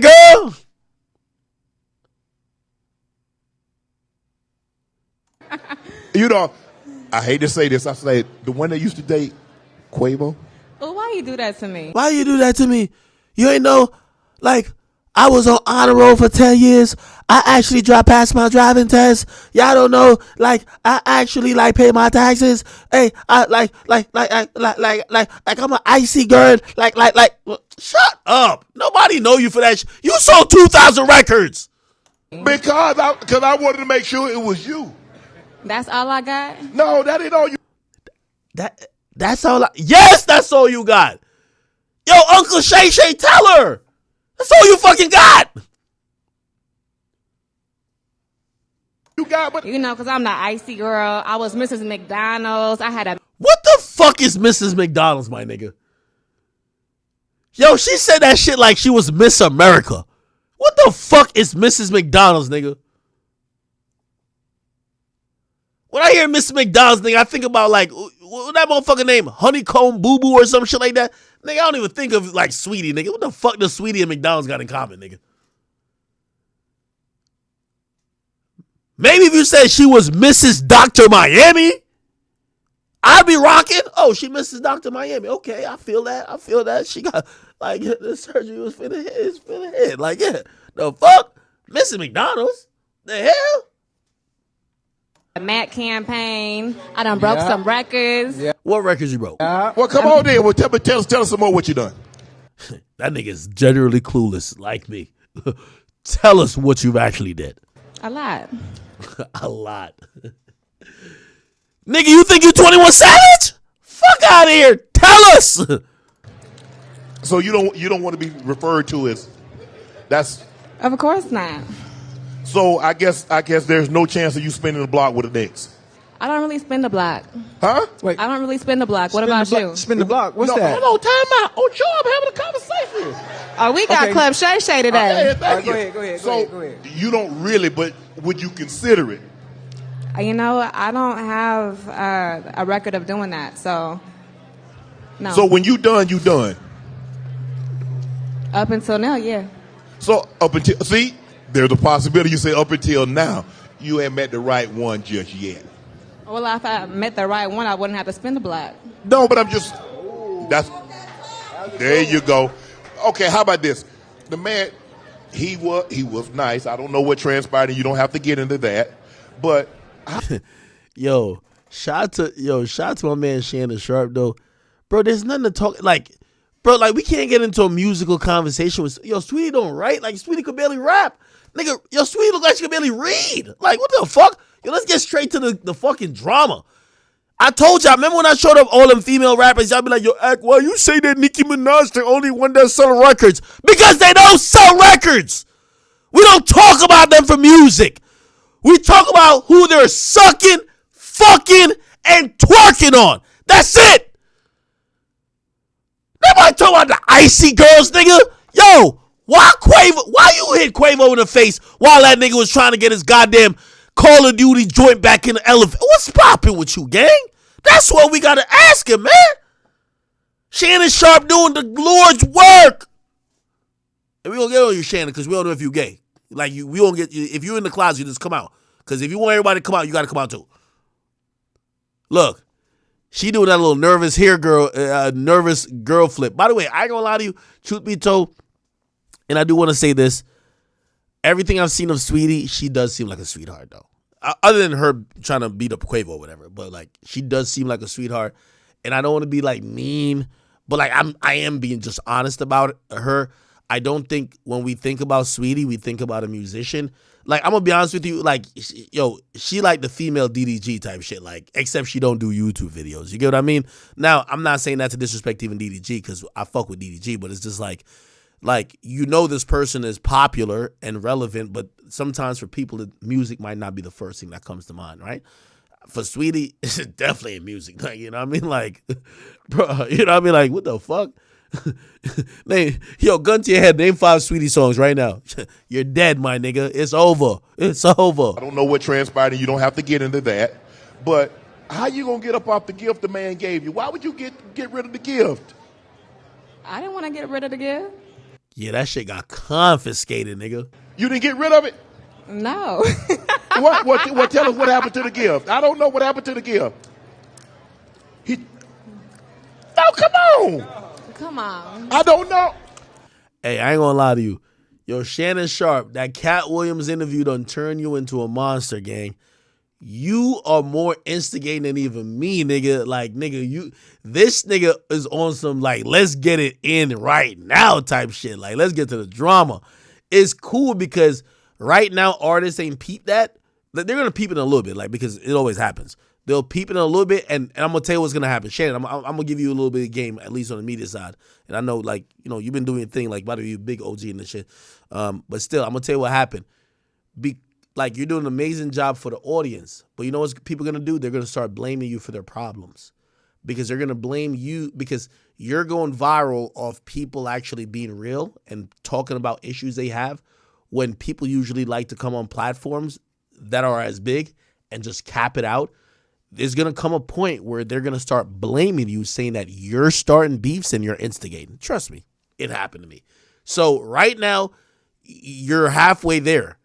You went from Uncle Shay Shay, which everybody was rooting for because you got off the show with Skip, and now you're kind of working with Stephen A. on ESPN sometimes, and obviously you're doing a great job with Nightcap with Ocho, and you're doing a great job with Uncle Shay Shay show or whatever. You've already got to the middle ground. The middle ground is now they're calling you messy. Okay? Now they're calling you messy, right?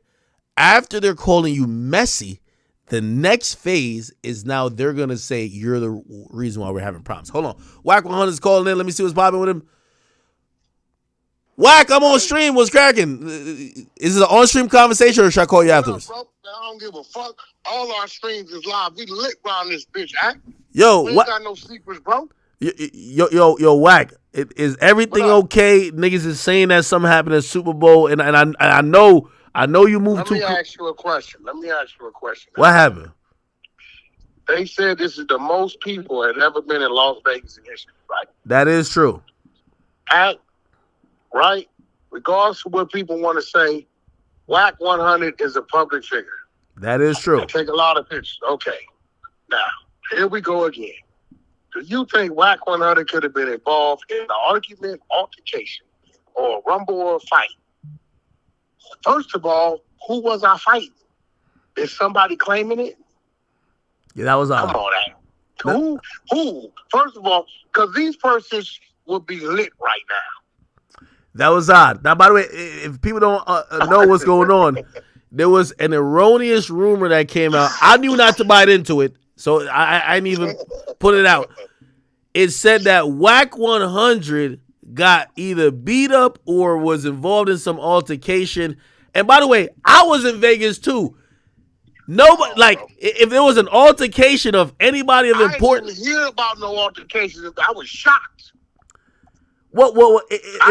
It looks like that info, because I was wondering where it came from. Turns out the most roughest thing that it is fucking Kanye and the little white girl. No, you're right. But I hear the reason the rumor came out is because y'all got like a whole like civil war at No Jumper where the Brick Baby dude is claiming that you. First of all, who is listen? We talked about this. It's all these nobodies. You got nobodies. You got 2 or 3. You got 2 nobodies trying to get you to give them attention. And there's 1 or 2 of them up there trying to get me to give them attention. Hey, by the way, no, I'm gonna give you some credit because that was the smartest thing you ever told me. You said, why are you talking about him? And it took me a second because I'm like, no, I respond to everybody. Then I realized, no matter, even if I just come out and be like, y'all are fucking liars, they enjoy it. And I'm like, damn, you can't really. They got you to talk about them, but there ain't nobody. There ain't nobody. Who are they? So wait, why did they come up with this rumor that, like, play this? Yo, Whack. I can't. If there was a video of you getting beat up, you know how viral that would be? Bro, listen to me. Listen to me, bro. You got to understand this shit, right? I come from an era where it wasn't popular to be a blood. We were outnumbered 6-7-1. A head-up fade was usually 3-4 motherfucking Crips. Right? It's real shit. So fighting more than one motherfucker is normal to me. It's no big deal. But I'm trying to understand is, who was I fighting? Where was I fighting? I don't get it. I watched the Super Bowl with my brother, QCP. He was in a 5,000 square foot suite looking at the dome from the Palms. Nigga, we had like 9 TVs in this motherfucker. 3 stories in this motherfucker. Hey, I ran into P. I ran to P out there, yeah. I watched P, and the only nigga ran up on me was QCP, because I'm screaming 49ers, and every time the Chiefs got a first down, this big old motherfucker. Now, if they referring to that, fuck it, I got ran up on, but that's my brother. I don't know what these niggas is talking about, bro. We had a great time. I went to the Durango, and they got a new spot over there in summer. It's amazing, the Durango. Great oyster bar, crazy shit. We won a little money at the blackjack table. We hit them for like 80, 90,000. Me and Loose Cannon got up out of there. Other than that, bro, Loose Cannon was with me the whole weekend. Hey, Wack, I think they trying to speak on the urban flick shit, bro. Patty and the Beast. I think they trying to speak into existence. They're wishing something happens to you, but always listen. They've been praying up for my downfall. Ain't nothing new. They've been praying for my downfall, but you know, my big brother DJ K. Slay taught me what you put in the universe comes back 360. Right? So you know they've been praying for my downfall. What I do know is this: my visas came back from the Congo today, stamped and approved. I know that much. So they better pray a little harder, because that's a $200 million hit right there. Tell them they better pray a little harder. Keep praying, little itty bitty boys. What up, bro? So I'm looking into the rumors, right? Because I'm like, where does this come from? I get it, and I figure it's coming from that dude. Then I hear the same dude say, he said, you know, like he got a real raspy voice. Like I don't know if he's high or he ain't blow the smoke out of his mouth yet. He stay high. Yo, he said about the nigga that got the federal case for the AK-47. He ain't been to court that much. Yeah, I'm listening. He said he saw out of his own eyes you running one time, and I was like, that don't sound like. I never saw that dude in my life, bro. I've never saw this dude. Listen, this is what's crazy. I've never saw this individual in my life. This is why I tell him when he be like, Big U was this to me, I'm like, bro, me and Big U ran together 17 years. His house, football games, kids events, his events, all kind of shit. I've never seen you around him. I've seen 100 niggas around him. I know them all by name and face. I've never seen you. And then come to find out, they say, Wack, a nigga got shot on Crenshaw Slauson. He got shot. He shitted on himself at the spot he got shot at, and his mama shipped him to Atlanta, and he did 10, 12 years in Atlanta. And that's where he met, I guess, Roscoe, you know, the dude be with Pee-wee. I mean, be with Stub. So this nigga is really a Atlanta 60s. Oh. Yeah, he got shot out here in L.A., shitted on himself. First, he was from another gang. Harlem 30s. Yeah. Right? And then he got turned up by the 60s, got shot, shitted on himself at the scene, which I don't know if that's normal or not. I ain't never been shot. And then his mama shipped his ass to fucking Atlanta. So this is probably why the era of me and Big U running, I never seen the dude. I don't know the dude. What? Be honest with me. Because y'all work in the same building. I feel like that's like a hazard. Bro. Are you ever pulling up to the building like, I pray this nigga is not here? I want to catch him. But he knows that. They know what time. Look, I don't know what time they there. They know what time I'm coming on. I told them today I'll be there today 5 o'clock on Palm Road. Were you there at 5 o'clock? I'm on my way right now. I'm 5 minutes from the building. Oh, nah. He might be there as working security. And we going to get right to it. What? With my what? With my security? Is that what you asked me? No. I said he might be working security. Like, yo, wait, so you've never seen him at the building? Ever in my life. Ever. I've never seen this dude physically in my life. No, he had said that. He said that it's a reason why you don't do things live, because I guess you don't want him to know when you're there. Like you be like you're playing hide and seek. Do things live. What the fuck you mean? Well, do things live.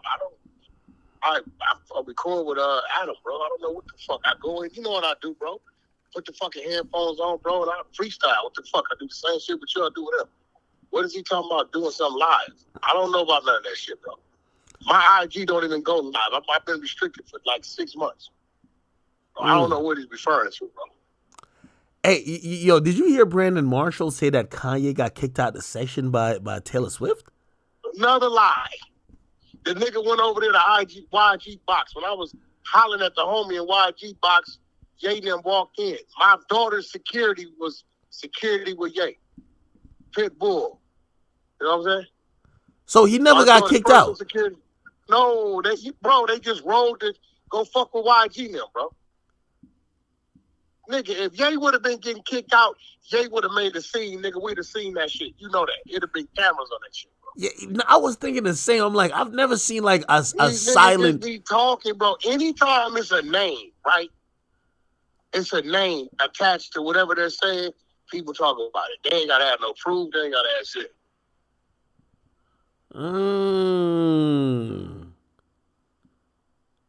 That's crazy. Come on, bro. Think about it. You would have saw. No, you're right. You're right, though. You're right. Escorting him out.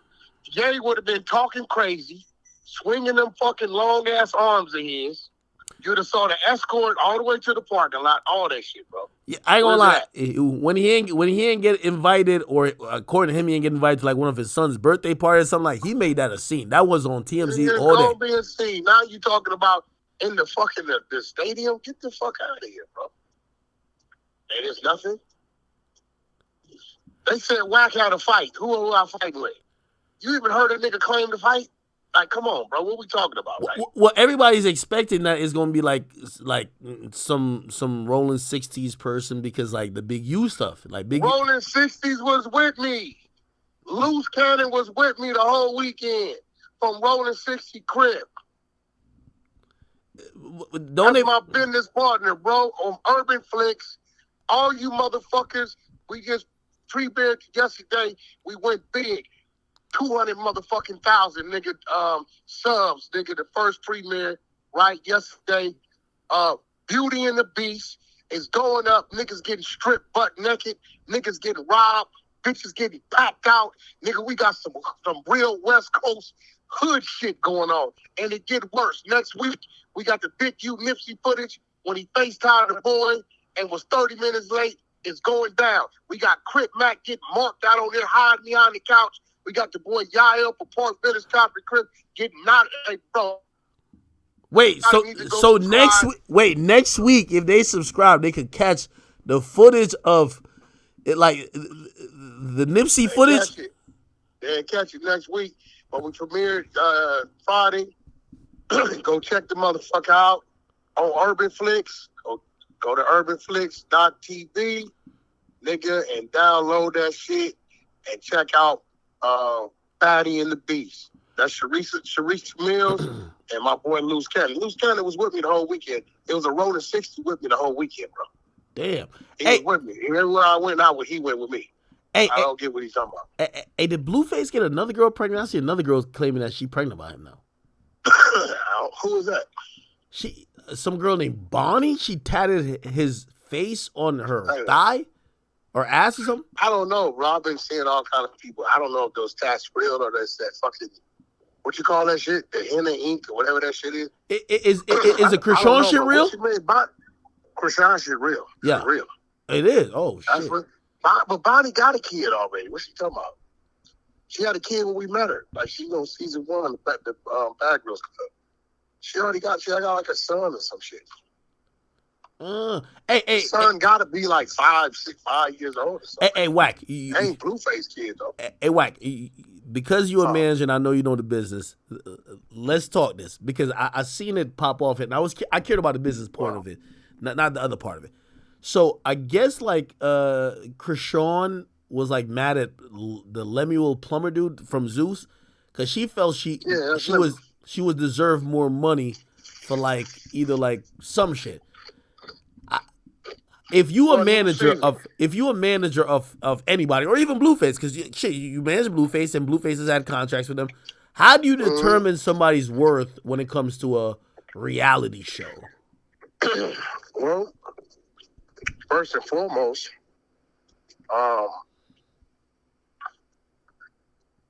when you're dealing with these reality shows that got a bunch of people, that's a different story. But if it's just you on a solo or you and your love interest, different story. So I believe the one was in question was like her and a bunch of people. Okay. And I think that's where she's going wrong at. So you got like, say it's a reality show, say it's the Acid Wax show, right? All right, so we're going to get the majority of the bag, and then our little extras is who we take care of, whatever, right? But if it's an ensemble where it's Act, Wack, Troy Ave, Blueface, Krishan Rock, fucking Jim Jones, it's going to be a different bag, bro, like fucking Love and Hip Hop. Me and you both know there's a lot of them motherfuckers on Love and Hip Hop making 3,000-4,000 an episode. Some 1,500, and that's per episode they shoot. Right? It's real shit, bro. Like that shit be. I am keeping it real. I think I had one of the highest paid contracts back when we first started because Love and Hip Hop Hollywood wouldn't have happened if Ray J wasn't gonna do it. They already had told Mona, if Ray J not doing it, we ain't greenlight the show. And I think I was at back then. This is 20. What was that? 11, 12. We was at 50,000 with a guaranteed 11, whether he shot or not. Right now, that's back then. Now it was a different story. So, you know, I think Krishan's not understanding her and Blueface show was different because it was just you and Blueface versus that other show with all those girls. You know what I'm saying? So what she got to understand is, how do you judge a celebrity? Like, because I think that's what she's looking at. Like, yo, I'm so lit that I should be able to come in. She's not a celebrity. Like, she's not a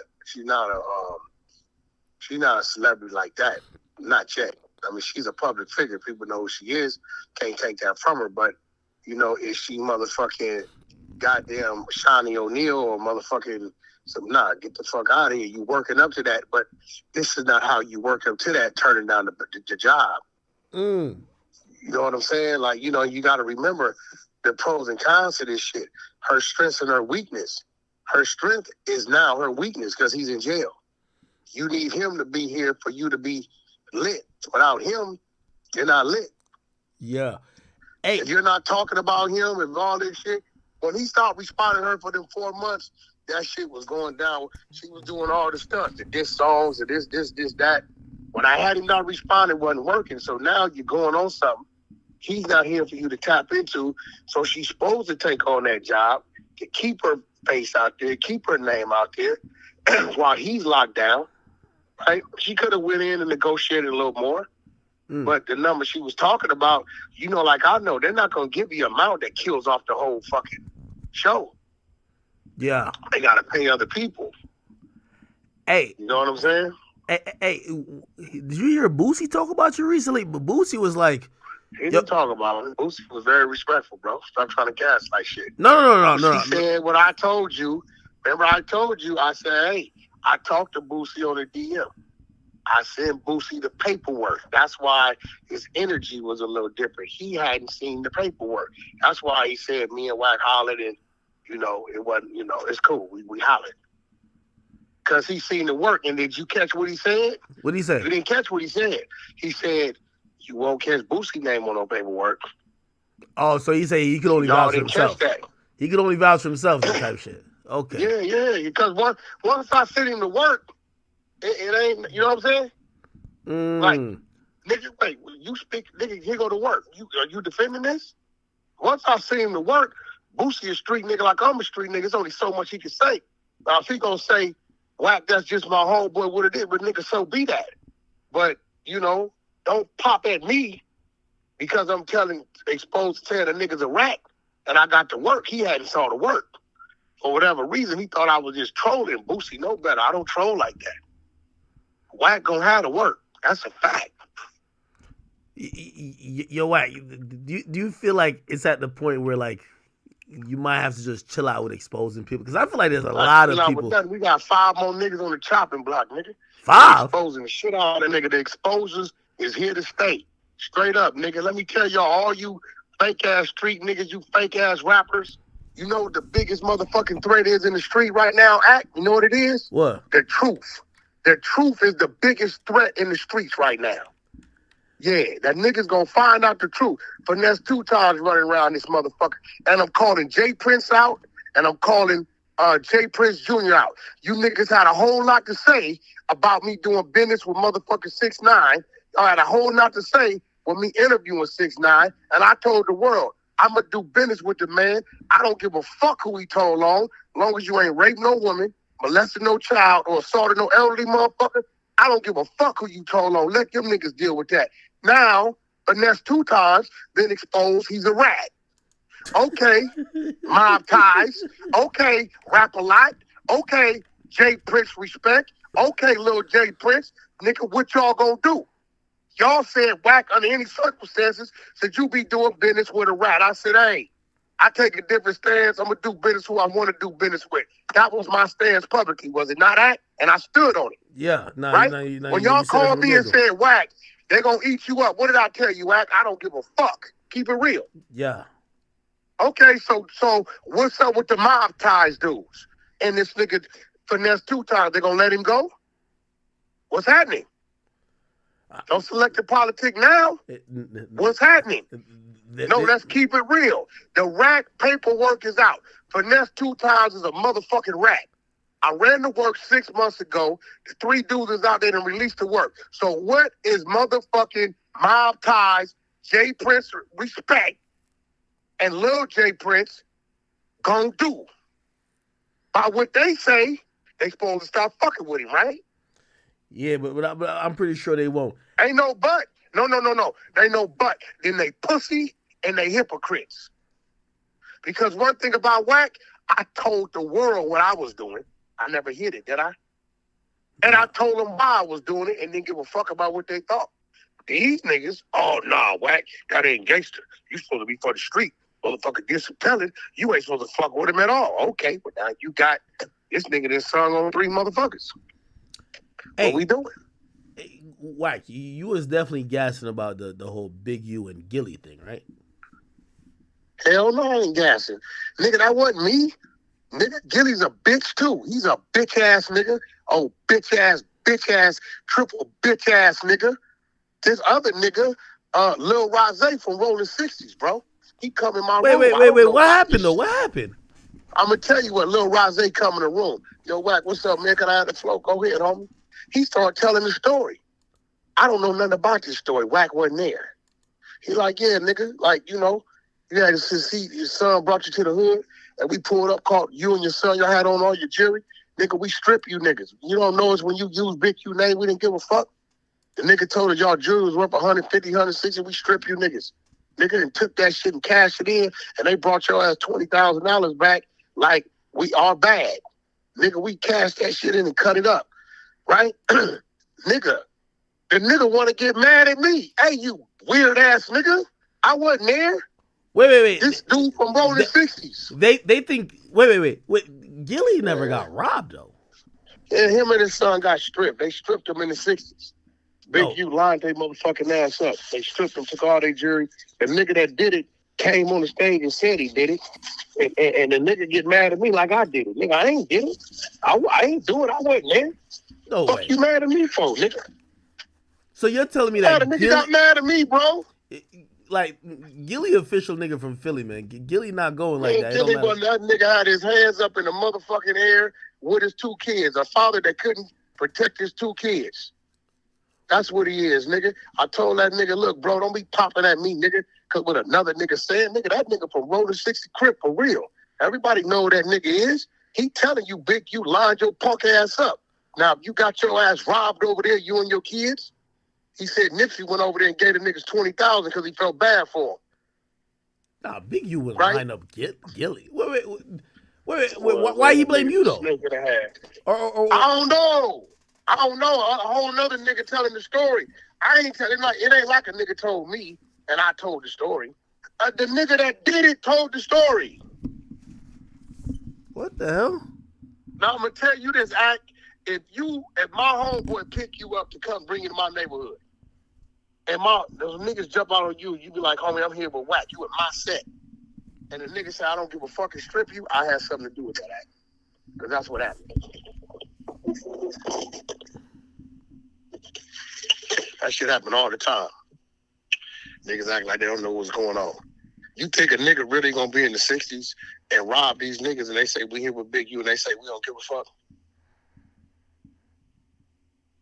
Come on, bro. Now, I didn't know what he gonna say. This nigga got all kind of stories. Lil Rosé, Rolling 60 Crip. Everybody know who he is. He voluntarily came in there and you know, said that. The nigga Gilly get mad at me.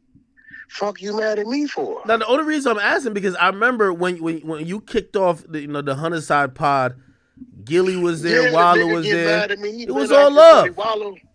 Wallow been acting funny since me and Big U got into it, bro. But the nigga better leave me alone because I done ran into him out here in LA a time or two. I wasn't tripping because there wasn't nothing going on. Be him and Wallow body motherfucking self, nigga. The nigga better chill out, nigga. You better chill out, nigga. You're right. Paul Rudo. Everybody want to know, right? Because they feel like you got so many enemies. Do you run into these people? Yo, Act, check this out. Let me let this be known. I'm from East Side, Pacoima, Paul Rudo Blood Gang, 12709. So I'm my original baby gangster. All you new booty, weird ass, out of town niggas, I've been a Paul Rudo 35 years. What the fuck? I've been had enemies. 35 years I've been had enemies. Niggas been trying to kill me all my life, bro. So like all this shit y'all talking about, some industry enemies, bro. I don't want to hear that weird ass shit. The fuck y'all think, nigga? I'm not none of you new wave ass niggas. I'm a Paul Rudo, my nigga. Hey, you got all these enemies. Act, you don't know the amount of enemies I have. You're talking about these rap crews. I ain't gonna lie to you. I usually think not a lot of people call out Jay Prince and live to tell the story. Jay Prince is a bitch.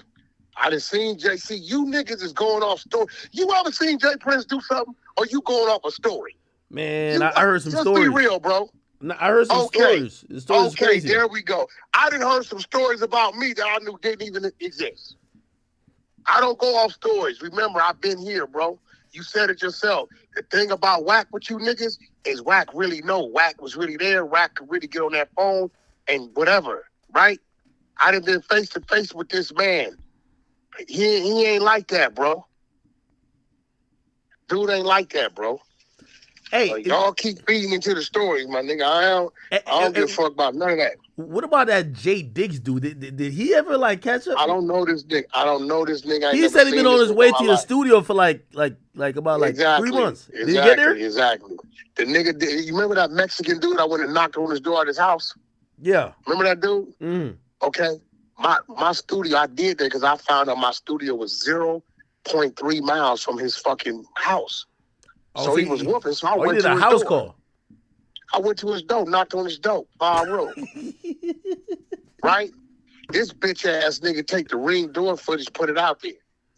4 days later, Jay Diggs go over to the boy house, do a podcast. You know my studio down the street, why you didn't pull up? Here go the problem with these dudes. They think they can dictate how far something goes. You can't. There's nobody in California that can guarantee them how far something's gonna go with me. Nobody, no man. I'm gonna be honest with you. Listen, Wack, and I've known. Listen, I've never doubted you. You've been around me, bro. I've never doubted you. But once I seen the Big U stuff recently, I was like, man, I'm praying for my mans. But I ain't gonna lie to you. What Big U? Big U's a rat. He's a bitch. The nigga working for the police. All you niggas is bitches, dick sucking ass niggas. Nigga, if I had a contract that said partnership with LAPD, they would have hung me out to dry, and you know it. Keep it real.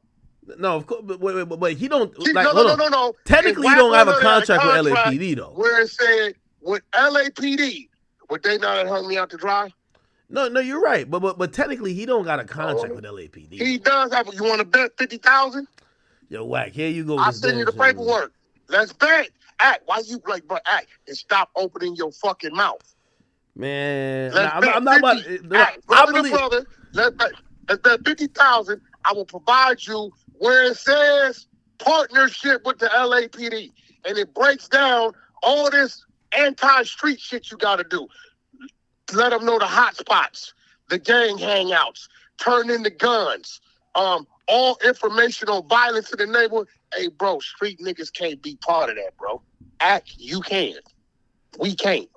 And they paying you for it. Get the fuck out of here, bro.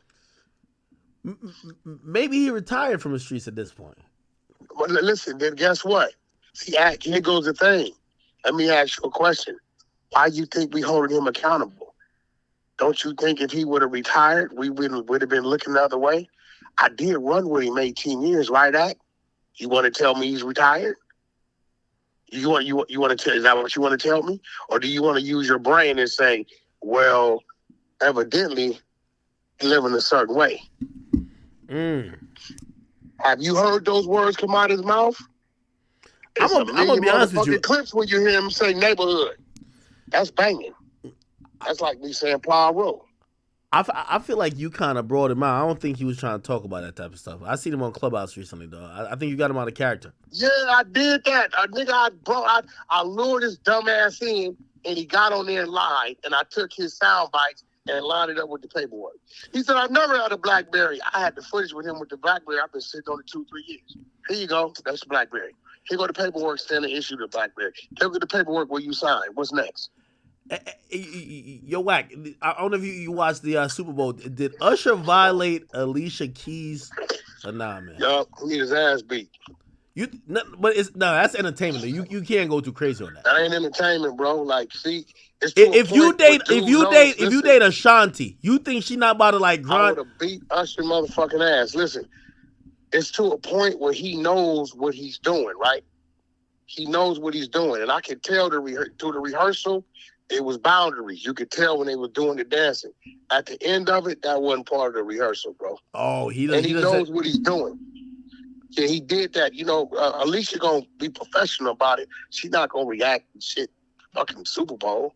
But at the end of the day, he know what he be doing, bro. The nigga know what he be doing. He has that little thing going on, and people, he know what he be doing. Think about it. If you look at the whole performance, he kept the right room. At the end, man, you don't wrap your hands around no nigga white waist like that, nigga, and grind their ass like that. You crazy? Nah, you kind of right about that. The only thing I would say is that, like, if Swiss Beats a real nigga, bro, he's just professional about it. He gonna deal with it his way. A real Bronx nigga. So maybe Usher been trying to violate people all along, because I don't know if you've been to his concert. This what I'm saying. This what he been doing. Like, he been doing it on purpose. Mary J shut that ass down. Back up, nigga. You know what I'm saying? Like, he been doing it on purpose, bro. He gonna do it to the wrong one. He gonna walk up to the wrong female, and the wrong nigga gonna be there, and he gonna get socked out. I'm telling you. Blood walk up on mine, I'm out there with the dead homies. I'm gonna sock him out.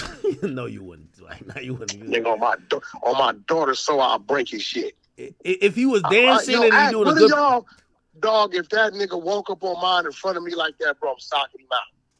I don't know. What do y'all think this shit is, bro? He performing. He's trying to entertain the crowd. Okay, well, that's why he's supposed to be on the stage. Nigga, look, he's playing Russian roulette every time he do that shit. Every time he do that, he playing Russian roulette. He's going to walk up on the wrong female, bro. They got the right nigga there, and they going to trip. Nah, you might be right on that. You might be right on that. I'm telling you, nigga, I'm not going for that. Hey, did you see? I don't give a fuck who you are. Did you see BG and Birdman link up? I think I see the picture of something on the internet. It looked like, you know what I mean, despite what they're saying about BG, like, you know, Birdman might be giving the pass. Birdman is old man. What they got to do with me? I just exposed he a rat. Would you hang if Birdman say, yo, Wack, pull up? You'll be all hanging at the club. No, I ain't doing no hanging. They asked me when I do business with him. I said, I'll definitely do business with him. But we ain't doing no hanging. Do the rat. What it is. I do business with rats. I don't give a fuck about that. As long as you ain't touch no kids, shit like that, I don't give a fuck. I don't give a fuck, bro. Who you ratted on, it's their job to come do something to you. I don't work for them people. Hey. But at the end of the day, I'm going to call a spade a spade. Hey, what? Everybody in my comment section saying that you better be careful. They say Brick Baby about to put you in a trick bag. What's that? What's a trick bag? Man, I don't know what them people talking about. They're probably ain't none of them niggas even from California, bro. The people you talking to ain't even from California. They don't know the fuck they talking about. Brick Baby gonna put. They don't even know Brick Baby. You gotta be careful though, because like if you work somewhere with the nigga who wants you to pay. I don't have to be shit, nigga. I'm from Paru, nigga. I don't know what you weird ass niggas think. Like, nigga, like we ain't got position out this motherfucker. I don't gotta be shit. Ain't no niggas pumping no fear in our heart. Niggas, you stupid. The fuck you talking about? Y'all told Game he had to be careful when he was going at it with 50 Cent too, right? Fuck out of here, bro. Fuck y'all think we is, nigga. The fuck? Nah, I gotta be just as careful as I've ever been. Niggas ain't know about that nigga 57 with bad knees with a motherfucking RICO indictment. To go sit his old ass down somewhere and worry about that paperwork that's gonna drop on him. Got some more paperwork coming. I ain't done. Damn. Hey, wait, you were talking about Hassan. Wait, you and Hassan Campbell back into it or no? I don't know what you're talking about, bro. Oh no, somebody was like you were talking about Hassan Campbell. No, I was just, they asked me about the Cat Williams. I said that shit was funny as a motherfucker. That shit was hilarious. Hey, by the way, who the hell is Big Sad? I don't know who that is. Big Sad, LA, up and coming LA artist. He was hot out here. I just exposed him. He's a rat. You can still pop off if you rat though, right? Like, I mean, like, look, Yeah, Finesse listen, 2 Time is flourishing. Bro. I don't know, bro. We're gonna see. Hey, listen, I don't do it to attack their career. The reason why I expose rats, let me tell you why I expose a rat. Let's say you was a street dude, right? Yeah. You doing street business and you dealing with this nigga because he a real ass nigga. You know what I'm saying? Yeah. Street say he a solid real ass nigga. Yeah. Would you not appreciate whack if I got a hold of the paperwork and you ain't knowing and you look up and I show you that this little dude, King G, is a rat? He go to work and you was just finna do a crazy deal that would have got you 100 years. Would you not appreciate me if you was a street nigga? Nah, I get it, but you know, I don't give a fuck about the fans. The fans can be the fans, bro. Most of these guys are musicians portraying an image, though. I don't. Hey, bro, you don't know that. Stop acting like we ain't had artists. Nigga, what's Fetty Wap in there for right now? Work, right? Yeah. Okay, then, nigga, you don't know what these niggas be doing. So this ain't for the fans. Y'all do what the fuck you want to do. Follow them, follow stream, double up, triple up. I don't give a fuck. Right? This for the niggas in the streets who was just finna do a deal with these niggas, do something with these niggas they should do. I'm making you aware. Other than that, I don't give a fuck what these people do. What up, bro? All right. I would care less. Hey, I ain't gonna lie. Somebody told me that Gunna, since Big U stamped Gunna didn't tell. You ain't hear that? See, that's a little dumbass kid. Look, bro, what human being could erase telling from somebody? This is why the streets is a myth. Shout out Tory Lanez. I mean, Troy Ave, free Troy Ave. The streets is a myth, bro. Can't nobody erase telling. This is why I don't even respect the streets no more. Whoever said that is a little dumbass kid, right, to play video games all day. What's up, mama? How the fuck you gonna say a human being can clear another man from telling? You can't do it. The paperwork, so was the paperwork say you ratted, you's a rat. That's it. It sounds like you just got to know Jumper, man. It's where I'm at. Man, I told him I was gonna be here. Man, I'm glad you're safe, man. As long as that nigga Brick ain't in sight, man. Man, dude ain't nobody, bro. You're a little dude with dreadlocks. Dude don't want to die, bro. You don't want to. He's a nigga that's trying to go viral. He the same shit Sharp do to you, he do to me. No, I definitely think you're trying to use your name, though. I kind of realize it. Shit ain't gonna work. It's not gonna work because you a dope fiend nigga who say you do gay shit sometimes. You seen him admit to that, right? Me and Adam do gay shit sometimes. He said what? Nah. Oh, Paul, when we said that, you want me to say? I'll send you the clip. You gonna post it? Nah, he ain't say that. Yo, act chill out, bro. You knew they ain't say that. Yo, if I seen it, act. Let me ask you something. What if you heard me say I got something I ain't got it? He said he do gay shit from time to time. He said it live on No Jumper. Me and Adam do gay shit sometimes. Yo, Wack. Let me ask you an interesting question. Yo, how does somebody defeat you? Like you ever thought about that yourself? How does somebody defeat you? How does somebody do what? Defeat you. Defeat me. First of all, I'm an Aries. I only speak on what I know. If I don't know, I won't talk about it. If I don't know 100%, I can know 99%. I ain't gonna talk about it. Like, hold on. You cannot beat me with a lie. I will tell you, you cannot beat me with a lie. That ain't gonna work. I'm gonna destroy you. Because I'm only gonna talk about what I have. I'm not gonna talk about what somebody told me. I'm not gonna talk about what I think is coming. If it's not physically in my hand, I done read this shit a zillion times. When it pulled it, cross-referenced it, I'm not gonna talk about it. Hey, you got to be careful of that, like, because he been talking crazy about you. The cowboy dude. I don't think he appreciate your commentary, brother, or like whatever you be saying. He's a rat too. He took the stand. Oh, okay. He took the stand on Eric Holder. He's a rat, and the nigga's a motherfucking he's a child molester. Megan's law. Go pull him up. No, I don't respect you. You want to bet? 5,000. Let's bet. Yo, Wack, how you know all this shit? What you mean, bro? Nigga, the honest side. Nigga, I got research teams, you know that? I got spies, research teams, you know that, bro? I got a whole operation over there, bro. It's a fact. Nigga, the same niggas that I used to protect you when they was coming with bullshit. I had them go research, and I sat in there and debated with them dudes about what you didn't do, what you meant by when you said in college, if you had this type of ID. The same research team that said, Wack, Jersey legal age of consent is 16, New York is 17. So technically he's right. If they got a motherfucking that type of ID, they use it between those ages of 18. So what Act is saying is not weird. Same team, bro. Yeah, hey, when I was talking about that, I was talking about Tiger. Then I was talking about college. I was like, yo, in college, there's a 4-year gap. There's a 4-year gap and people don't usually check. They tried to fry you up behind. Nah, they did. They turned it into some whole shit. They thought they turned it into some. Oh, that's his preference. I'm like, nigga, I'm speaking on the topic. Yeah, but not only that, you was talking about back when you was in college, not right now. Like, Yeah, you're not at a like college campus. Yeah, like when you're on a college campus, if somebody's at college, you assume everybody's of age. Like you don't really check. Yeah, like, but the thing about it, y'all legal age of consent is 16 out there. So, and like out here in California, is in my head 18. All our life, we like can't wait to be 18, can't wait to be 18. Out there is 16, and New York is 17. It's actually 30 plus states that legal age of consent is 16. Right? It's less states is 18 than the 16, 17. It's a fact.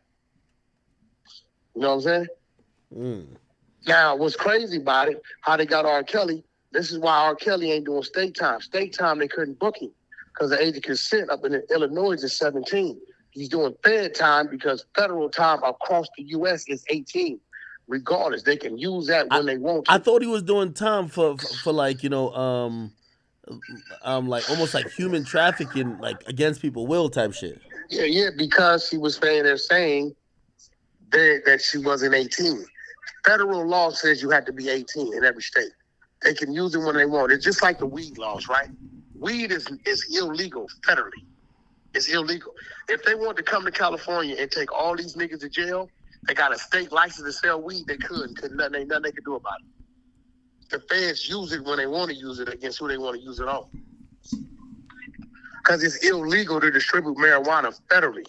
In the state of California, it's legal in the state, but the feds trump the state. So even in this situation, the law of the land, United States of America, federal law is 18. But yet you could be in Jersey stat and the state law is 16. It's like really some entrapment type shit. But they use it they use it when they want to use it. Yo, listen, I need to get Loose Cannon and Sharice Mills up there, bro, to interview with you ASAP, bro. When they gonna be in New York? I mean, let me know. I need to do that ASAP. I'm my business partners. You know, we got down to 200,000 subs. With our first thing, I'm working with them. I'm reaching out to my brothers. By the way, is that network competing with Zeus? Like, because it looks actually like a legit they're not network. Competing with Zeus, bro. Listen, that's like saying, are you competing with fucking Joe Budden or fucking Gillian Wallow? Bro, they're just a network. Yeah, they're just a network. That's it, bro. Like, I hate when people do that. They're a network. They got content. This is new content. We got 2-3 more shows we're gonna pump over there. Ray J's coming with the Tronics Network. Same style setup. You know, there's no different. It's no different when podcasts start happening. You start seeing a bunch of them pop up. The major ones hit, and now you see a bunch of little ones everywhere. Clubhouse, this shit, that shit. You know, people just doing their business. They not compete with nobody. You know, they urban flicks, and they got content over there. They got contracts with people. I'm working with them. I need Loose Cannon and Sharice to come up and interview with you, and I'm gonna call you back and see what we can do on some promo on the academic space. All right, let's set it up. Just text me. We'll set it up. All right, cool. Love. All right, bet. That's one thing about whack. As soon as you wrap the conversation, I'll be off the phone. Anyway, chat. All right. Holy. Damn. All right, cool. It's all good. You know, nice little. I feel like we just had a podcast with whack. That was cool. Hey, real quick, if we haven't seen, let's go look at the Usher thing. I kind of wanted to like break it down like the way I seen it, because I am actually not in the realm of thought that is mad at Usher as much as people are. I'm not saying I'm like, oh no, great Usher, but I'm not mad at him, right? Usher, Alicia Keys, hug. Let me see if we can find like maybe right here. So See, it's rare you. And so it was pretty much that. Here we go. Yo, my girl performed at the halftime show this year, bro. It's gonna be shit. Yo. Okay, everybody's like doing little skits. Let me see if I can find another one that's just like. Here we go. Maybe it's this. Give me a Just can't see. No, here we go. It's this. See, it's rare you find people like us. What's up, world? All right, so I'm pretty sure by now everybody's seen the viral video of Usher and Alicia Keys. Honestly, if you ask me, man, I feel people are over exaggerating this thing, right? The reason why I honestly feel people are over exaggerating this thing is that there's a few things you have to think about before you get here. I think a lot of people look at this and on face value, they're like, yo, you thinking about your girl that nobody knows, that don't do nothing, that barely got a job. And I'm not saying that qualifies her. And by the way, you see Javante Davis said Usher would have been on his way to the hospital as I write this, if I was Swiss. But let's be honest. There's a few things that's qualifiers that have to matter. If you're dating a female entertainer who partially, and I don't care if it's Alicia Keys or Sexy Red or Meg Thee Stallion or Nicki Minaj. Nicki Minaj is a great example because Safari was dating her for a while. If you're dating a female entertainer who usually tend to sell sex, okay?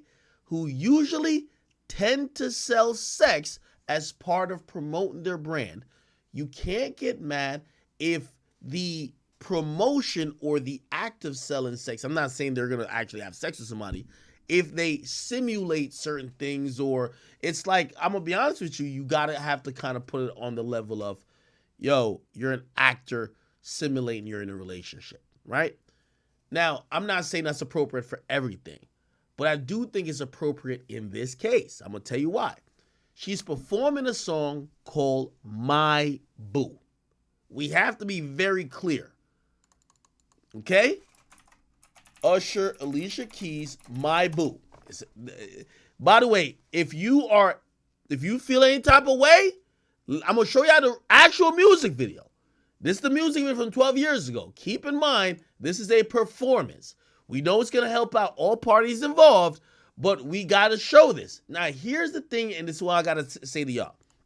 Maybe I got to speed this up a little bit that we don't get copywritten even with the sound off. If you care about any type of physical contact with your girl and the nigga who sing the song don't have her perform a song called My Boo. Like, come on. What are we doing? You're going to have your girl perform a song called My Boo, right? Let me show you some of the most provocative scenes of this.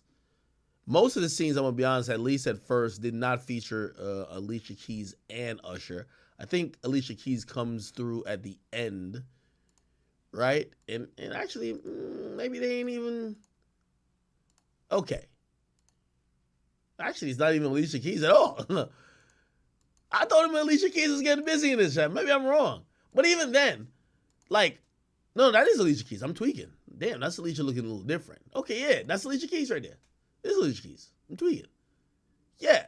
Again, bro, they're performing a song. Now, if he kisses her, yes, wild, crazy, out of line. He hugs her. Now, granted, we're cultural, so we know that that's Swiz's wife, you know, so it takes a different type of meaning. But I'm going to be honest with you, I didn't think it was that big of a deal. Am I tripping on that or not? Am I tripping on that? My bad. Give me a second. Everything is like catching up. Somebody said the Academy chat gym. Thank you for the 10, by the way. It says the gym is open. Come get some work. Appreciate you. Damn. Somebody else says, Warm Trigger says, yo, Gilly's son Cheese got killed last year. By the way, I want to read this respectfully because Gilly's my man. It says, Gilly's son Cheese got killed last year and he hasn't picked up a stick since. Rap full of clapping dudes and spinning, but your son Swiss cheese. You're wildin'. You're wildin', my brother. You're wildin'. Okay. Y'all think Usher's out of pocket? I'm gonna be honest with you. I would have, like, if I cared about that, I would have told her you can't perform with him. I'm sorry, you can't perform with him. Like, let me ask y'all a question. Would y'all let y'all girl perform a song called Sneaky Link with a nigga? And then expect them to be like distant as fuck, like you over there, I'm over there? No. They marketed this song as, yo, you're my love interest for the song. It's not that serious. So them hugging, or really it wasn't them, it was really Usher. And I think that's the problem, right? It's not like, you know, she looked like she was acting as well. It looked like she was just a probably in the dark participant, and Usher just like grabbed her up, and that looked weird. I of course get that. You get what I mean? Yeah, y'all got me reading wild shit. Please stop. Like, you know what I mean? We love Gilly over here. Please stop. Somebody said, ask Nicki if she would do that. Yo, Nicki kissed Nas while she was with Safari. Y'all ain't see that? Nicki Minaj. She literally kissed Nas while she was with Safari. Factuals. Was this a song? She had some song, nigga, and she literally kissed that nigga on camera. Somebody said she did? Yes, she did. Someone said they were broken up. Bro, you gotta be a bar, bro. Somebody said, yeah, let's see it. Somebody said, that's Nas, though. You're gay. Look. Safari talks about, look, I bet. See, I think I'm lying. Seen her with Nas. Because remember she had kissed Nas or something, and you said that. I was there. No, back when y'all was together. Look! He said, I was there. Nicki's boyfriend was there when she tongue kissed Nas. You know why? That was part of the gay gang. I'm not saying, by the way, I'm not saying I would have let that. That's wild. That's wild. Like, baby girl, we could do this video without, like, this is crazy. But listen to this. Oh, wait a minute. No, I didn't really, that was whatever. Yeah. But that was like, because I'm like, yo, I was there the whole day. So I'm like, damn, did that happen when I left to go? I left to go. You know what I'm saying? Stupid. Nah. Wait a minute. Holy shit. What the fuck? Wait a minute. I must have left for like an hour or 2 hours. And I think that's when that scene happened, yo. Yo, can somebody turn the air conditioner on? There was no like mention of the kiss, right? It was just like, we shot the video, we good. You like, oh babe, look, the video's out. And she like, nah, we ain't really gotta watch no videos. No, right now. I just, it was like, oh, okay, look, there's something in the video that you're gonna see that I know you know didn't happen. I'm like, oh, all right, cool. When was that conversation though? I was in the car. She wait till the last minute to say it. And damn, I'm like reliving it right now. Yeah, That's I see your eyes. I see your eyes. I mean, you can cry if you want. I'm dead serious, bro. If you want to cry, my nigga, I'm not being funny. I'm a crying ass Son, nigga this too. is I'm a cancer. Okay. Now, let me go back to the video. Yeah, they kissed. Like, y'all niggas act like I was crazy, bro. Look, here we go. I think this is the video. This is right by my side, like 11 years ago. Let's see if we can find a kiss. Wait. No fucking way it starts out with a kiss. That's wild. Nah, no fucking way. Nah, Safari, what the fuck was you doing? Nigga, the opening scene is a kiss? Nah, this is crazy. Oh, hell no. No way. Oh, okay. They edited out that part. Okay, looked like they did kiss, but like we ain't see it yet. How many times did they kiss?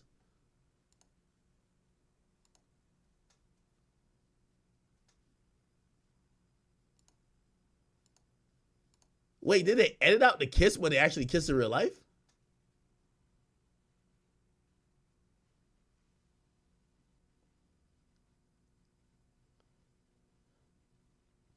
Somebody said she didn't tongue kiss him.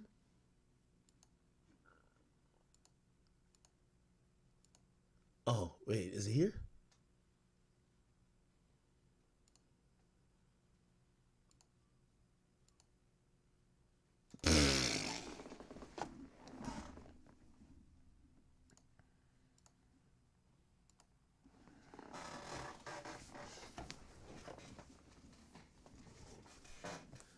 At least Swiss don't gotta watch that. Yo, they sent Safari to the stove, and this girl was getting like, we need a pack of annihilators. Yo, nigga, we need some juicy fruit gum. Yo, make sure you go get some Magnum condoms, extra large. Like, they was sending that nigga to the stove. Nah, this was wild. Damn, my boy Safari, bruh. You know what's so crazy? You know all these women that's now coming out like, hey, I was abused. I was in a relationship that wasn't fair. You know who could come out with the craziest story? Nigga, I've heard stories about Safari. I've heard stories about Nicki Minaj chasing Safari around with a bat. Like, chasing him, trying to beat his ass. Like, telling him to shut the fuck up. You feel me? That nigga spoke out of turn. Shut the fuck up. I'm the star. You're nobody, you bitch ass nigga. Like, I've heard mad stories about that. And it's not only for one person, multiple people. That nigga's on set watching his girl kiss another nigga, all of that shit. Imagine if he was supposed to be on the same shit everybody else is on. Like, oh, let me tell y'all my story. Damn, this is crazy. Yo, you know if you dating a girl, especially a black girl, bro, you know this scene can't be kept in the video, right? Like, you know this is not gonna kept. It's no way she letting. Bro, you think she finna let her girls talk about this the whole fucking month, whole year? Nigga, this can't be kept in the video. You know this, right?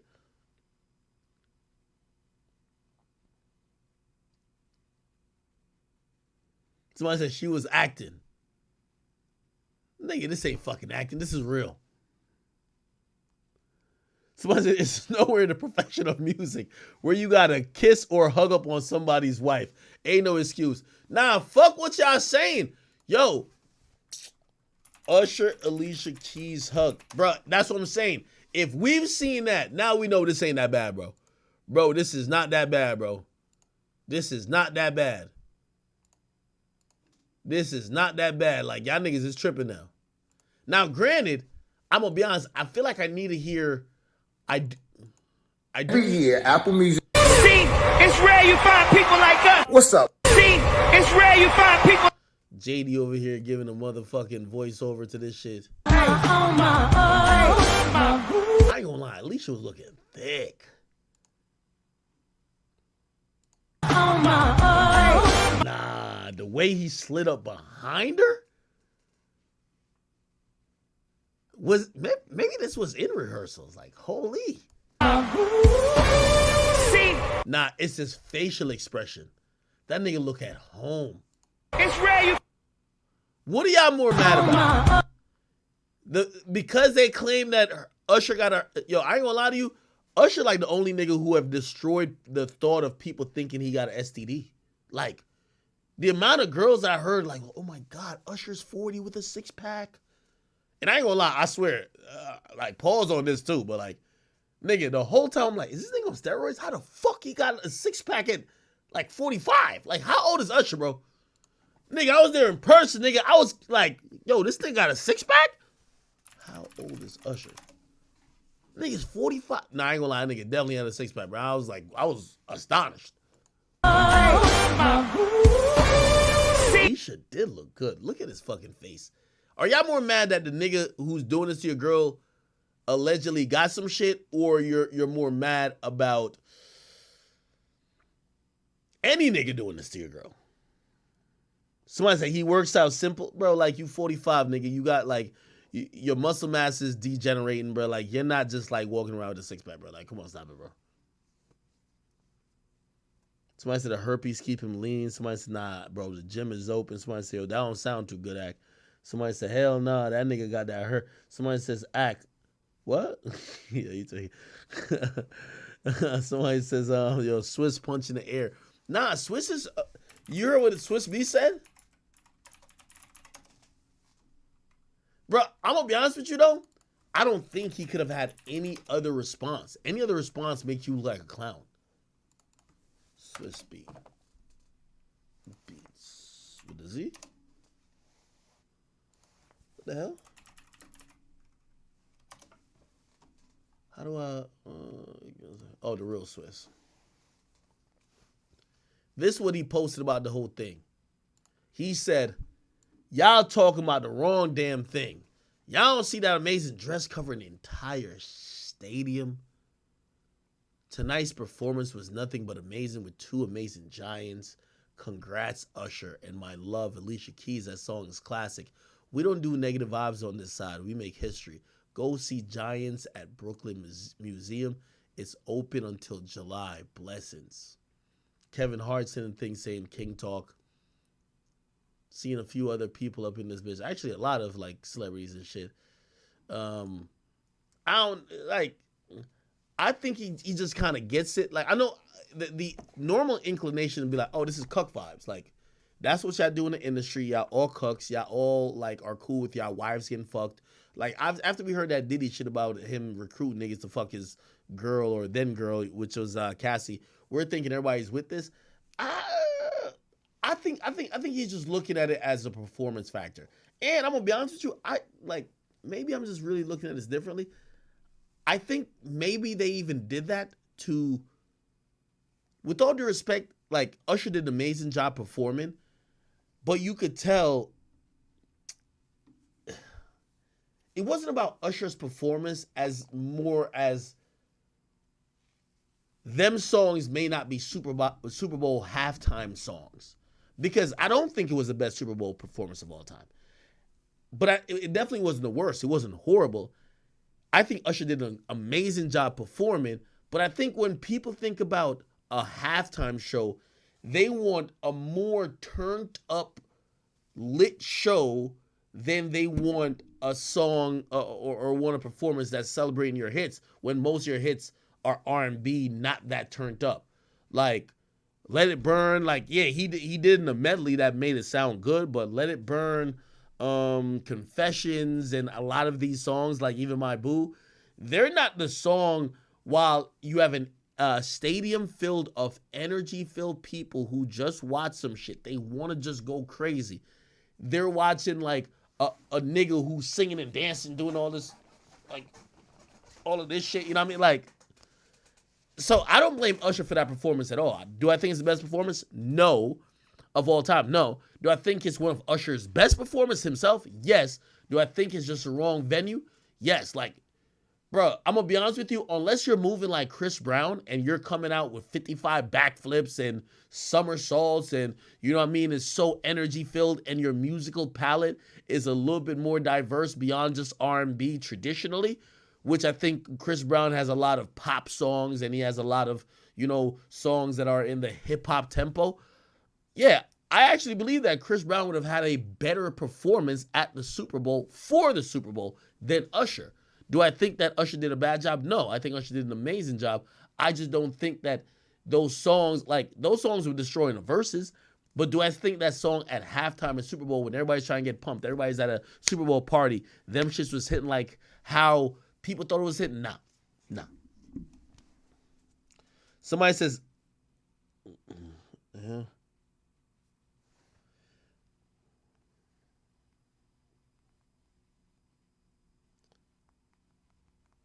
somebody says, Ack and Usher Ack and Swiss Beats the same? I mean, bro, see, that's where y'all getting it wrong. So, put it like this. I got to give y'all a realistic example, right? So, if I'm dating, let's not say Sexy Red, right? Let's say Doja Cat. If I'm dating Doja Cat and Doja Cat does a show where she's fucking twerking in like some shit that's see-through and she got a thong underneath, I can't be upset, my nigga. I can't be upset. You're dating Doja Cat, my nigga. You're dating somebody who's a star who has used her sexuality or her sexual potential promiscuity to try to court fans. You can't get with somebody and be like, oh, no, you're a good girl now. No. Somebody nigga don't date a fucking star. It's like dating Beyonce and saying, yo, Beyonce, bro, I don't want you to be doing the uh-oh dance where she fucking twerks like a maniac and like just keep going like the Tasmanian devil. You can't tell her to stop doing what she does. Bro, you're dating Beyonce, bro. It comes with it. You're dating Alicia Keys. Now, granted, I'm not saying Alicia Keys is some sexual type of girl like that, but she's performing a song that is a love song. Don't date a performer, my nigga. If you don't want your girl to do some shit like this, do not date a performer. Date a girl who is not a performer or is not in public life. Okay, she was singing and nigga, like, to be honest, the only question who I would ask her would be like, yo, hey, did she know that was gonna happen? Now, granted, I agree with Wack a little bit. Yo, if you didn't know that was gonna happen and that nigga just he just tried you at the last minute, I get it. But if it was something that, you know, there was a variation of that gonna happen, bro, you can't be mad, bro. Wasn't Janet Jackson? Oh, never mind. I don't think she was. I was gonna say, wasn't Janet Jackson with Jermaine Dupri when motherfucking that nigga ripped the thing off her nipple and tried to suck it? Well, actually, he didn't try to suck it. He just ripped the thing off and you seen her nipple exposed.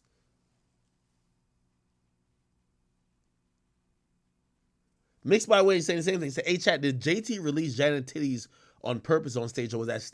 Yeah, bro, like, yo, we're in this like, oh shit, we want to kill a nigga over saying something to your girl, like, mentality. I'm not saying I would be happy that Usher did it, but bro, I'm dating an entertainer. If that was a possibility in rehearsals, yo, your time to be mad, unless homie just did that out of the blue. If she did that out of the blue, cool.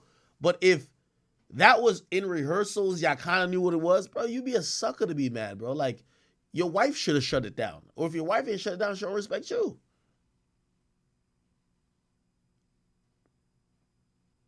Swiss better fade Usher. Don't listen to Act. Here's the funny thing. Yo, it sounds good talking about, oh, you should beat this person up. Nigga, what if Usher would beat that nigga's ass? Nigga, I literally think Usher would beat the brakes off Swiss Beats and give him herpes. What's popping, nigga? Like, what you doing, nigga? What you doing now, nigga? You infected and you got your ass whipped. What's up? What up? Y'all niggas always be talking about like the nigga who's like about to beat somebody up like he about to win. Hell no, nigga. Usher 45 with a six-pack, nigga. Swiss Beats is 60 looking like Gonzo. Nah, Swiss Beats, I fuck with you. I ain't even trying to make that joke. I fuck with you. I fuck with you too much. I'm in the R2 gang. I can't even talk about you like that. I can't even talk about you like that, bro. Holy. All right, man. All right, cool. We got other shit to talk about, though. Somebody said Usher gave Tom the beats in Boondocks. Did he? Somebody said Fonnie Willis. This is what Ply said. Fonnie Willis, fuck that case and run for president. I'll VP you. I won't find a free thug, but outside of that, I got to see about Fonnie Willis. Ain't never been turned on in my life. I know she smelled good too. Talk to me, Fonnie. You ain't gotta pay me. I'm gonna pay you. I know Fonnie wet. I mean in the most respectful way. After watching her on the stand, I'm turned on. I know that thing good. Fonnie, hire me. I'll work for free. Damn, this nigga need a timeout, nigga, or he need an IV. This nigga thirsty as shit. Goddamn, Plus.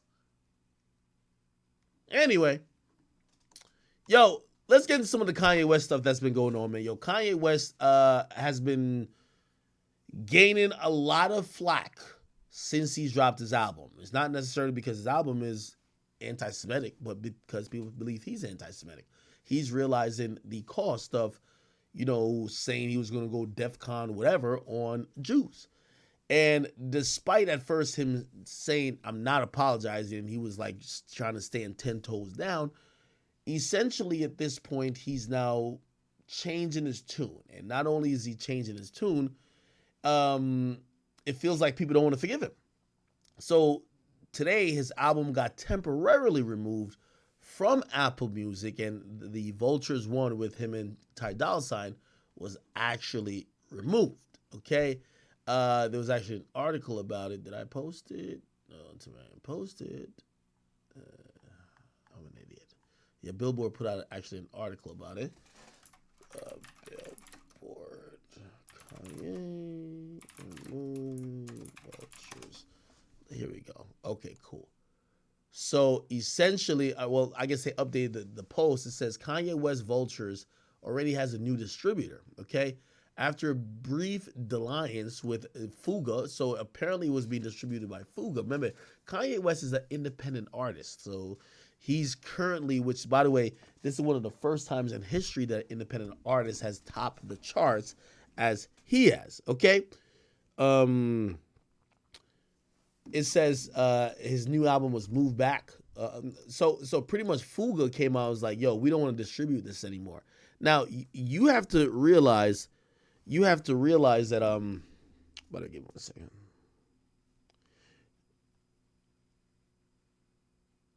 What the fuck? Sorry, chat. I'm just checking on one thing really quickly.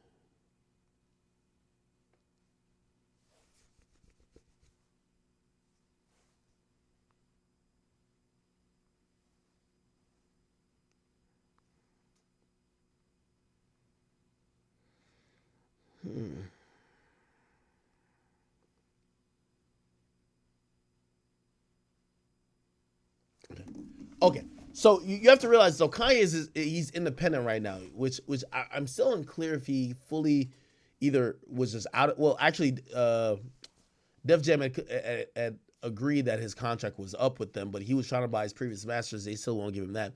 Regardless of the fact, he's now independent and he's putting out his album, right? Now, granted, by the way, this is one thing that's going to go under the radar. We got to salute and we got to support Kanye in some capacity.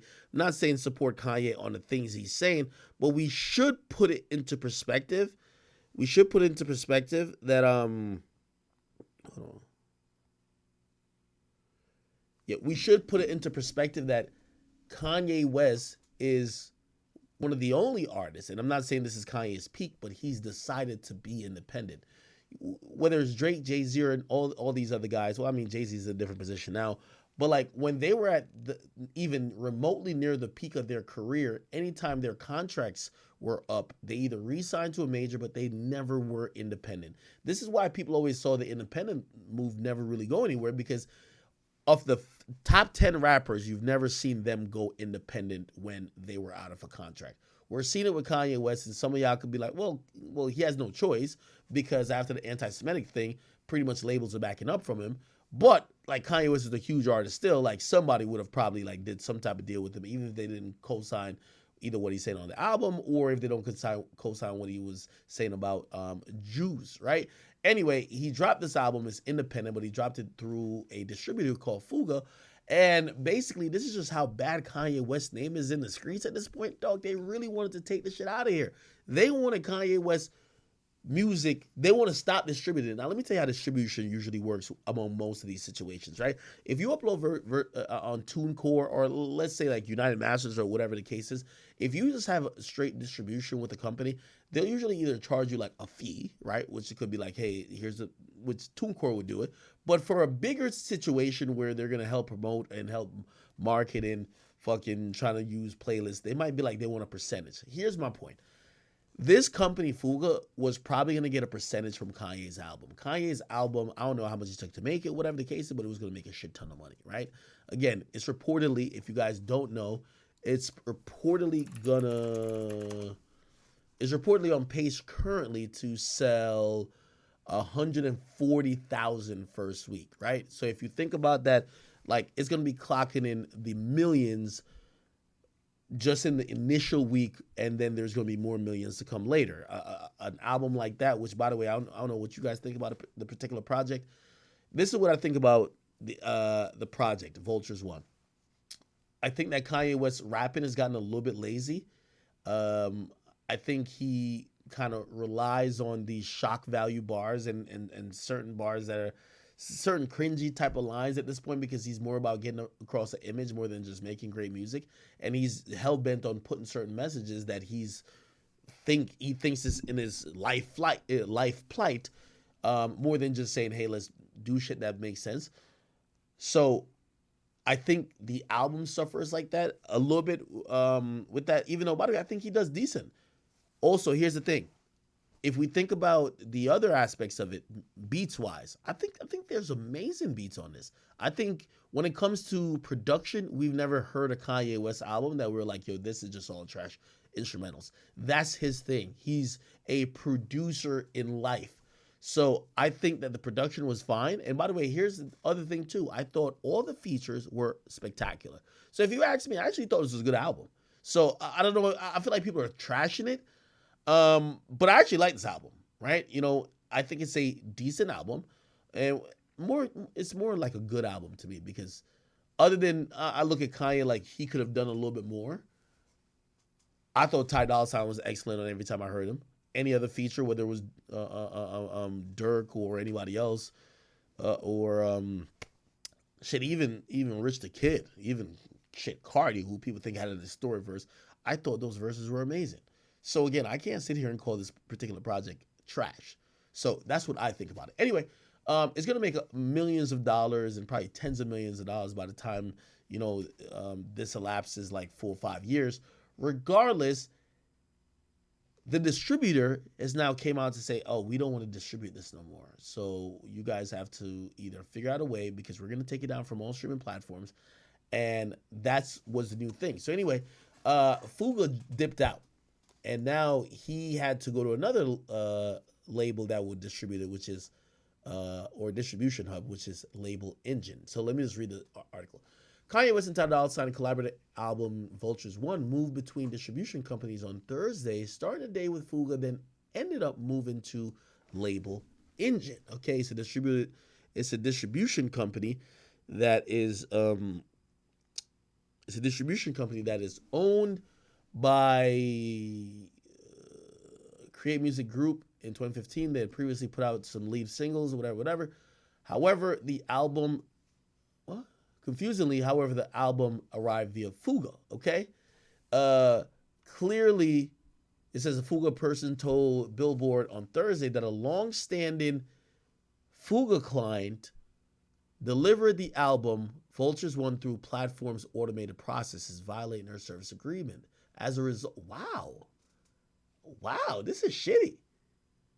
They're basically saying they never approved Kanye to be on their platforms at all. Wow. They said basically somebody who has a contract with them just put Kanye's album up there without telling them it was Kanye and without them approving that they would work with Kanye. So as a result, the company planned to remove it from their system. This created some turbulence for West's release, which was briefly pulled off Apple Music and iTunes before it reappeared. The album home Label Engine, which founded by Rich Billis in 2022, he said of 1,500 labels and a total of 90,000 artists use his company for distribution. They said Bill's company was built its client base in part because we had a low distribution rate, which was 15%, compared to 25%, which a lot of other people do. Yeah, a lot of... Actually, for artists who's not really signed, you're going to get 30% probably. 30 to 40% in terms of distribution fee. We also provided free of use accounting and promotion tools, blah, blah, blah. Okay, cool. We don't want to read too much about them. On Wednesday, Spotify removed the song Good Don't Die from Vulture 1 after Donda Summer's estate complained about it.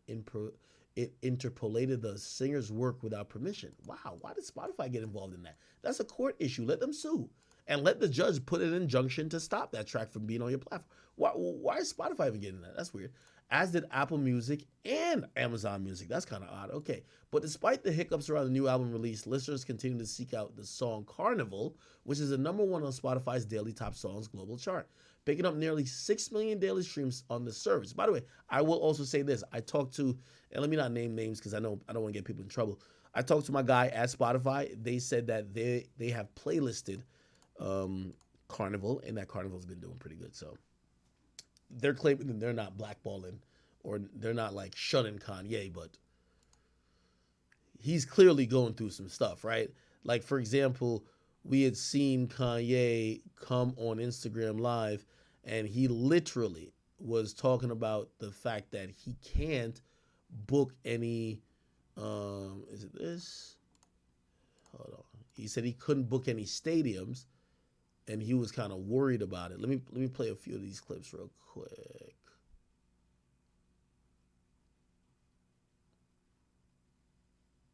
Is it this? Here we go. Yo, this Ye. We just sold out the United Center in 7 minutes. And I just wanted to express to everybody out there to see if it's anyone that can help with this. It's the only arena that I had access to in the past year. And when I call, people say there's no avails for me. And you know why that is. So if there's anybody out there that can help with this, please. Yo, this Ye. We just sold out the United Center in 7 minutes. And I just wanted to express to everybody out there to see if it's anyone that can help with this. It's the only arena that I had access to in the past. So essentially, he says he can't book arenas. And by the way, I think this is the point we're here with Kanye. They've got a Kanye on bending knees. And despite if you think Kanye should be allowed to say whatever you want to say, or you think he's right, whatever the case is, Kanye West has finally hit his head on the ceiling. He ain't the most powerful nigga out here. And also, there's certain things that are so big in terms of power. And I know somebody will be like, yo, everybody's proving his point. Nobody gives a fuck about his point, okay? What they'll take his point and do is kill his career and kill his influence. He needs to be in these arenas. He needs to be able to sell stuff in stores. And here's the problem that's coming into place. These outlets are just flat out denying him, saying, hey, listen, you can do what you want to do, but do it on your own terms. We don't want to be a part of it. And you get to realize that no man is an island. And that's a popular saying, but it's true. And it's coming to fruition, at least for Kanye West. Here we go a little bit more. Wait, where's the other Kanye clips? Okay, so by the way, he has a 3-hour interview with Justin LeBoy coming in.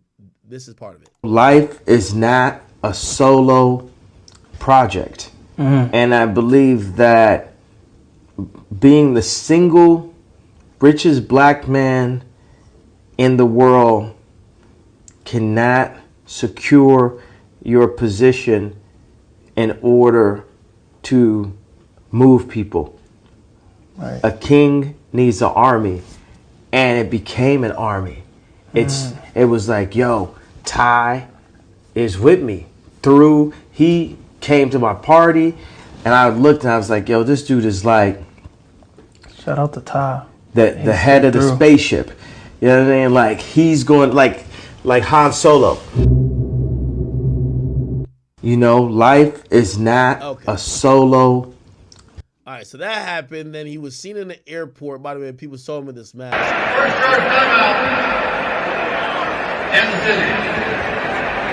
I think this was him in the Super Bowl, probably. Yeah, I think this was him in the Super Bowl.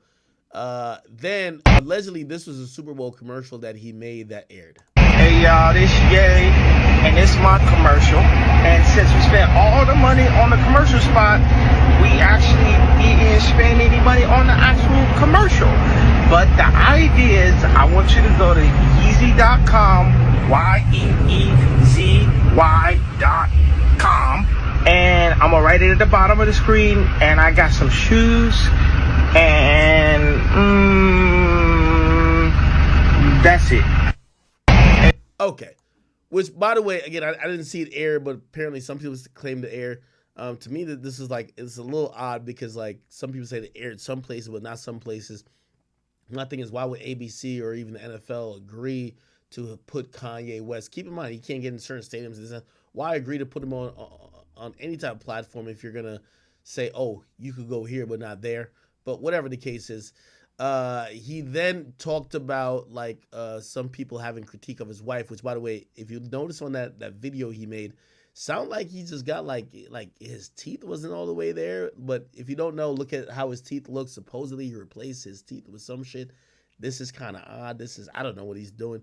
But he was in the airport, and this is what came out afterwards. By the way, he also sat with the supposedly the owner of Adidas, which he later amended the caption. to say that he was thinking about doing a deal with them, which he was going to give them like part of the profit. I guess he deleted that picture. But yeah, the caption was like, he added to say, hey, like, you know, I offered him 30% of the profits if they will let me distribute my Yeezys through them, right? So basically, he's talking about the distribution model yet again. Anyway, this was him in the airport talking about people critiquing his wife, because people did see his wife at the Vultures, like, you know, premiere, and people thought that like, yo, what the hell is going on with her? Actually, I didn't even post that because I thought it was TOS. She was in like some scantily thing where you feel like you could see her pussy and maybe her titties. I don't know. But anyway, this is him talking about people discussing his wife. Yo, I just want to tell everybody I posted my wife 3 times on purpose. You understand what I'm saying? No. So what I'm saying is, I delivered the album. Then people still in my comments talking about, why are you posting your wife? Because she make me happy. That's why y'all happy with the music, because I'm happy. You understand? So don't never say nothing negative. If you don't like my page and don't like what I'm posting, go fuck yourself. Seriously. Leave the king the fuck alone. I don't care, bro. I'm gonna post my wife as much as I want. Go post your wife on your fucking Instagram. Oh. I just want. So that happened. Then he ran into people at the airport, and here's this conversation. Kanye West airport interview. Here we go.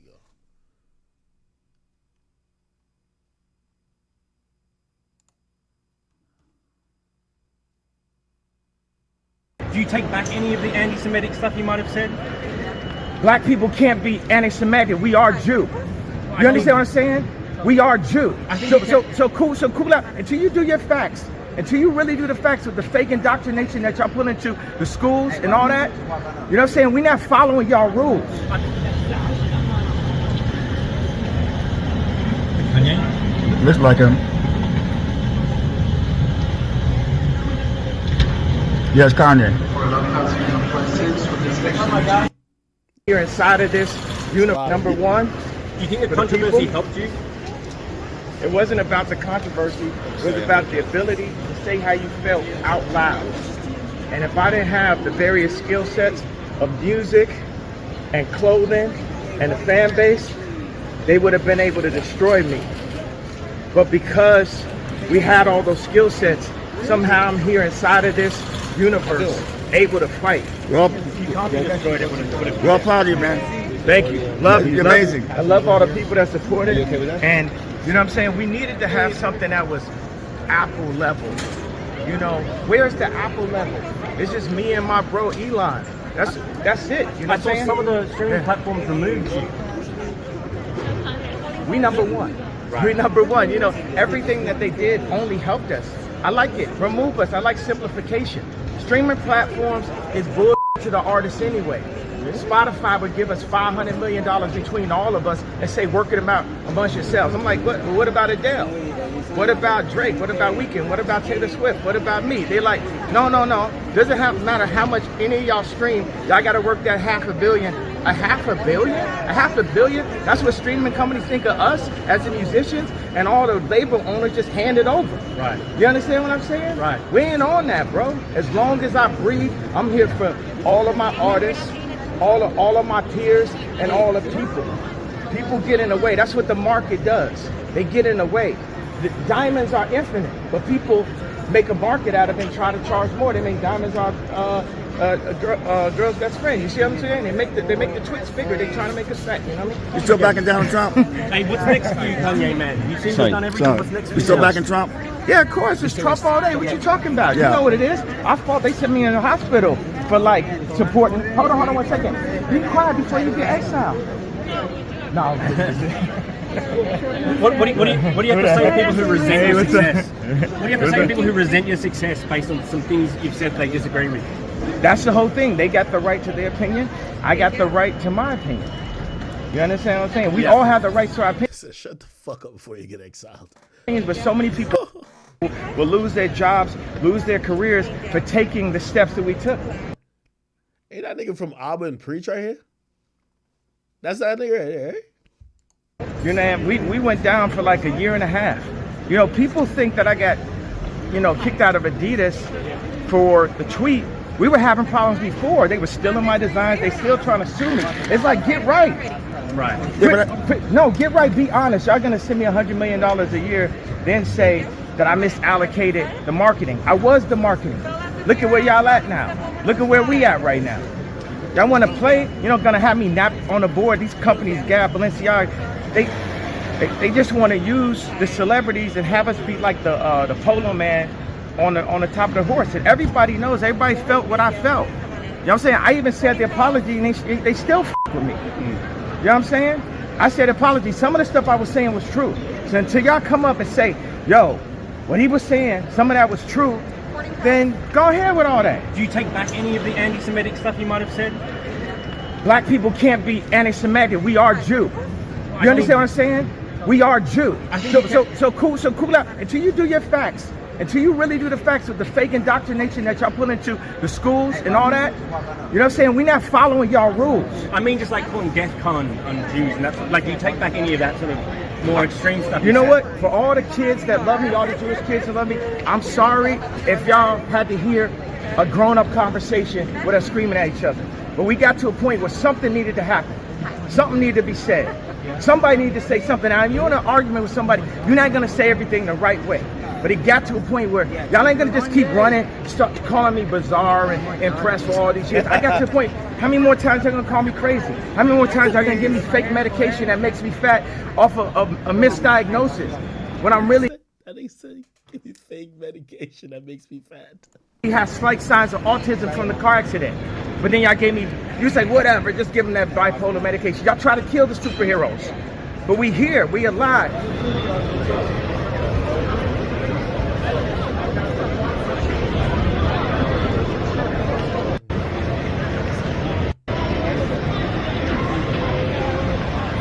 That's his wife.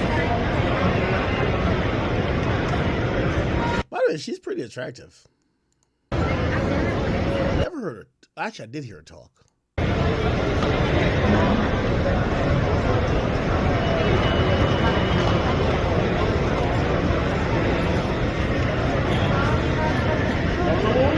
Y'all think she gonna write a book or try to expose him if they ever break up? I'm hoping they don't break up.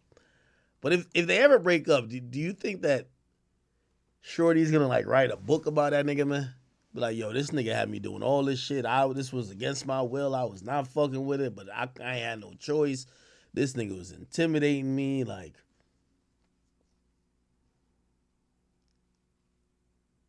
y'all said, hopefully not. Shit, man.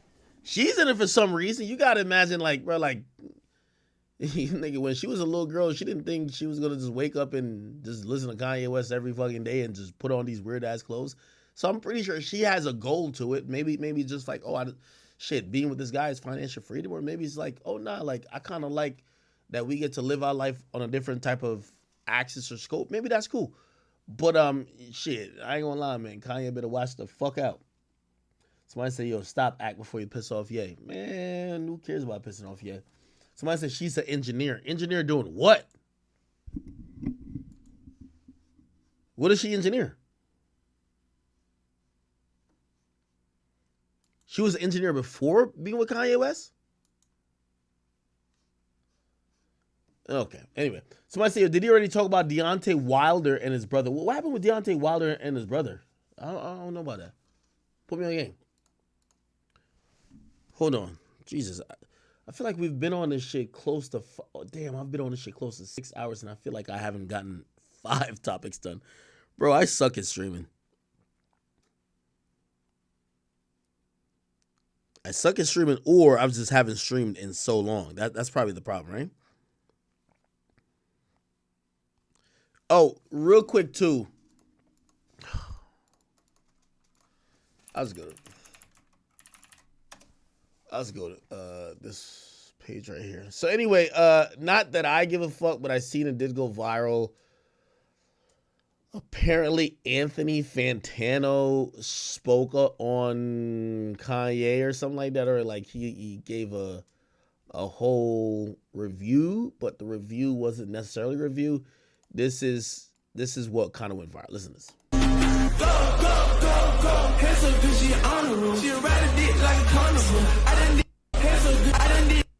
Okay, let's just continue. Okay, all right, that was him listening to Carnival. But apparently there's a full-on video of him basically saying the album is let me see. Anthony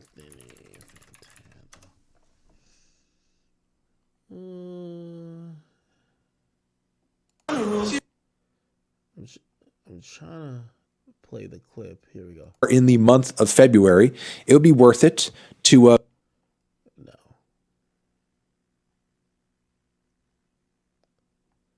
Is this it? Most of the music he reviewed, actually, and how I build it. I mean, come on, brother. Okay. That's just. Right. I hate even playing this nigga's channel, but let's do it.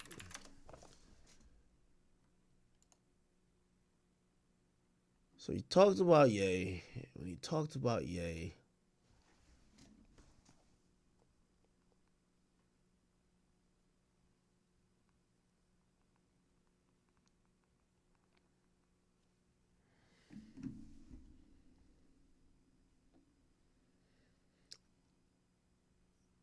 where the fuck is it? Am I tripping?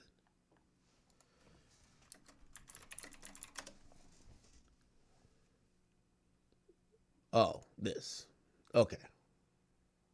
Completely unreviewable trash, and here's why. Question: what is even the purpose of a music review in the first place? I can say, at least in terms of my own intent, that when I do a music review, I hope to achieve a couple of things. One, give the viewer pause and cause them to think about why it is he fucked up with all of that. So now he has to own this total dumpster fire he's created and boast about how people think he's anti-Semitic now, because yeah, they do. Even if he does genuinely apologize and change his behavior past this point, his public image is forever altered by all of this. I mean, you platformed a booger-eating white supremacist and have guys like this repping for you on a highway overpass. This is not a can of worms a guy like Kanye is capable of closing, not without help from someone who is willing to tell him no. But he spent this same period of time pushing away anybody who could possibly do that at this point, especially his wife, who he has now replaced with somebody who he just like kind of parades around like she's a naked body with no personality, opinion, or voice. Something that on some level I think he's weirdly proud of, as on the very lyrics to this record, he calls her just a reference, which is maybe one of the grossest and most dehumanizing things Kanye has said about a woman on any of his songs, and it's being directed at his wife. So this trajectory Kanye has been on as of late has left him with an interesting mix of fans. One, hateful psychos that actually agree with some of the stuff that he's been saying, and are actually in my Twitter mentions theorizing that I'm a Jew, and that's the reason I don't really like his recent music. Two, anonymous nihilistic teenagers that don't really think anything he says or does has any greater consequence in the world, and are most likely bored and lonely, and will literally think anything and everything he does is great, and will write off any bit of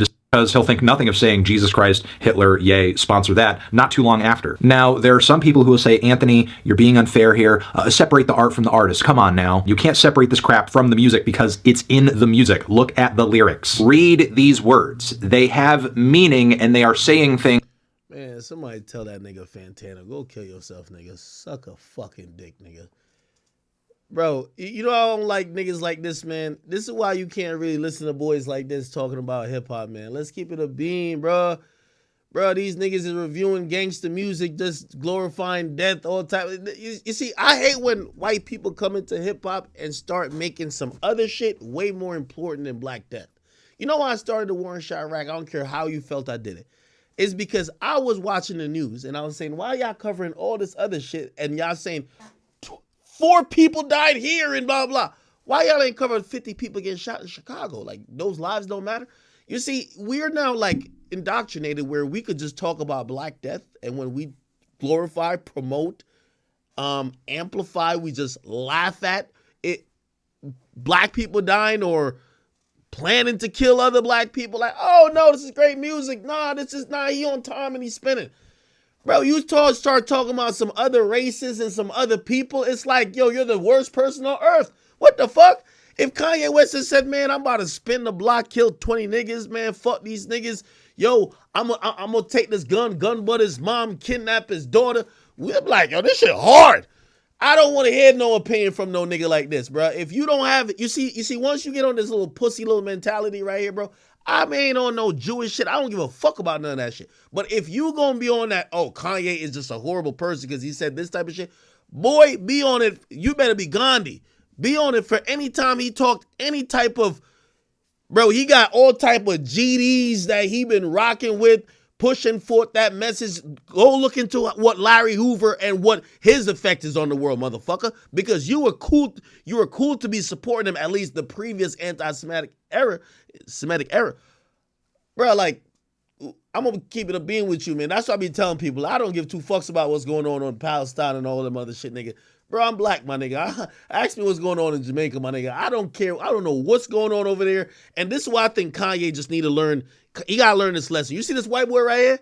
This white boy only care about some shit that got to do with white people like him. You feel me?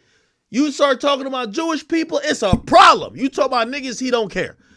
Get these niggas out of here. We don't need to talk to them. You feel me? That's just the fucking point I'm saying. We care about, well, I personally care about all people. But listen, I'm more educated and I really care about people who are really in my vicinity and people who look like me. So I'm going to just keep my opinion to them.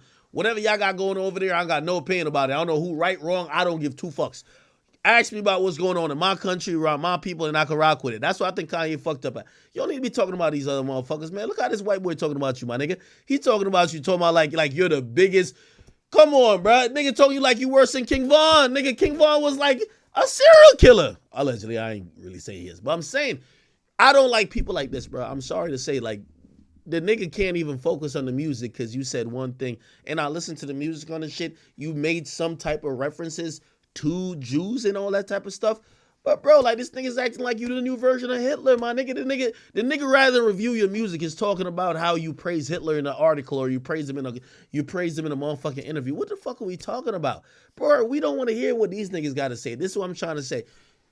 We gotta stop listening to niggas like this. It's a weirdo. Fucking weirdo. You feel me? Because when niggas is getting killed, he got nothing to say. He got nothing to say. You know why? Because when he wake up in the morning, my nigga, and he looks in the mirror and he realizes why he's successful, nigga, not one of those things got to do with black culture, my nigga. So he's on some shit like, fuck y'all. You feel me? So now when you, let me tell you this. I always tell about black people, like, listen, you could have Justin Bieber. He could have a whole song. Nigga. Like, he could have a million niggas in his song. Bro, he say one apology, not even a tear, nigga. Just act like he finna cry. We forgive you. We love you. Bieber Valley, it's all good. Bro, we fuck with you. We mad forgiving. Kanye West was probably high off some perks. Probably just got some good pussy. I don't know what he might have went through that day. He tweeted some DEFCON shit, bro. Niggas will never let him forget that. Not niggas. Other people won't let him forget. You know why? Because they don't play about theirs. You feel me? Us black people, we forgiving, nigga. You can do anything, nigga. You just killed 15 niggas in Chicago. I bet, nah, you probably have a good soul. Like, nah, you probably redeemable. Bro, this nigga sent one tweet. These niggas can't, like, I watched this whole thing already. This little corny nigga was talking about, yo, I couldn't even, some of my audience, I'm not Jewish, but some of my audience might be Jewish. Like, nigga, shut the fuck up, nigga. I'm telling you, he going crazy like this is the worst thing in the world. Like Kanye and other artists that he's reviewing. My nigga, if you gonna stand on it, nigga, stand on everything like that, nigga. Don't review no music about no type of violence, my nigga, because I'm gonna look at you wild crazy. You reviewing all type of music that's promoting black death, but I get it. You're not black. This is why when we look at you, man, we just say, bro, just shut up, bro. Shut up. You got your opinion, but we know your opinion ain't for the people that we look like and for the culture that we really rock with. You got a weirdo opinion that only emphasize. That's why I ain't gonna lie to you. Like, man, I ain't even gonna say that. I say it anyway. That's like, man, I did an interview with Vlad, and Vlad was like, yo, Ak, what you think about Palestine? What the fuck do I think about Palestine? What the fuck I gotta do with me? Nigga, why would I interview y'all? You don't ask me what I think about, like, all them niggas getting killed in Baltimore. Bro, don't bring no other shit up to me, my nigga. Like, bro, we not about to care about y'all trials and tribulations. Because when niggas is getting murdered and niggas is going through it, man, you know how long it took for how many niggas had to get clapped by the police for y'all to actually be like, oh, we hashtagging? Fuck that.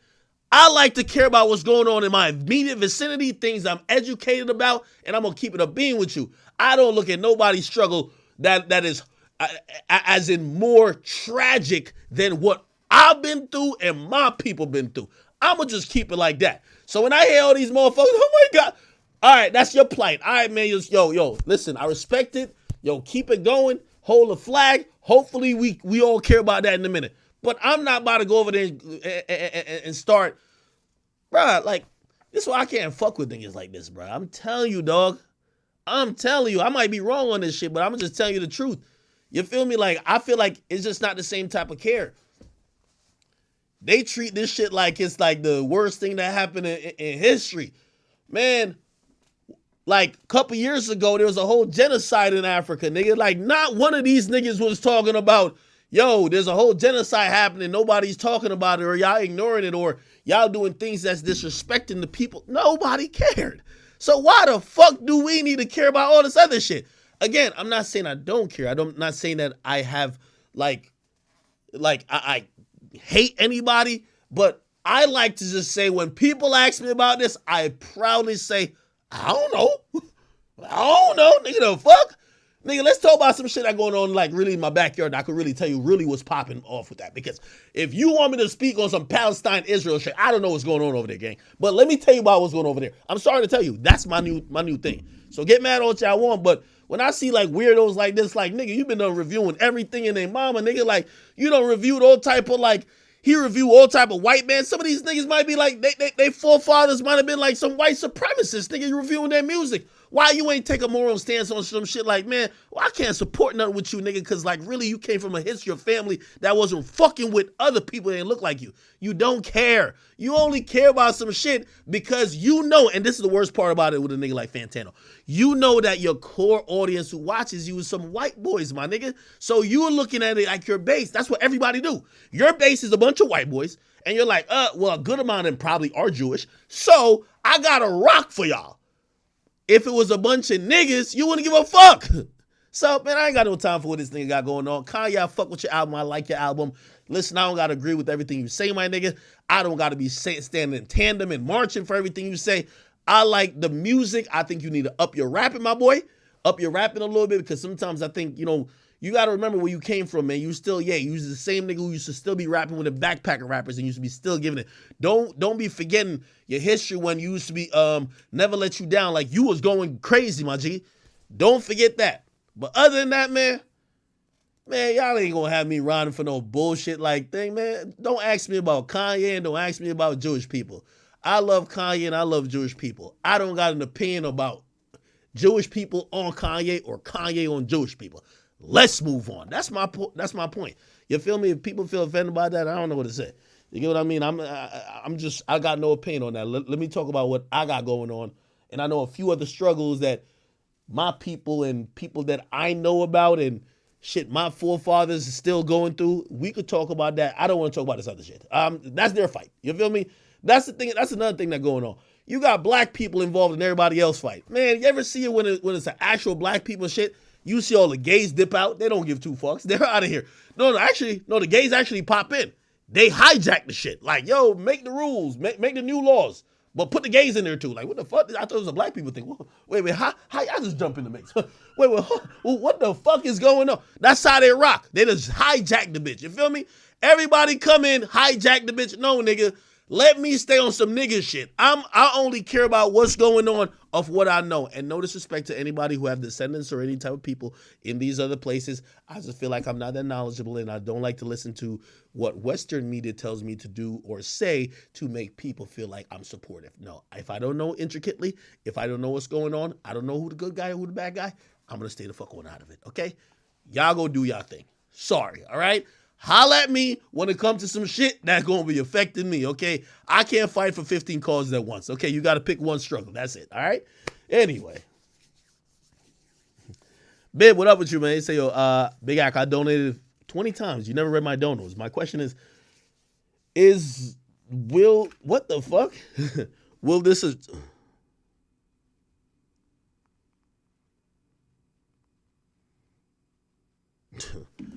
It said...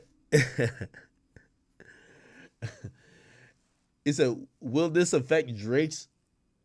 Will the Drake incident affect his legacy? What are you talking about? What Drake incident are you talking about? Are you talking about Kanye West? Or are you talking about Drake himself? And you said, why is Spotify blackballing? It's interesting. Oh, man. Big Cruz says Bossman D-Lo just got exposed. It already leaked on Twitter. Bro ain't been famous 3 weeks yet and he already exposed. I don't know what that is. Big Money E says, yo, Martin Luther act is cooking. Nah, bro. I just, bro, again, do you see the effort?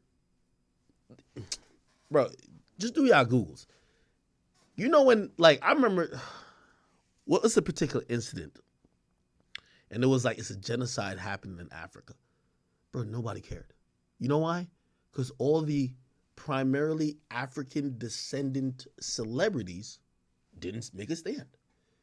Let me tell you, put it like this, with all due respect. And I respect him for this. My nigga, I've been doing interviews with Vlad for a long time. Nigga, I've never seen Vlad more adamant on making a stance until it came to Palestine and Israel, my nigga. He calling out Drake. He calling out Khaled. He calling him pussy for not responding. And he should. That shit affect him. That shit got to do with like what his family, whatever is. I get that.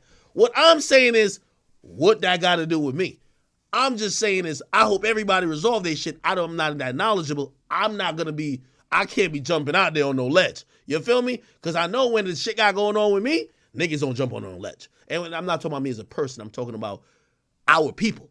You feel me? So again, when I see this little cornball right here, and he got all type of shit, and he's like, no, I can't review his music no more because he said this about Jewish people, and I'm white, and my audience is white, and I know a lot of them are Jewish, and I gotta stand up for them. Rock out, gangster. I'm not even mad at him for doing it. But this is why when you see a nigga like this talking, let him be.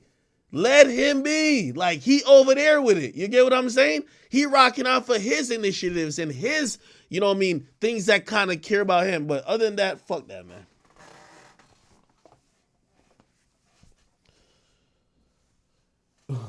Somebody said Walter White. Holy. Give me 1 second. Let me see what's cracking. Okay. The last thing I'm gonna cover, and shit, there's so much topics I gotta split it between today and tomorrow. I'm sorry, people. Was, I don't know if y'all seen this. So there's an artist called Vori. Shout out to my man Fax. He liked that artist a lot. Vori was allegedly signed to the Dream Chasers. Now a video came out of Vori, this up and coming artist who, by the way, he writes for Kanye West as well. He had an altercation with his girlfriend, okay?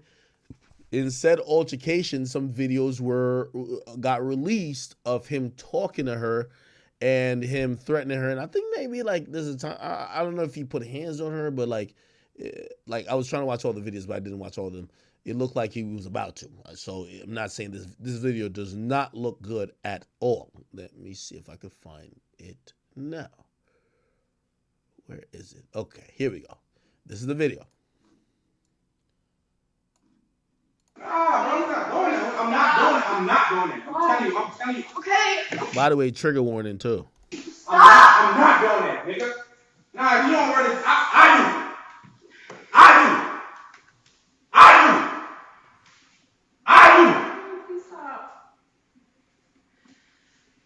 Nah, bro, you're not doing it. I'm not. Okay, well. Get out this, remove your camera from that. What are you talking about? When we get out this shit, remove your phone from that camera. Jenny, I would literally get you killed. For real. Why is in real life. Get out this, remove. Okay. All right. Now, I do want to say about, I want to say about these two videos in particular. Definitely horrible. A horrible look for Vori. I will also say, you know, it's also hard to really have a actual firm perspective or actual firm opinion on these videos when they're cut so short. You feel what I'm saying? If you're going to put out videos of an altercation, I'm not saying I agree with anything that was said in these videos or anything allegedly done in these videos, but if two people might be in an argument or two people might be in a conversation that's heated and you only clip what one person is saying, right, for like 5 seconds, I don't know. Okay, and those are things that I believe you should refer to the police, because the police is going to need more. You get what I mean? So anyway, this was put out, but we got to take it on face value. Let's see what's up. This is, I believe she posted this, so let's read through this. It says, the fact I have to post on social media about something that is so private is disgusting. The lies people will spread about you and try to paint you to be because you don't want to be abused, cheated on, or lied to anymore, okay? I'm going to just stop at abused. And this is one thing I will caution women who are abused. Listen to here, baby girl, whoever you are, and this is to any girl in the world. Nobody gives a fuck if you get cheated on. I'm sorry to tell you. Like, nobody's going to cry, okay? You get cheated on and you get lied to. I'm sorry, it's par for the course. You getting abused, that's not par for the course, okay? And I think sometimes people try to lump it into, be like, oh, no, I'm getting... No. The abuse is the problem, okay? The cheating on... Nobody gives a fuck about that type of shit. Let's keep it a beat, right? So it says, so she's trying to put cheat on and lie to. And by the way, I only say that too because usually sometimes these are the things that cheated on and lied to are the things that are the stepping stones to these other problems. So I guess that's why they probably mentioned it. But really, you know what I mean? Like, you ever heard a girl like say somebody cheat on them like it's a crime? Like, nobody cares. Relax. Okay. So I just want to feel safe in our home again. No. Listen, I want to feel safe in your own home again. Okay, that's a little interesting way of phrasing it. Please be aware of who you're in a relationship with. If a man has abused a woman in the past, they will do it to you. Okay, that's a valid point. No matter how many times they say they're gonna get help, they won't. They will never change. Okay? Wow, okay. Vori, you're a disgusting person. You want to paint me to be this whore / bad person when it's you. I don't want to be with you or take your Valentine's Day or spend time with you as a family because of all of this shit you put me through for 2 years. So you go on social media and tell lies and try to spread this false narrative. Stop playing on my name before I post videos of you punching me in the face, spitting on me, threatening to kill me while pregnant, and I have all those videos show people who you really are. This man is a professional liar, manipulator, a narcissist. The proof is public. Simple Google what he has current cases for, and that's only 2 of the hundreds of times he's done this. If y'all want to support a man that abuses pregnant women or women in general, that's between you and God. Have a blessed night. She also said, Vori, the real you, can't run and play victim anymore. This is the person you are, and it gets way worse than that. Clearly not a good look for Vori. I'll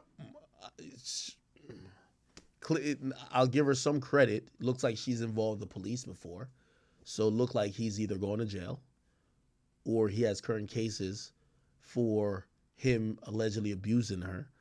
And, that's something, you can't agree with, right? So, that in itself, that's end of story, right?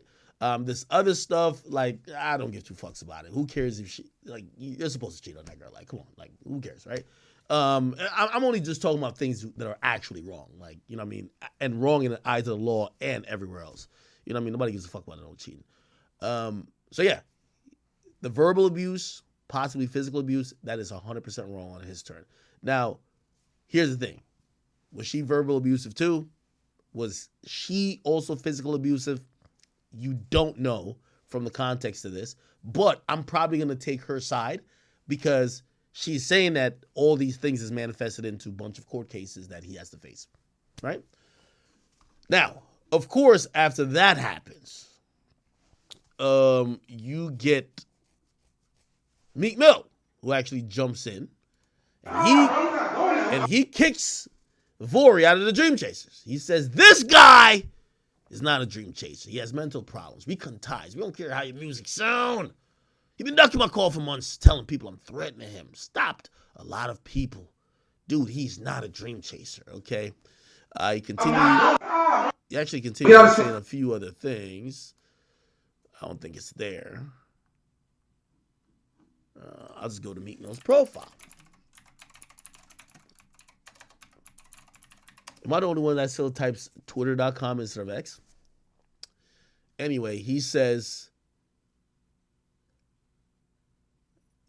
I'm disconnected from all these wild ass people while it's lit out here. Life's kind of serious. Hold your folks tight. Then he says, every time somebody in the A rob him, he called me in, and I got to politely call people I rock with to assist him while he biting my back. I'd rather disconnect from people like that. Y'all people out here manipulating everybody going to suffer suffer. That's a bad game to play. It's like we cutting ties with everybody that ain't us. With all due respect, I feel, Meek, if the dude doesn't rock with you or doesn't want to be in the chases no more, just say y'all separated. Don't act like you're kicking him out because of the domestic violence. I think that was an interesting and weird move, if you ask me.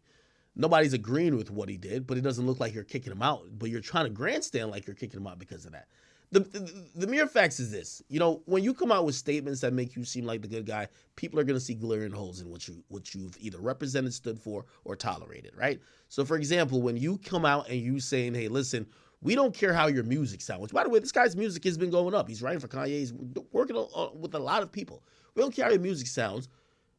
If you're doing this, basically you're not a dream chaser. Well, we got a lot of questions for you. Well, Meek, you're accused of things. Like, you've never really spoke on it.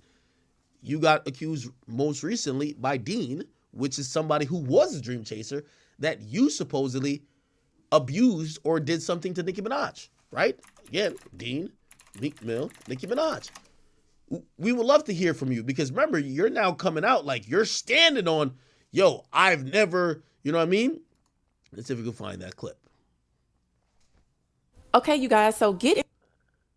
I don't know if this person plays. The arguing with this girl in his mall. So and then we wound up shopping down there. This fucking dude get to arguing with this girl in his mall store because she told him, I ain't paying your fucking tag. Go get your money out the hotel. He said, I just got $2,000 on me. Like I can't borrow $6,000 or whatever many $1,000 it is. They arguing real bad. They get to calling each other all kinds of crazy names. This corny dude starts spitting on. I said, yo, you crazy. I told him right then and there, you lost your mind. Nut. Arguing what? We get on the bikes, all long story short, I'm gonna cut this shit short because I ain't want to say too much. This nut riding down the street, me, him, and Coon. I'm still William, I'm riding, I ain't thinking nothing of it. This writing a long ass fucking message.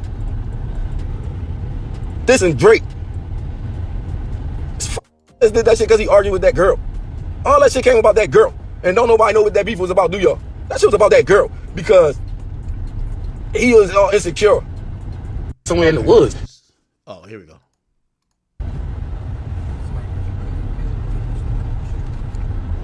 Why you at? Yo, you crazy. What's up with me and Meek, man?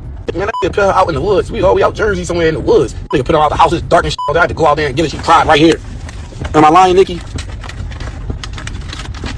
Ask Meek's sister. She was there, and her baby father. He was there too. Am I lying, y'all? His mom was there. His mom. Okay, so then you see when you start to grandstand, these things come into question, and then even more come into question, right? Like, for example, you know, it becomes really interesting and ironic, right? That, okay, cool, you don't care how somebody's music sound because they're allegedly a domestic abuser, but one of your closest best friend happened to be CEO Slow, right? Who notoriously, one of the most graphic instances, was dating allegedly Ashanti's sister, and Ashanti put out these pictures. So how's Vori so bad, but this guy's like, where do you draw the line? You get what I mean? Again, like look at this shit. Like, you know what I mean? This is heinous. Now, by the way, I'm saying this, I'm not even saying none of these guys is guilty, right? I'm just saying this is what happens when you start grandstanding. Once you start being like, no, I don't, like, bro, did you even talk to him? Did you figure out the facts in the situation? Did you, or maybe he don't rock with your label no more, so you've been looking for a reason to disassociate, and now this is a reason to disassociate that makes you look good, and you just drop it, right? And you're acting like, oh no, I just can't fuck with domestic abusers, when we could point out multiple people that you're hanging with currently that have been accused of shit. I'm not saying they did it. And we could talk about people who accuse you. So again, this is the reason why you don't want to grandstand. Okay, again, I don't agree with the conversation that happened in that Vori video. I don't know Vori from a can of paint. He might be an asshole. He might be a piece of shit. He might just be a woman beater. I don't know. Okay? From what I saw, I didn't see violence. I seen conversation that was definitely verbal abusive and also threatening, especially if a woman is pregnant. It's crazy, right? Do I know what prompted it? Do I know what she said? I don't know these things. We're only going off very small clips. And yeah, it's not going to look good for that nigga anyway. I mean, no matter what, right? But to grandstand on that, okay, we got to call everything to the carpet now. You know what I mean? Like, if we're going to also talk about that, okay, let's go back to what I was saying, right?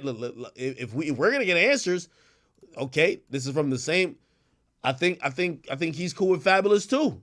Did y'all forget about Fabulous? Fabulous. No?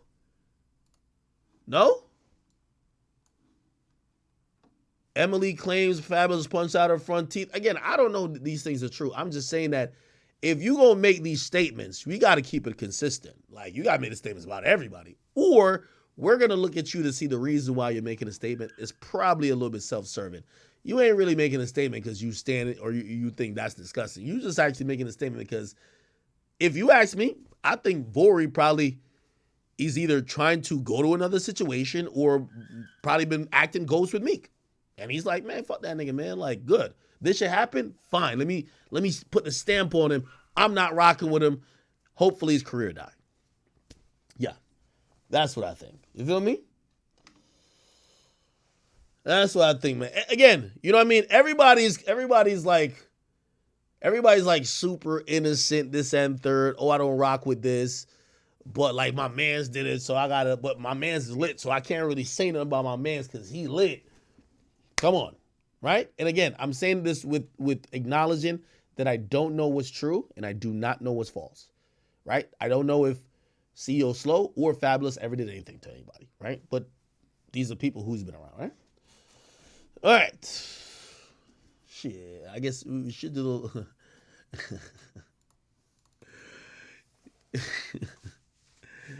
Yo, real quick, man. My man Spready Gibbs, brother. Yo, I can't even show no type of video for this. But Spready Gibbs.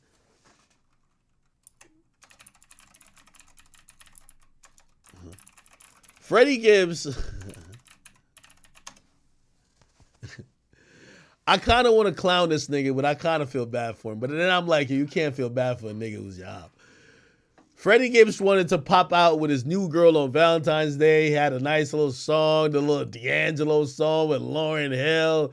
You know what I mean? She was in here talking about happy Valentine's Day. I'm in love with you unconditionally. Well, I'll tell you that the last escort told you that too, Freddie Gibbs. Anyway, his ex, which is named Destiny Creams, decided, you know what, let me, I've held on to this one picture of Freddie Gibbs bending over and spreading his ass cheeks to expose a very gaping butthole, okay?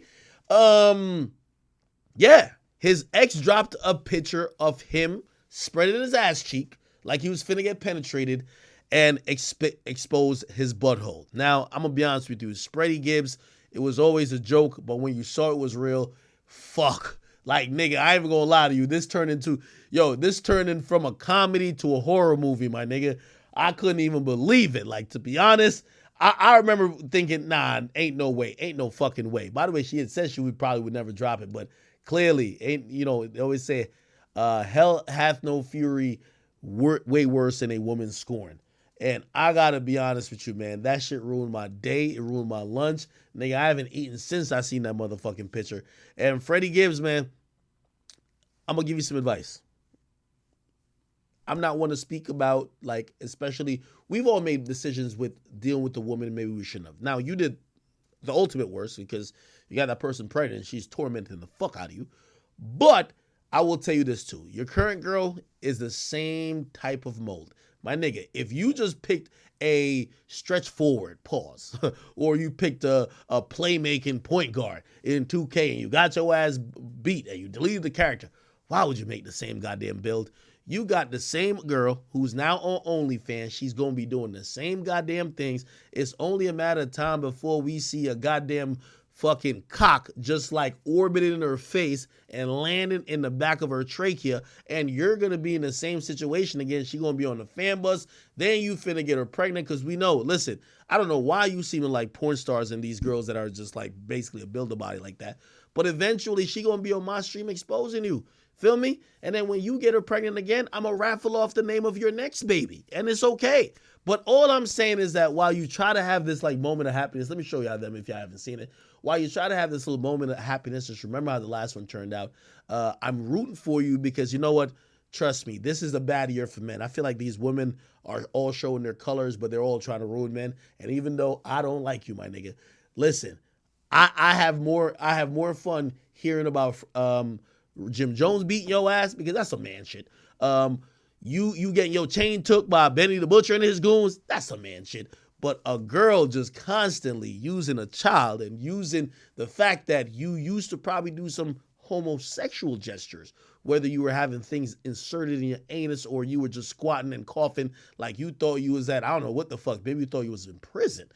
I'm not gonna relish in that happening. All I'm gonna tell you, I'm gonna give you a good warning. Watch out for this next one, because she fit in the same bill as the first one already. OnlyFans, check. Down the fuck for some shit, check. If you see her follow the same pattern, you should not be surprised, my nigga. Okay? But that's as much as I could give you a warning, okay? Somebody said that's why Gunna don't fuck with him. I don't know why Gunna don't fuck with him. I have no idea. Maury says, I seen this man asshole on my timeline out of nowhere. I got spooked and I was flabbergasted. Yeah, it is what it is. You feel me? Shiner and Shaker, he says, yo, bro, mad respect to you, Ack. I fuck with your merch and I got my own clothing line. Shout me out too. It's called the Renaissance Club. By the way, speaking of merch, and I know that's a hard turn. Pause. Go to Instagram.com. No, not Instagram.com. My bad.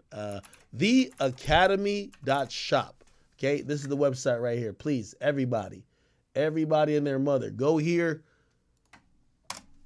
hit the enter button, and we just dropped some Valentine's Day merch. This is fire. You're gonna see me wearing this like in the next couple of days. And we got 2 shirts out and we have a mystery box. If you don't know how the mystery box is, if you missed the merch drop before or you want some shit that we're working on that we're gonna be dropping in a month or two, you could get the mystery box. You could get anything from a Chat Nigga hoodie to anything. Like, you know what I mean? It's a randomized thing. And the only guarantee is that it will be more than the amount you pay. I think you could pick how much you could pay. So you could pay $50, $200, $10, whatever you want. It doesn't matter. You might get a shot glass if you put $10. You might get a shot glass and 3 shirts if you put $25. Who knows, bro? I don't care. Anyway, please go check that out. But the website is theacademy.shop. Let me see what else. Jesus Christ, man. The Freddie Gibbs shit.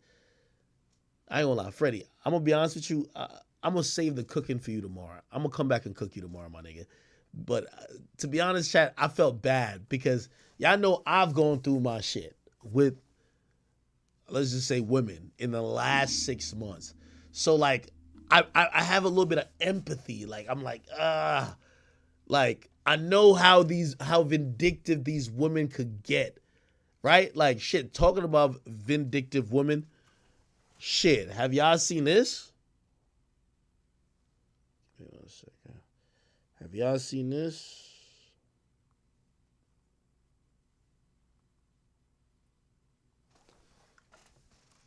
You got Destiny over here exposing her little NFL baby daddy.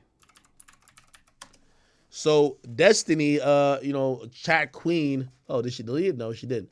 She's now exposed that she was being abused by her NFL baby daddy, Eli Apple. I don't know what team he plays for, but whatever.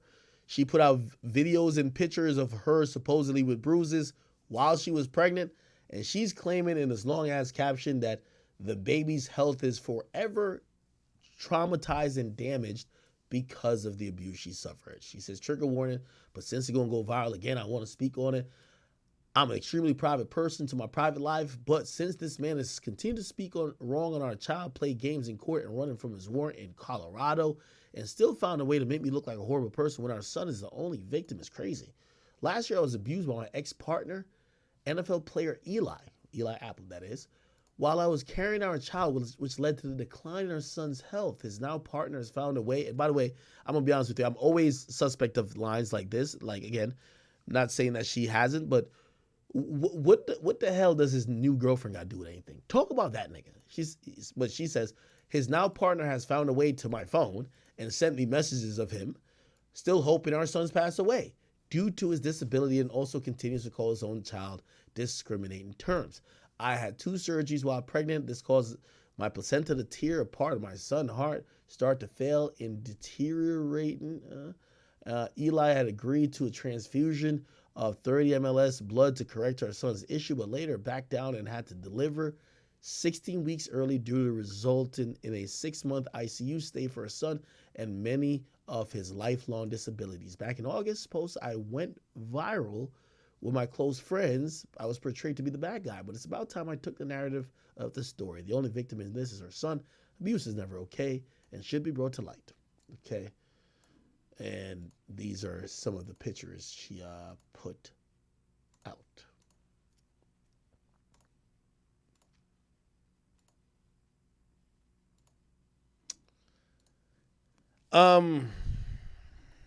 Clearly, this is pretty unfortunate that there's a child involved in this, and even more worrisome than the possible victim, Destiny, is the fact that there's a kid who's most likely going to be affected for the rest of their life because of the drama and trauma between these 2 individuals. So, you know, I'm sorry to hear that, but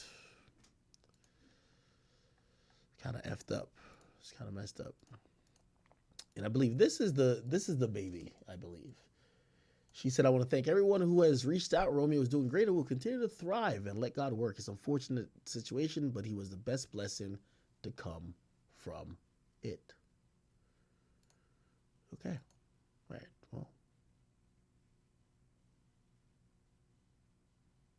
All right. We'll bring Destiny on at a point and we'll talk more about it. I'm going to be honest with you. I'm going to try to have a little bit of pushback, just because I don't think homie's going to come on here. And, you know, a lot of times these situations, it's a multifaceted situation. And also, I don't know if the nigga did anything that she's accused him of, even though she does have some proof. Let's be very clear. There's some proof of some shit happening, which don't look too good. Now, by the way, I think, you know, we had talked about this with her and she was talking about NDAs and, you know, obviously there's an NFL component because he's somebody in the league. We don't know what will happen with all of that. You get what I mean? All right. Okay. Anyway, people, I'm going to catch y'all tomorrow. Okay. I've been on for 6 hours and 30 minutes. I'll be on tomorrow. I know we got to get back into our regular streaming pattern. I know you guys have been super upset at me, and I'm sorry that I had to just go to the Super Bowl once. And because of that, I was out a few days. I apologize. And I know I read all the messages. Y'all cussed me out. Y'all called me a piece of shit. And yeah, I won't even give y'all a promise of like any streaks or anything or how many streams in a row. But I'll just say I'll see you tomorrow. Okay. I thank you guys for supporting me. I thank you guys for checking up on me. By the way, I think some of the best messages I read were you guys, you know, saying, hey, listen, I know you haven't been on for a while, and we're just wondering if you're good. So I appreciate you guys for even checking on me like that. All right. Appreciate you guys. I love you guys, and I will see you tomorrow. If I didn't cover a topic today, I will cover it tomorrow. We didn't stream for like 8 days, so like I know today felt like it probably flew just like that, and it did. But you know, I'll come back and clean everything up tomorrow, and then we'll proceed. We got to catch up with like a whole bunch of stuff that we missed. Like I feel like there's tons of topics we didn't even get to. So I apologize. My man Drill's gonna cut all this up. It's gonna be on the page. If you're on the Academy page, please become a member. You will be able to see this whole episode and this whole broadcast in full. But once again, I apologize for not being here for, I felt like it was about a week, and I apologize for that. Okay. See y'all tomorrow. That's as much as I can promise you right now, but definitely be on tomorrow. Love y'all. Talk to y'all soon.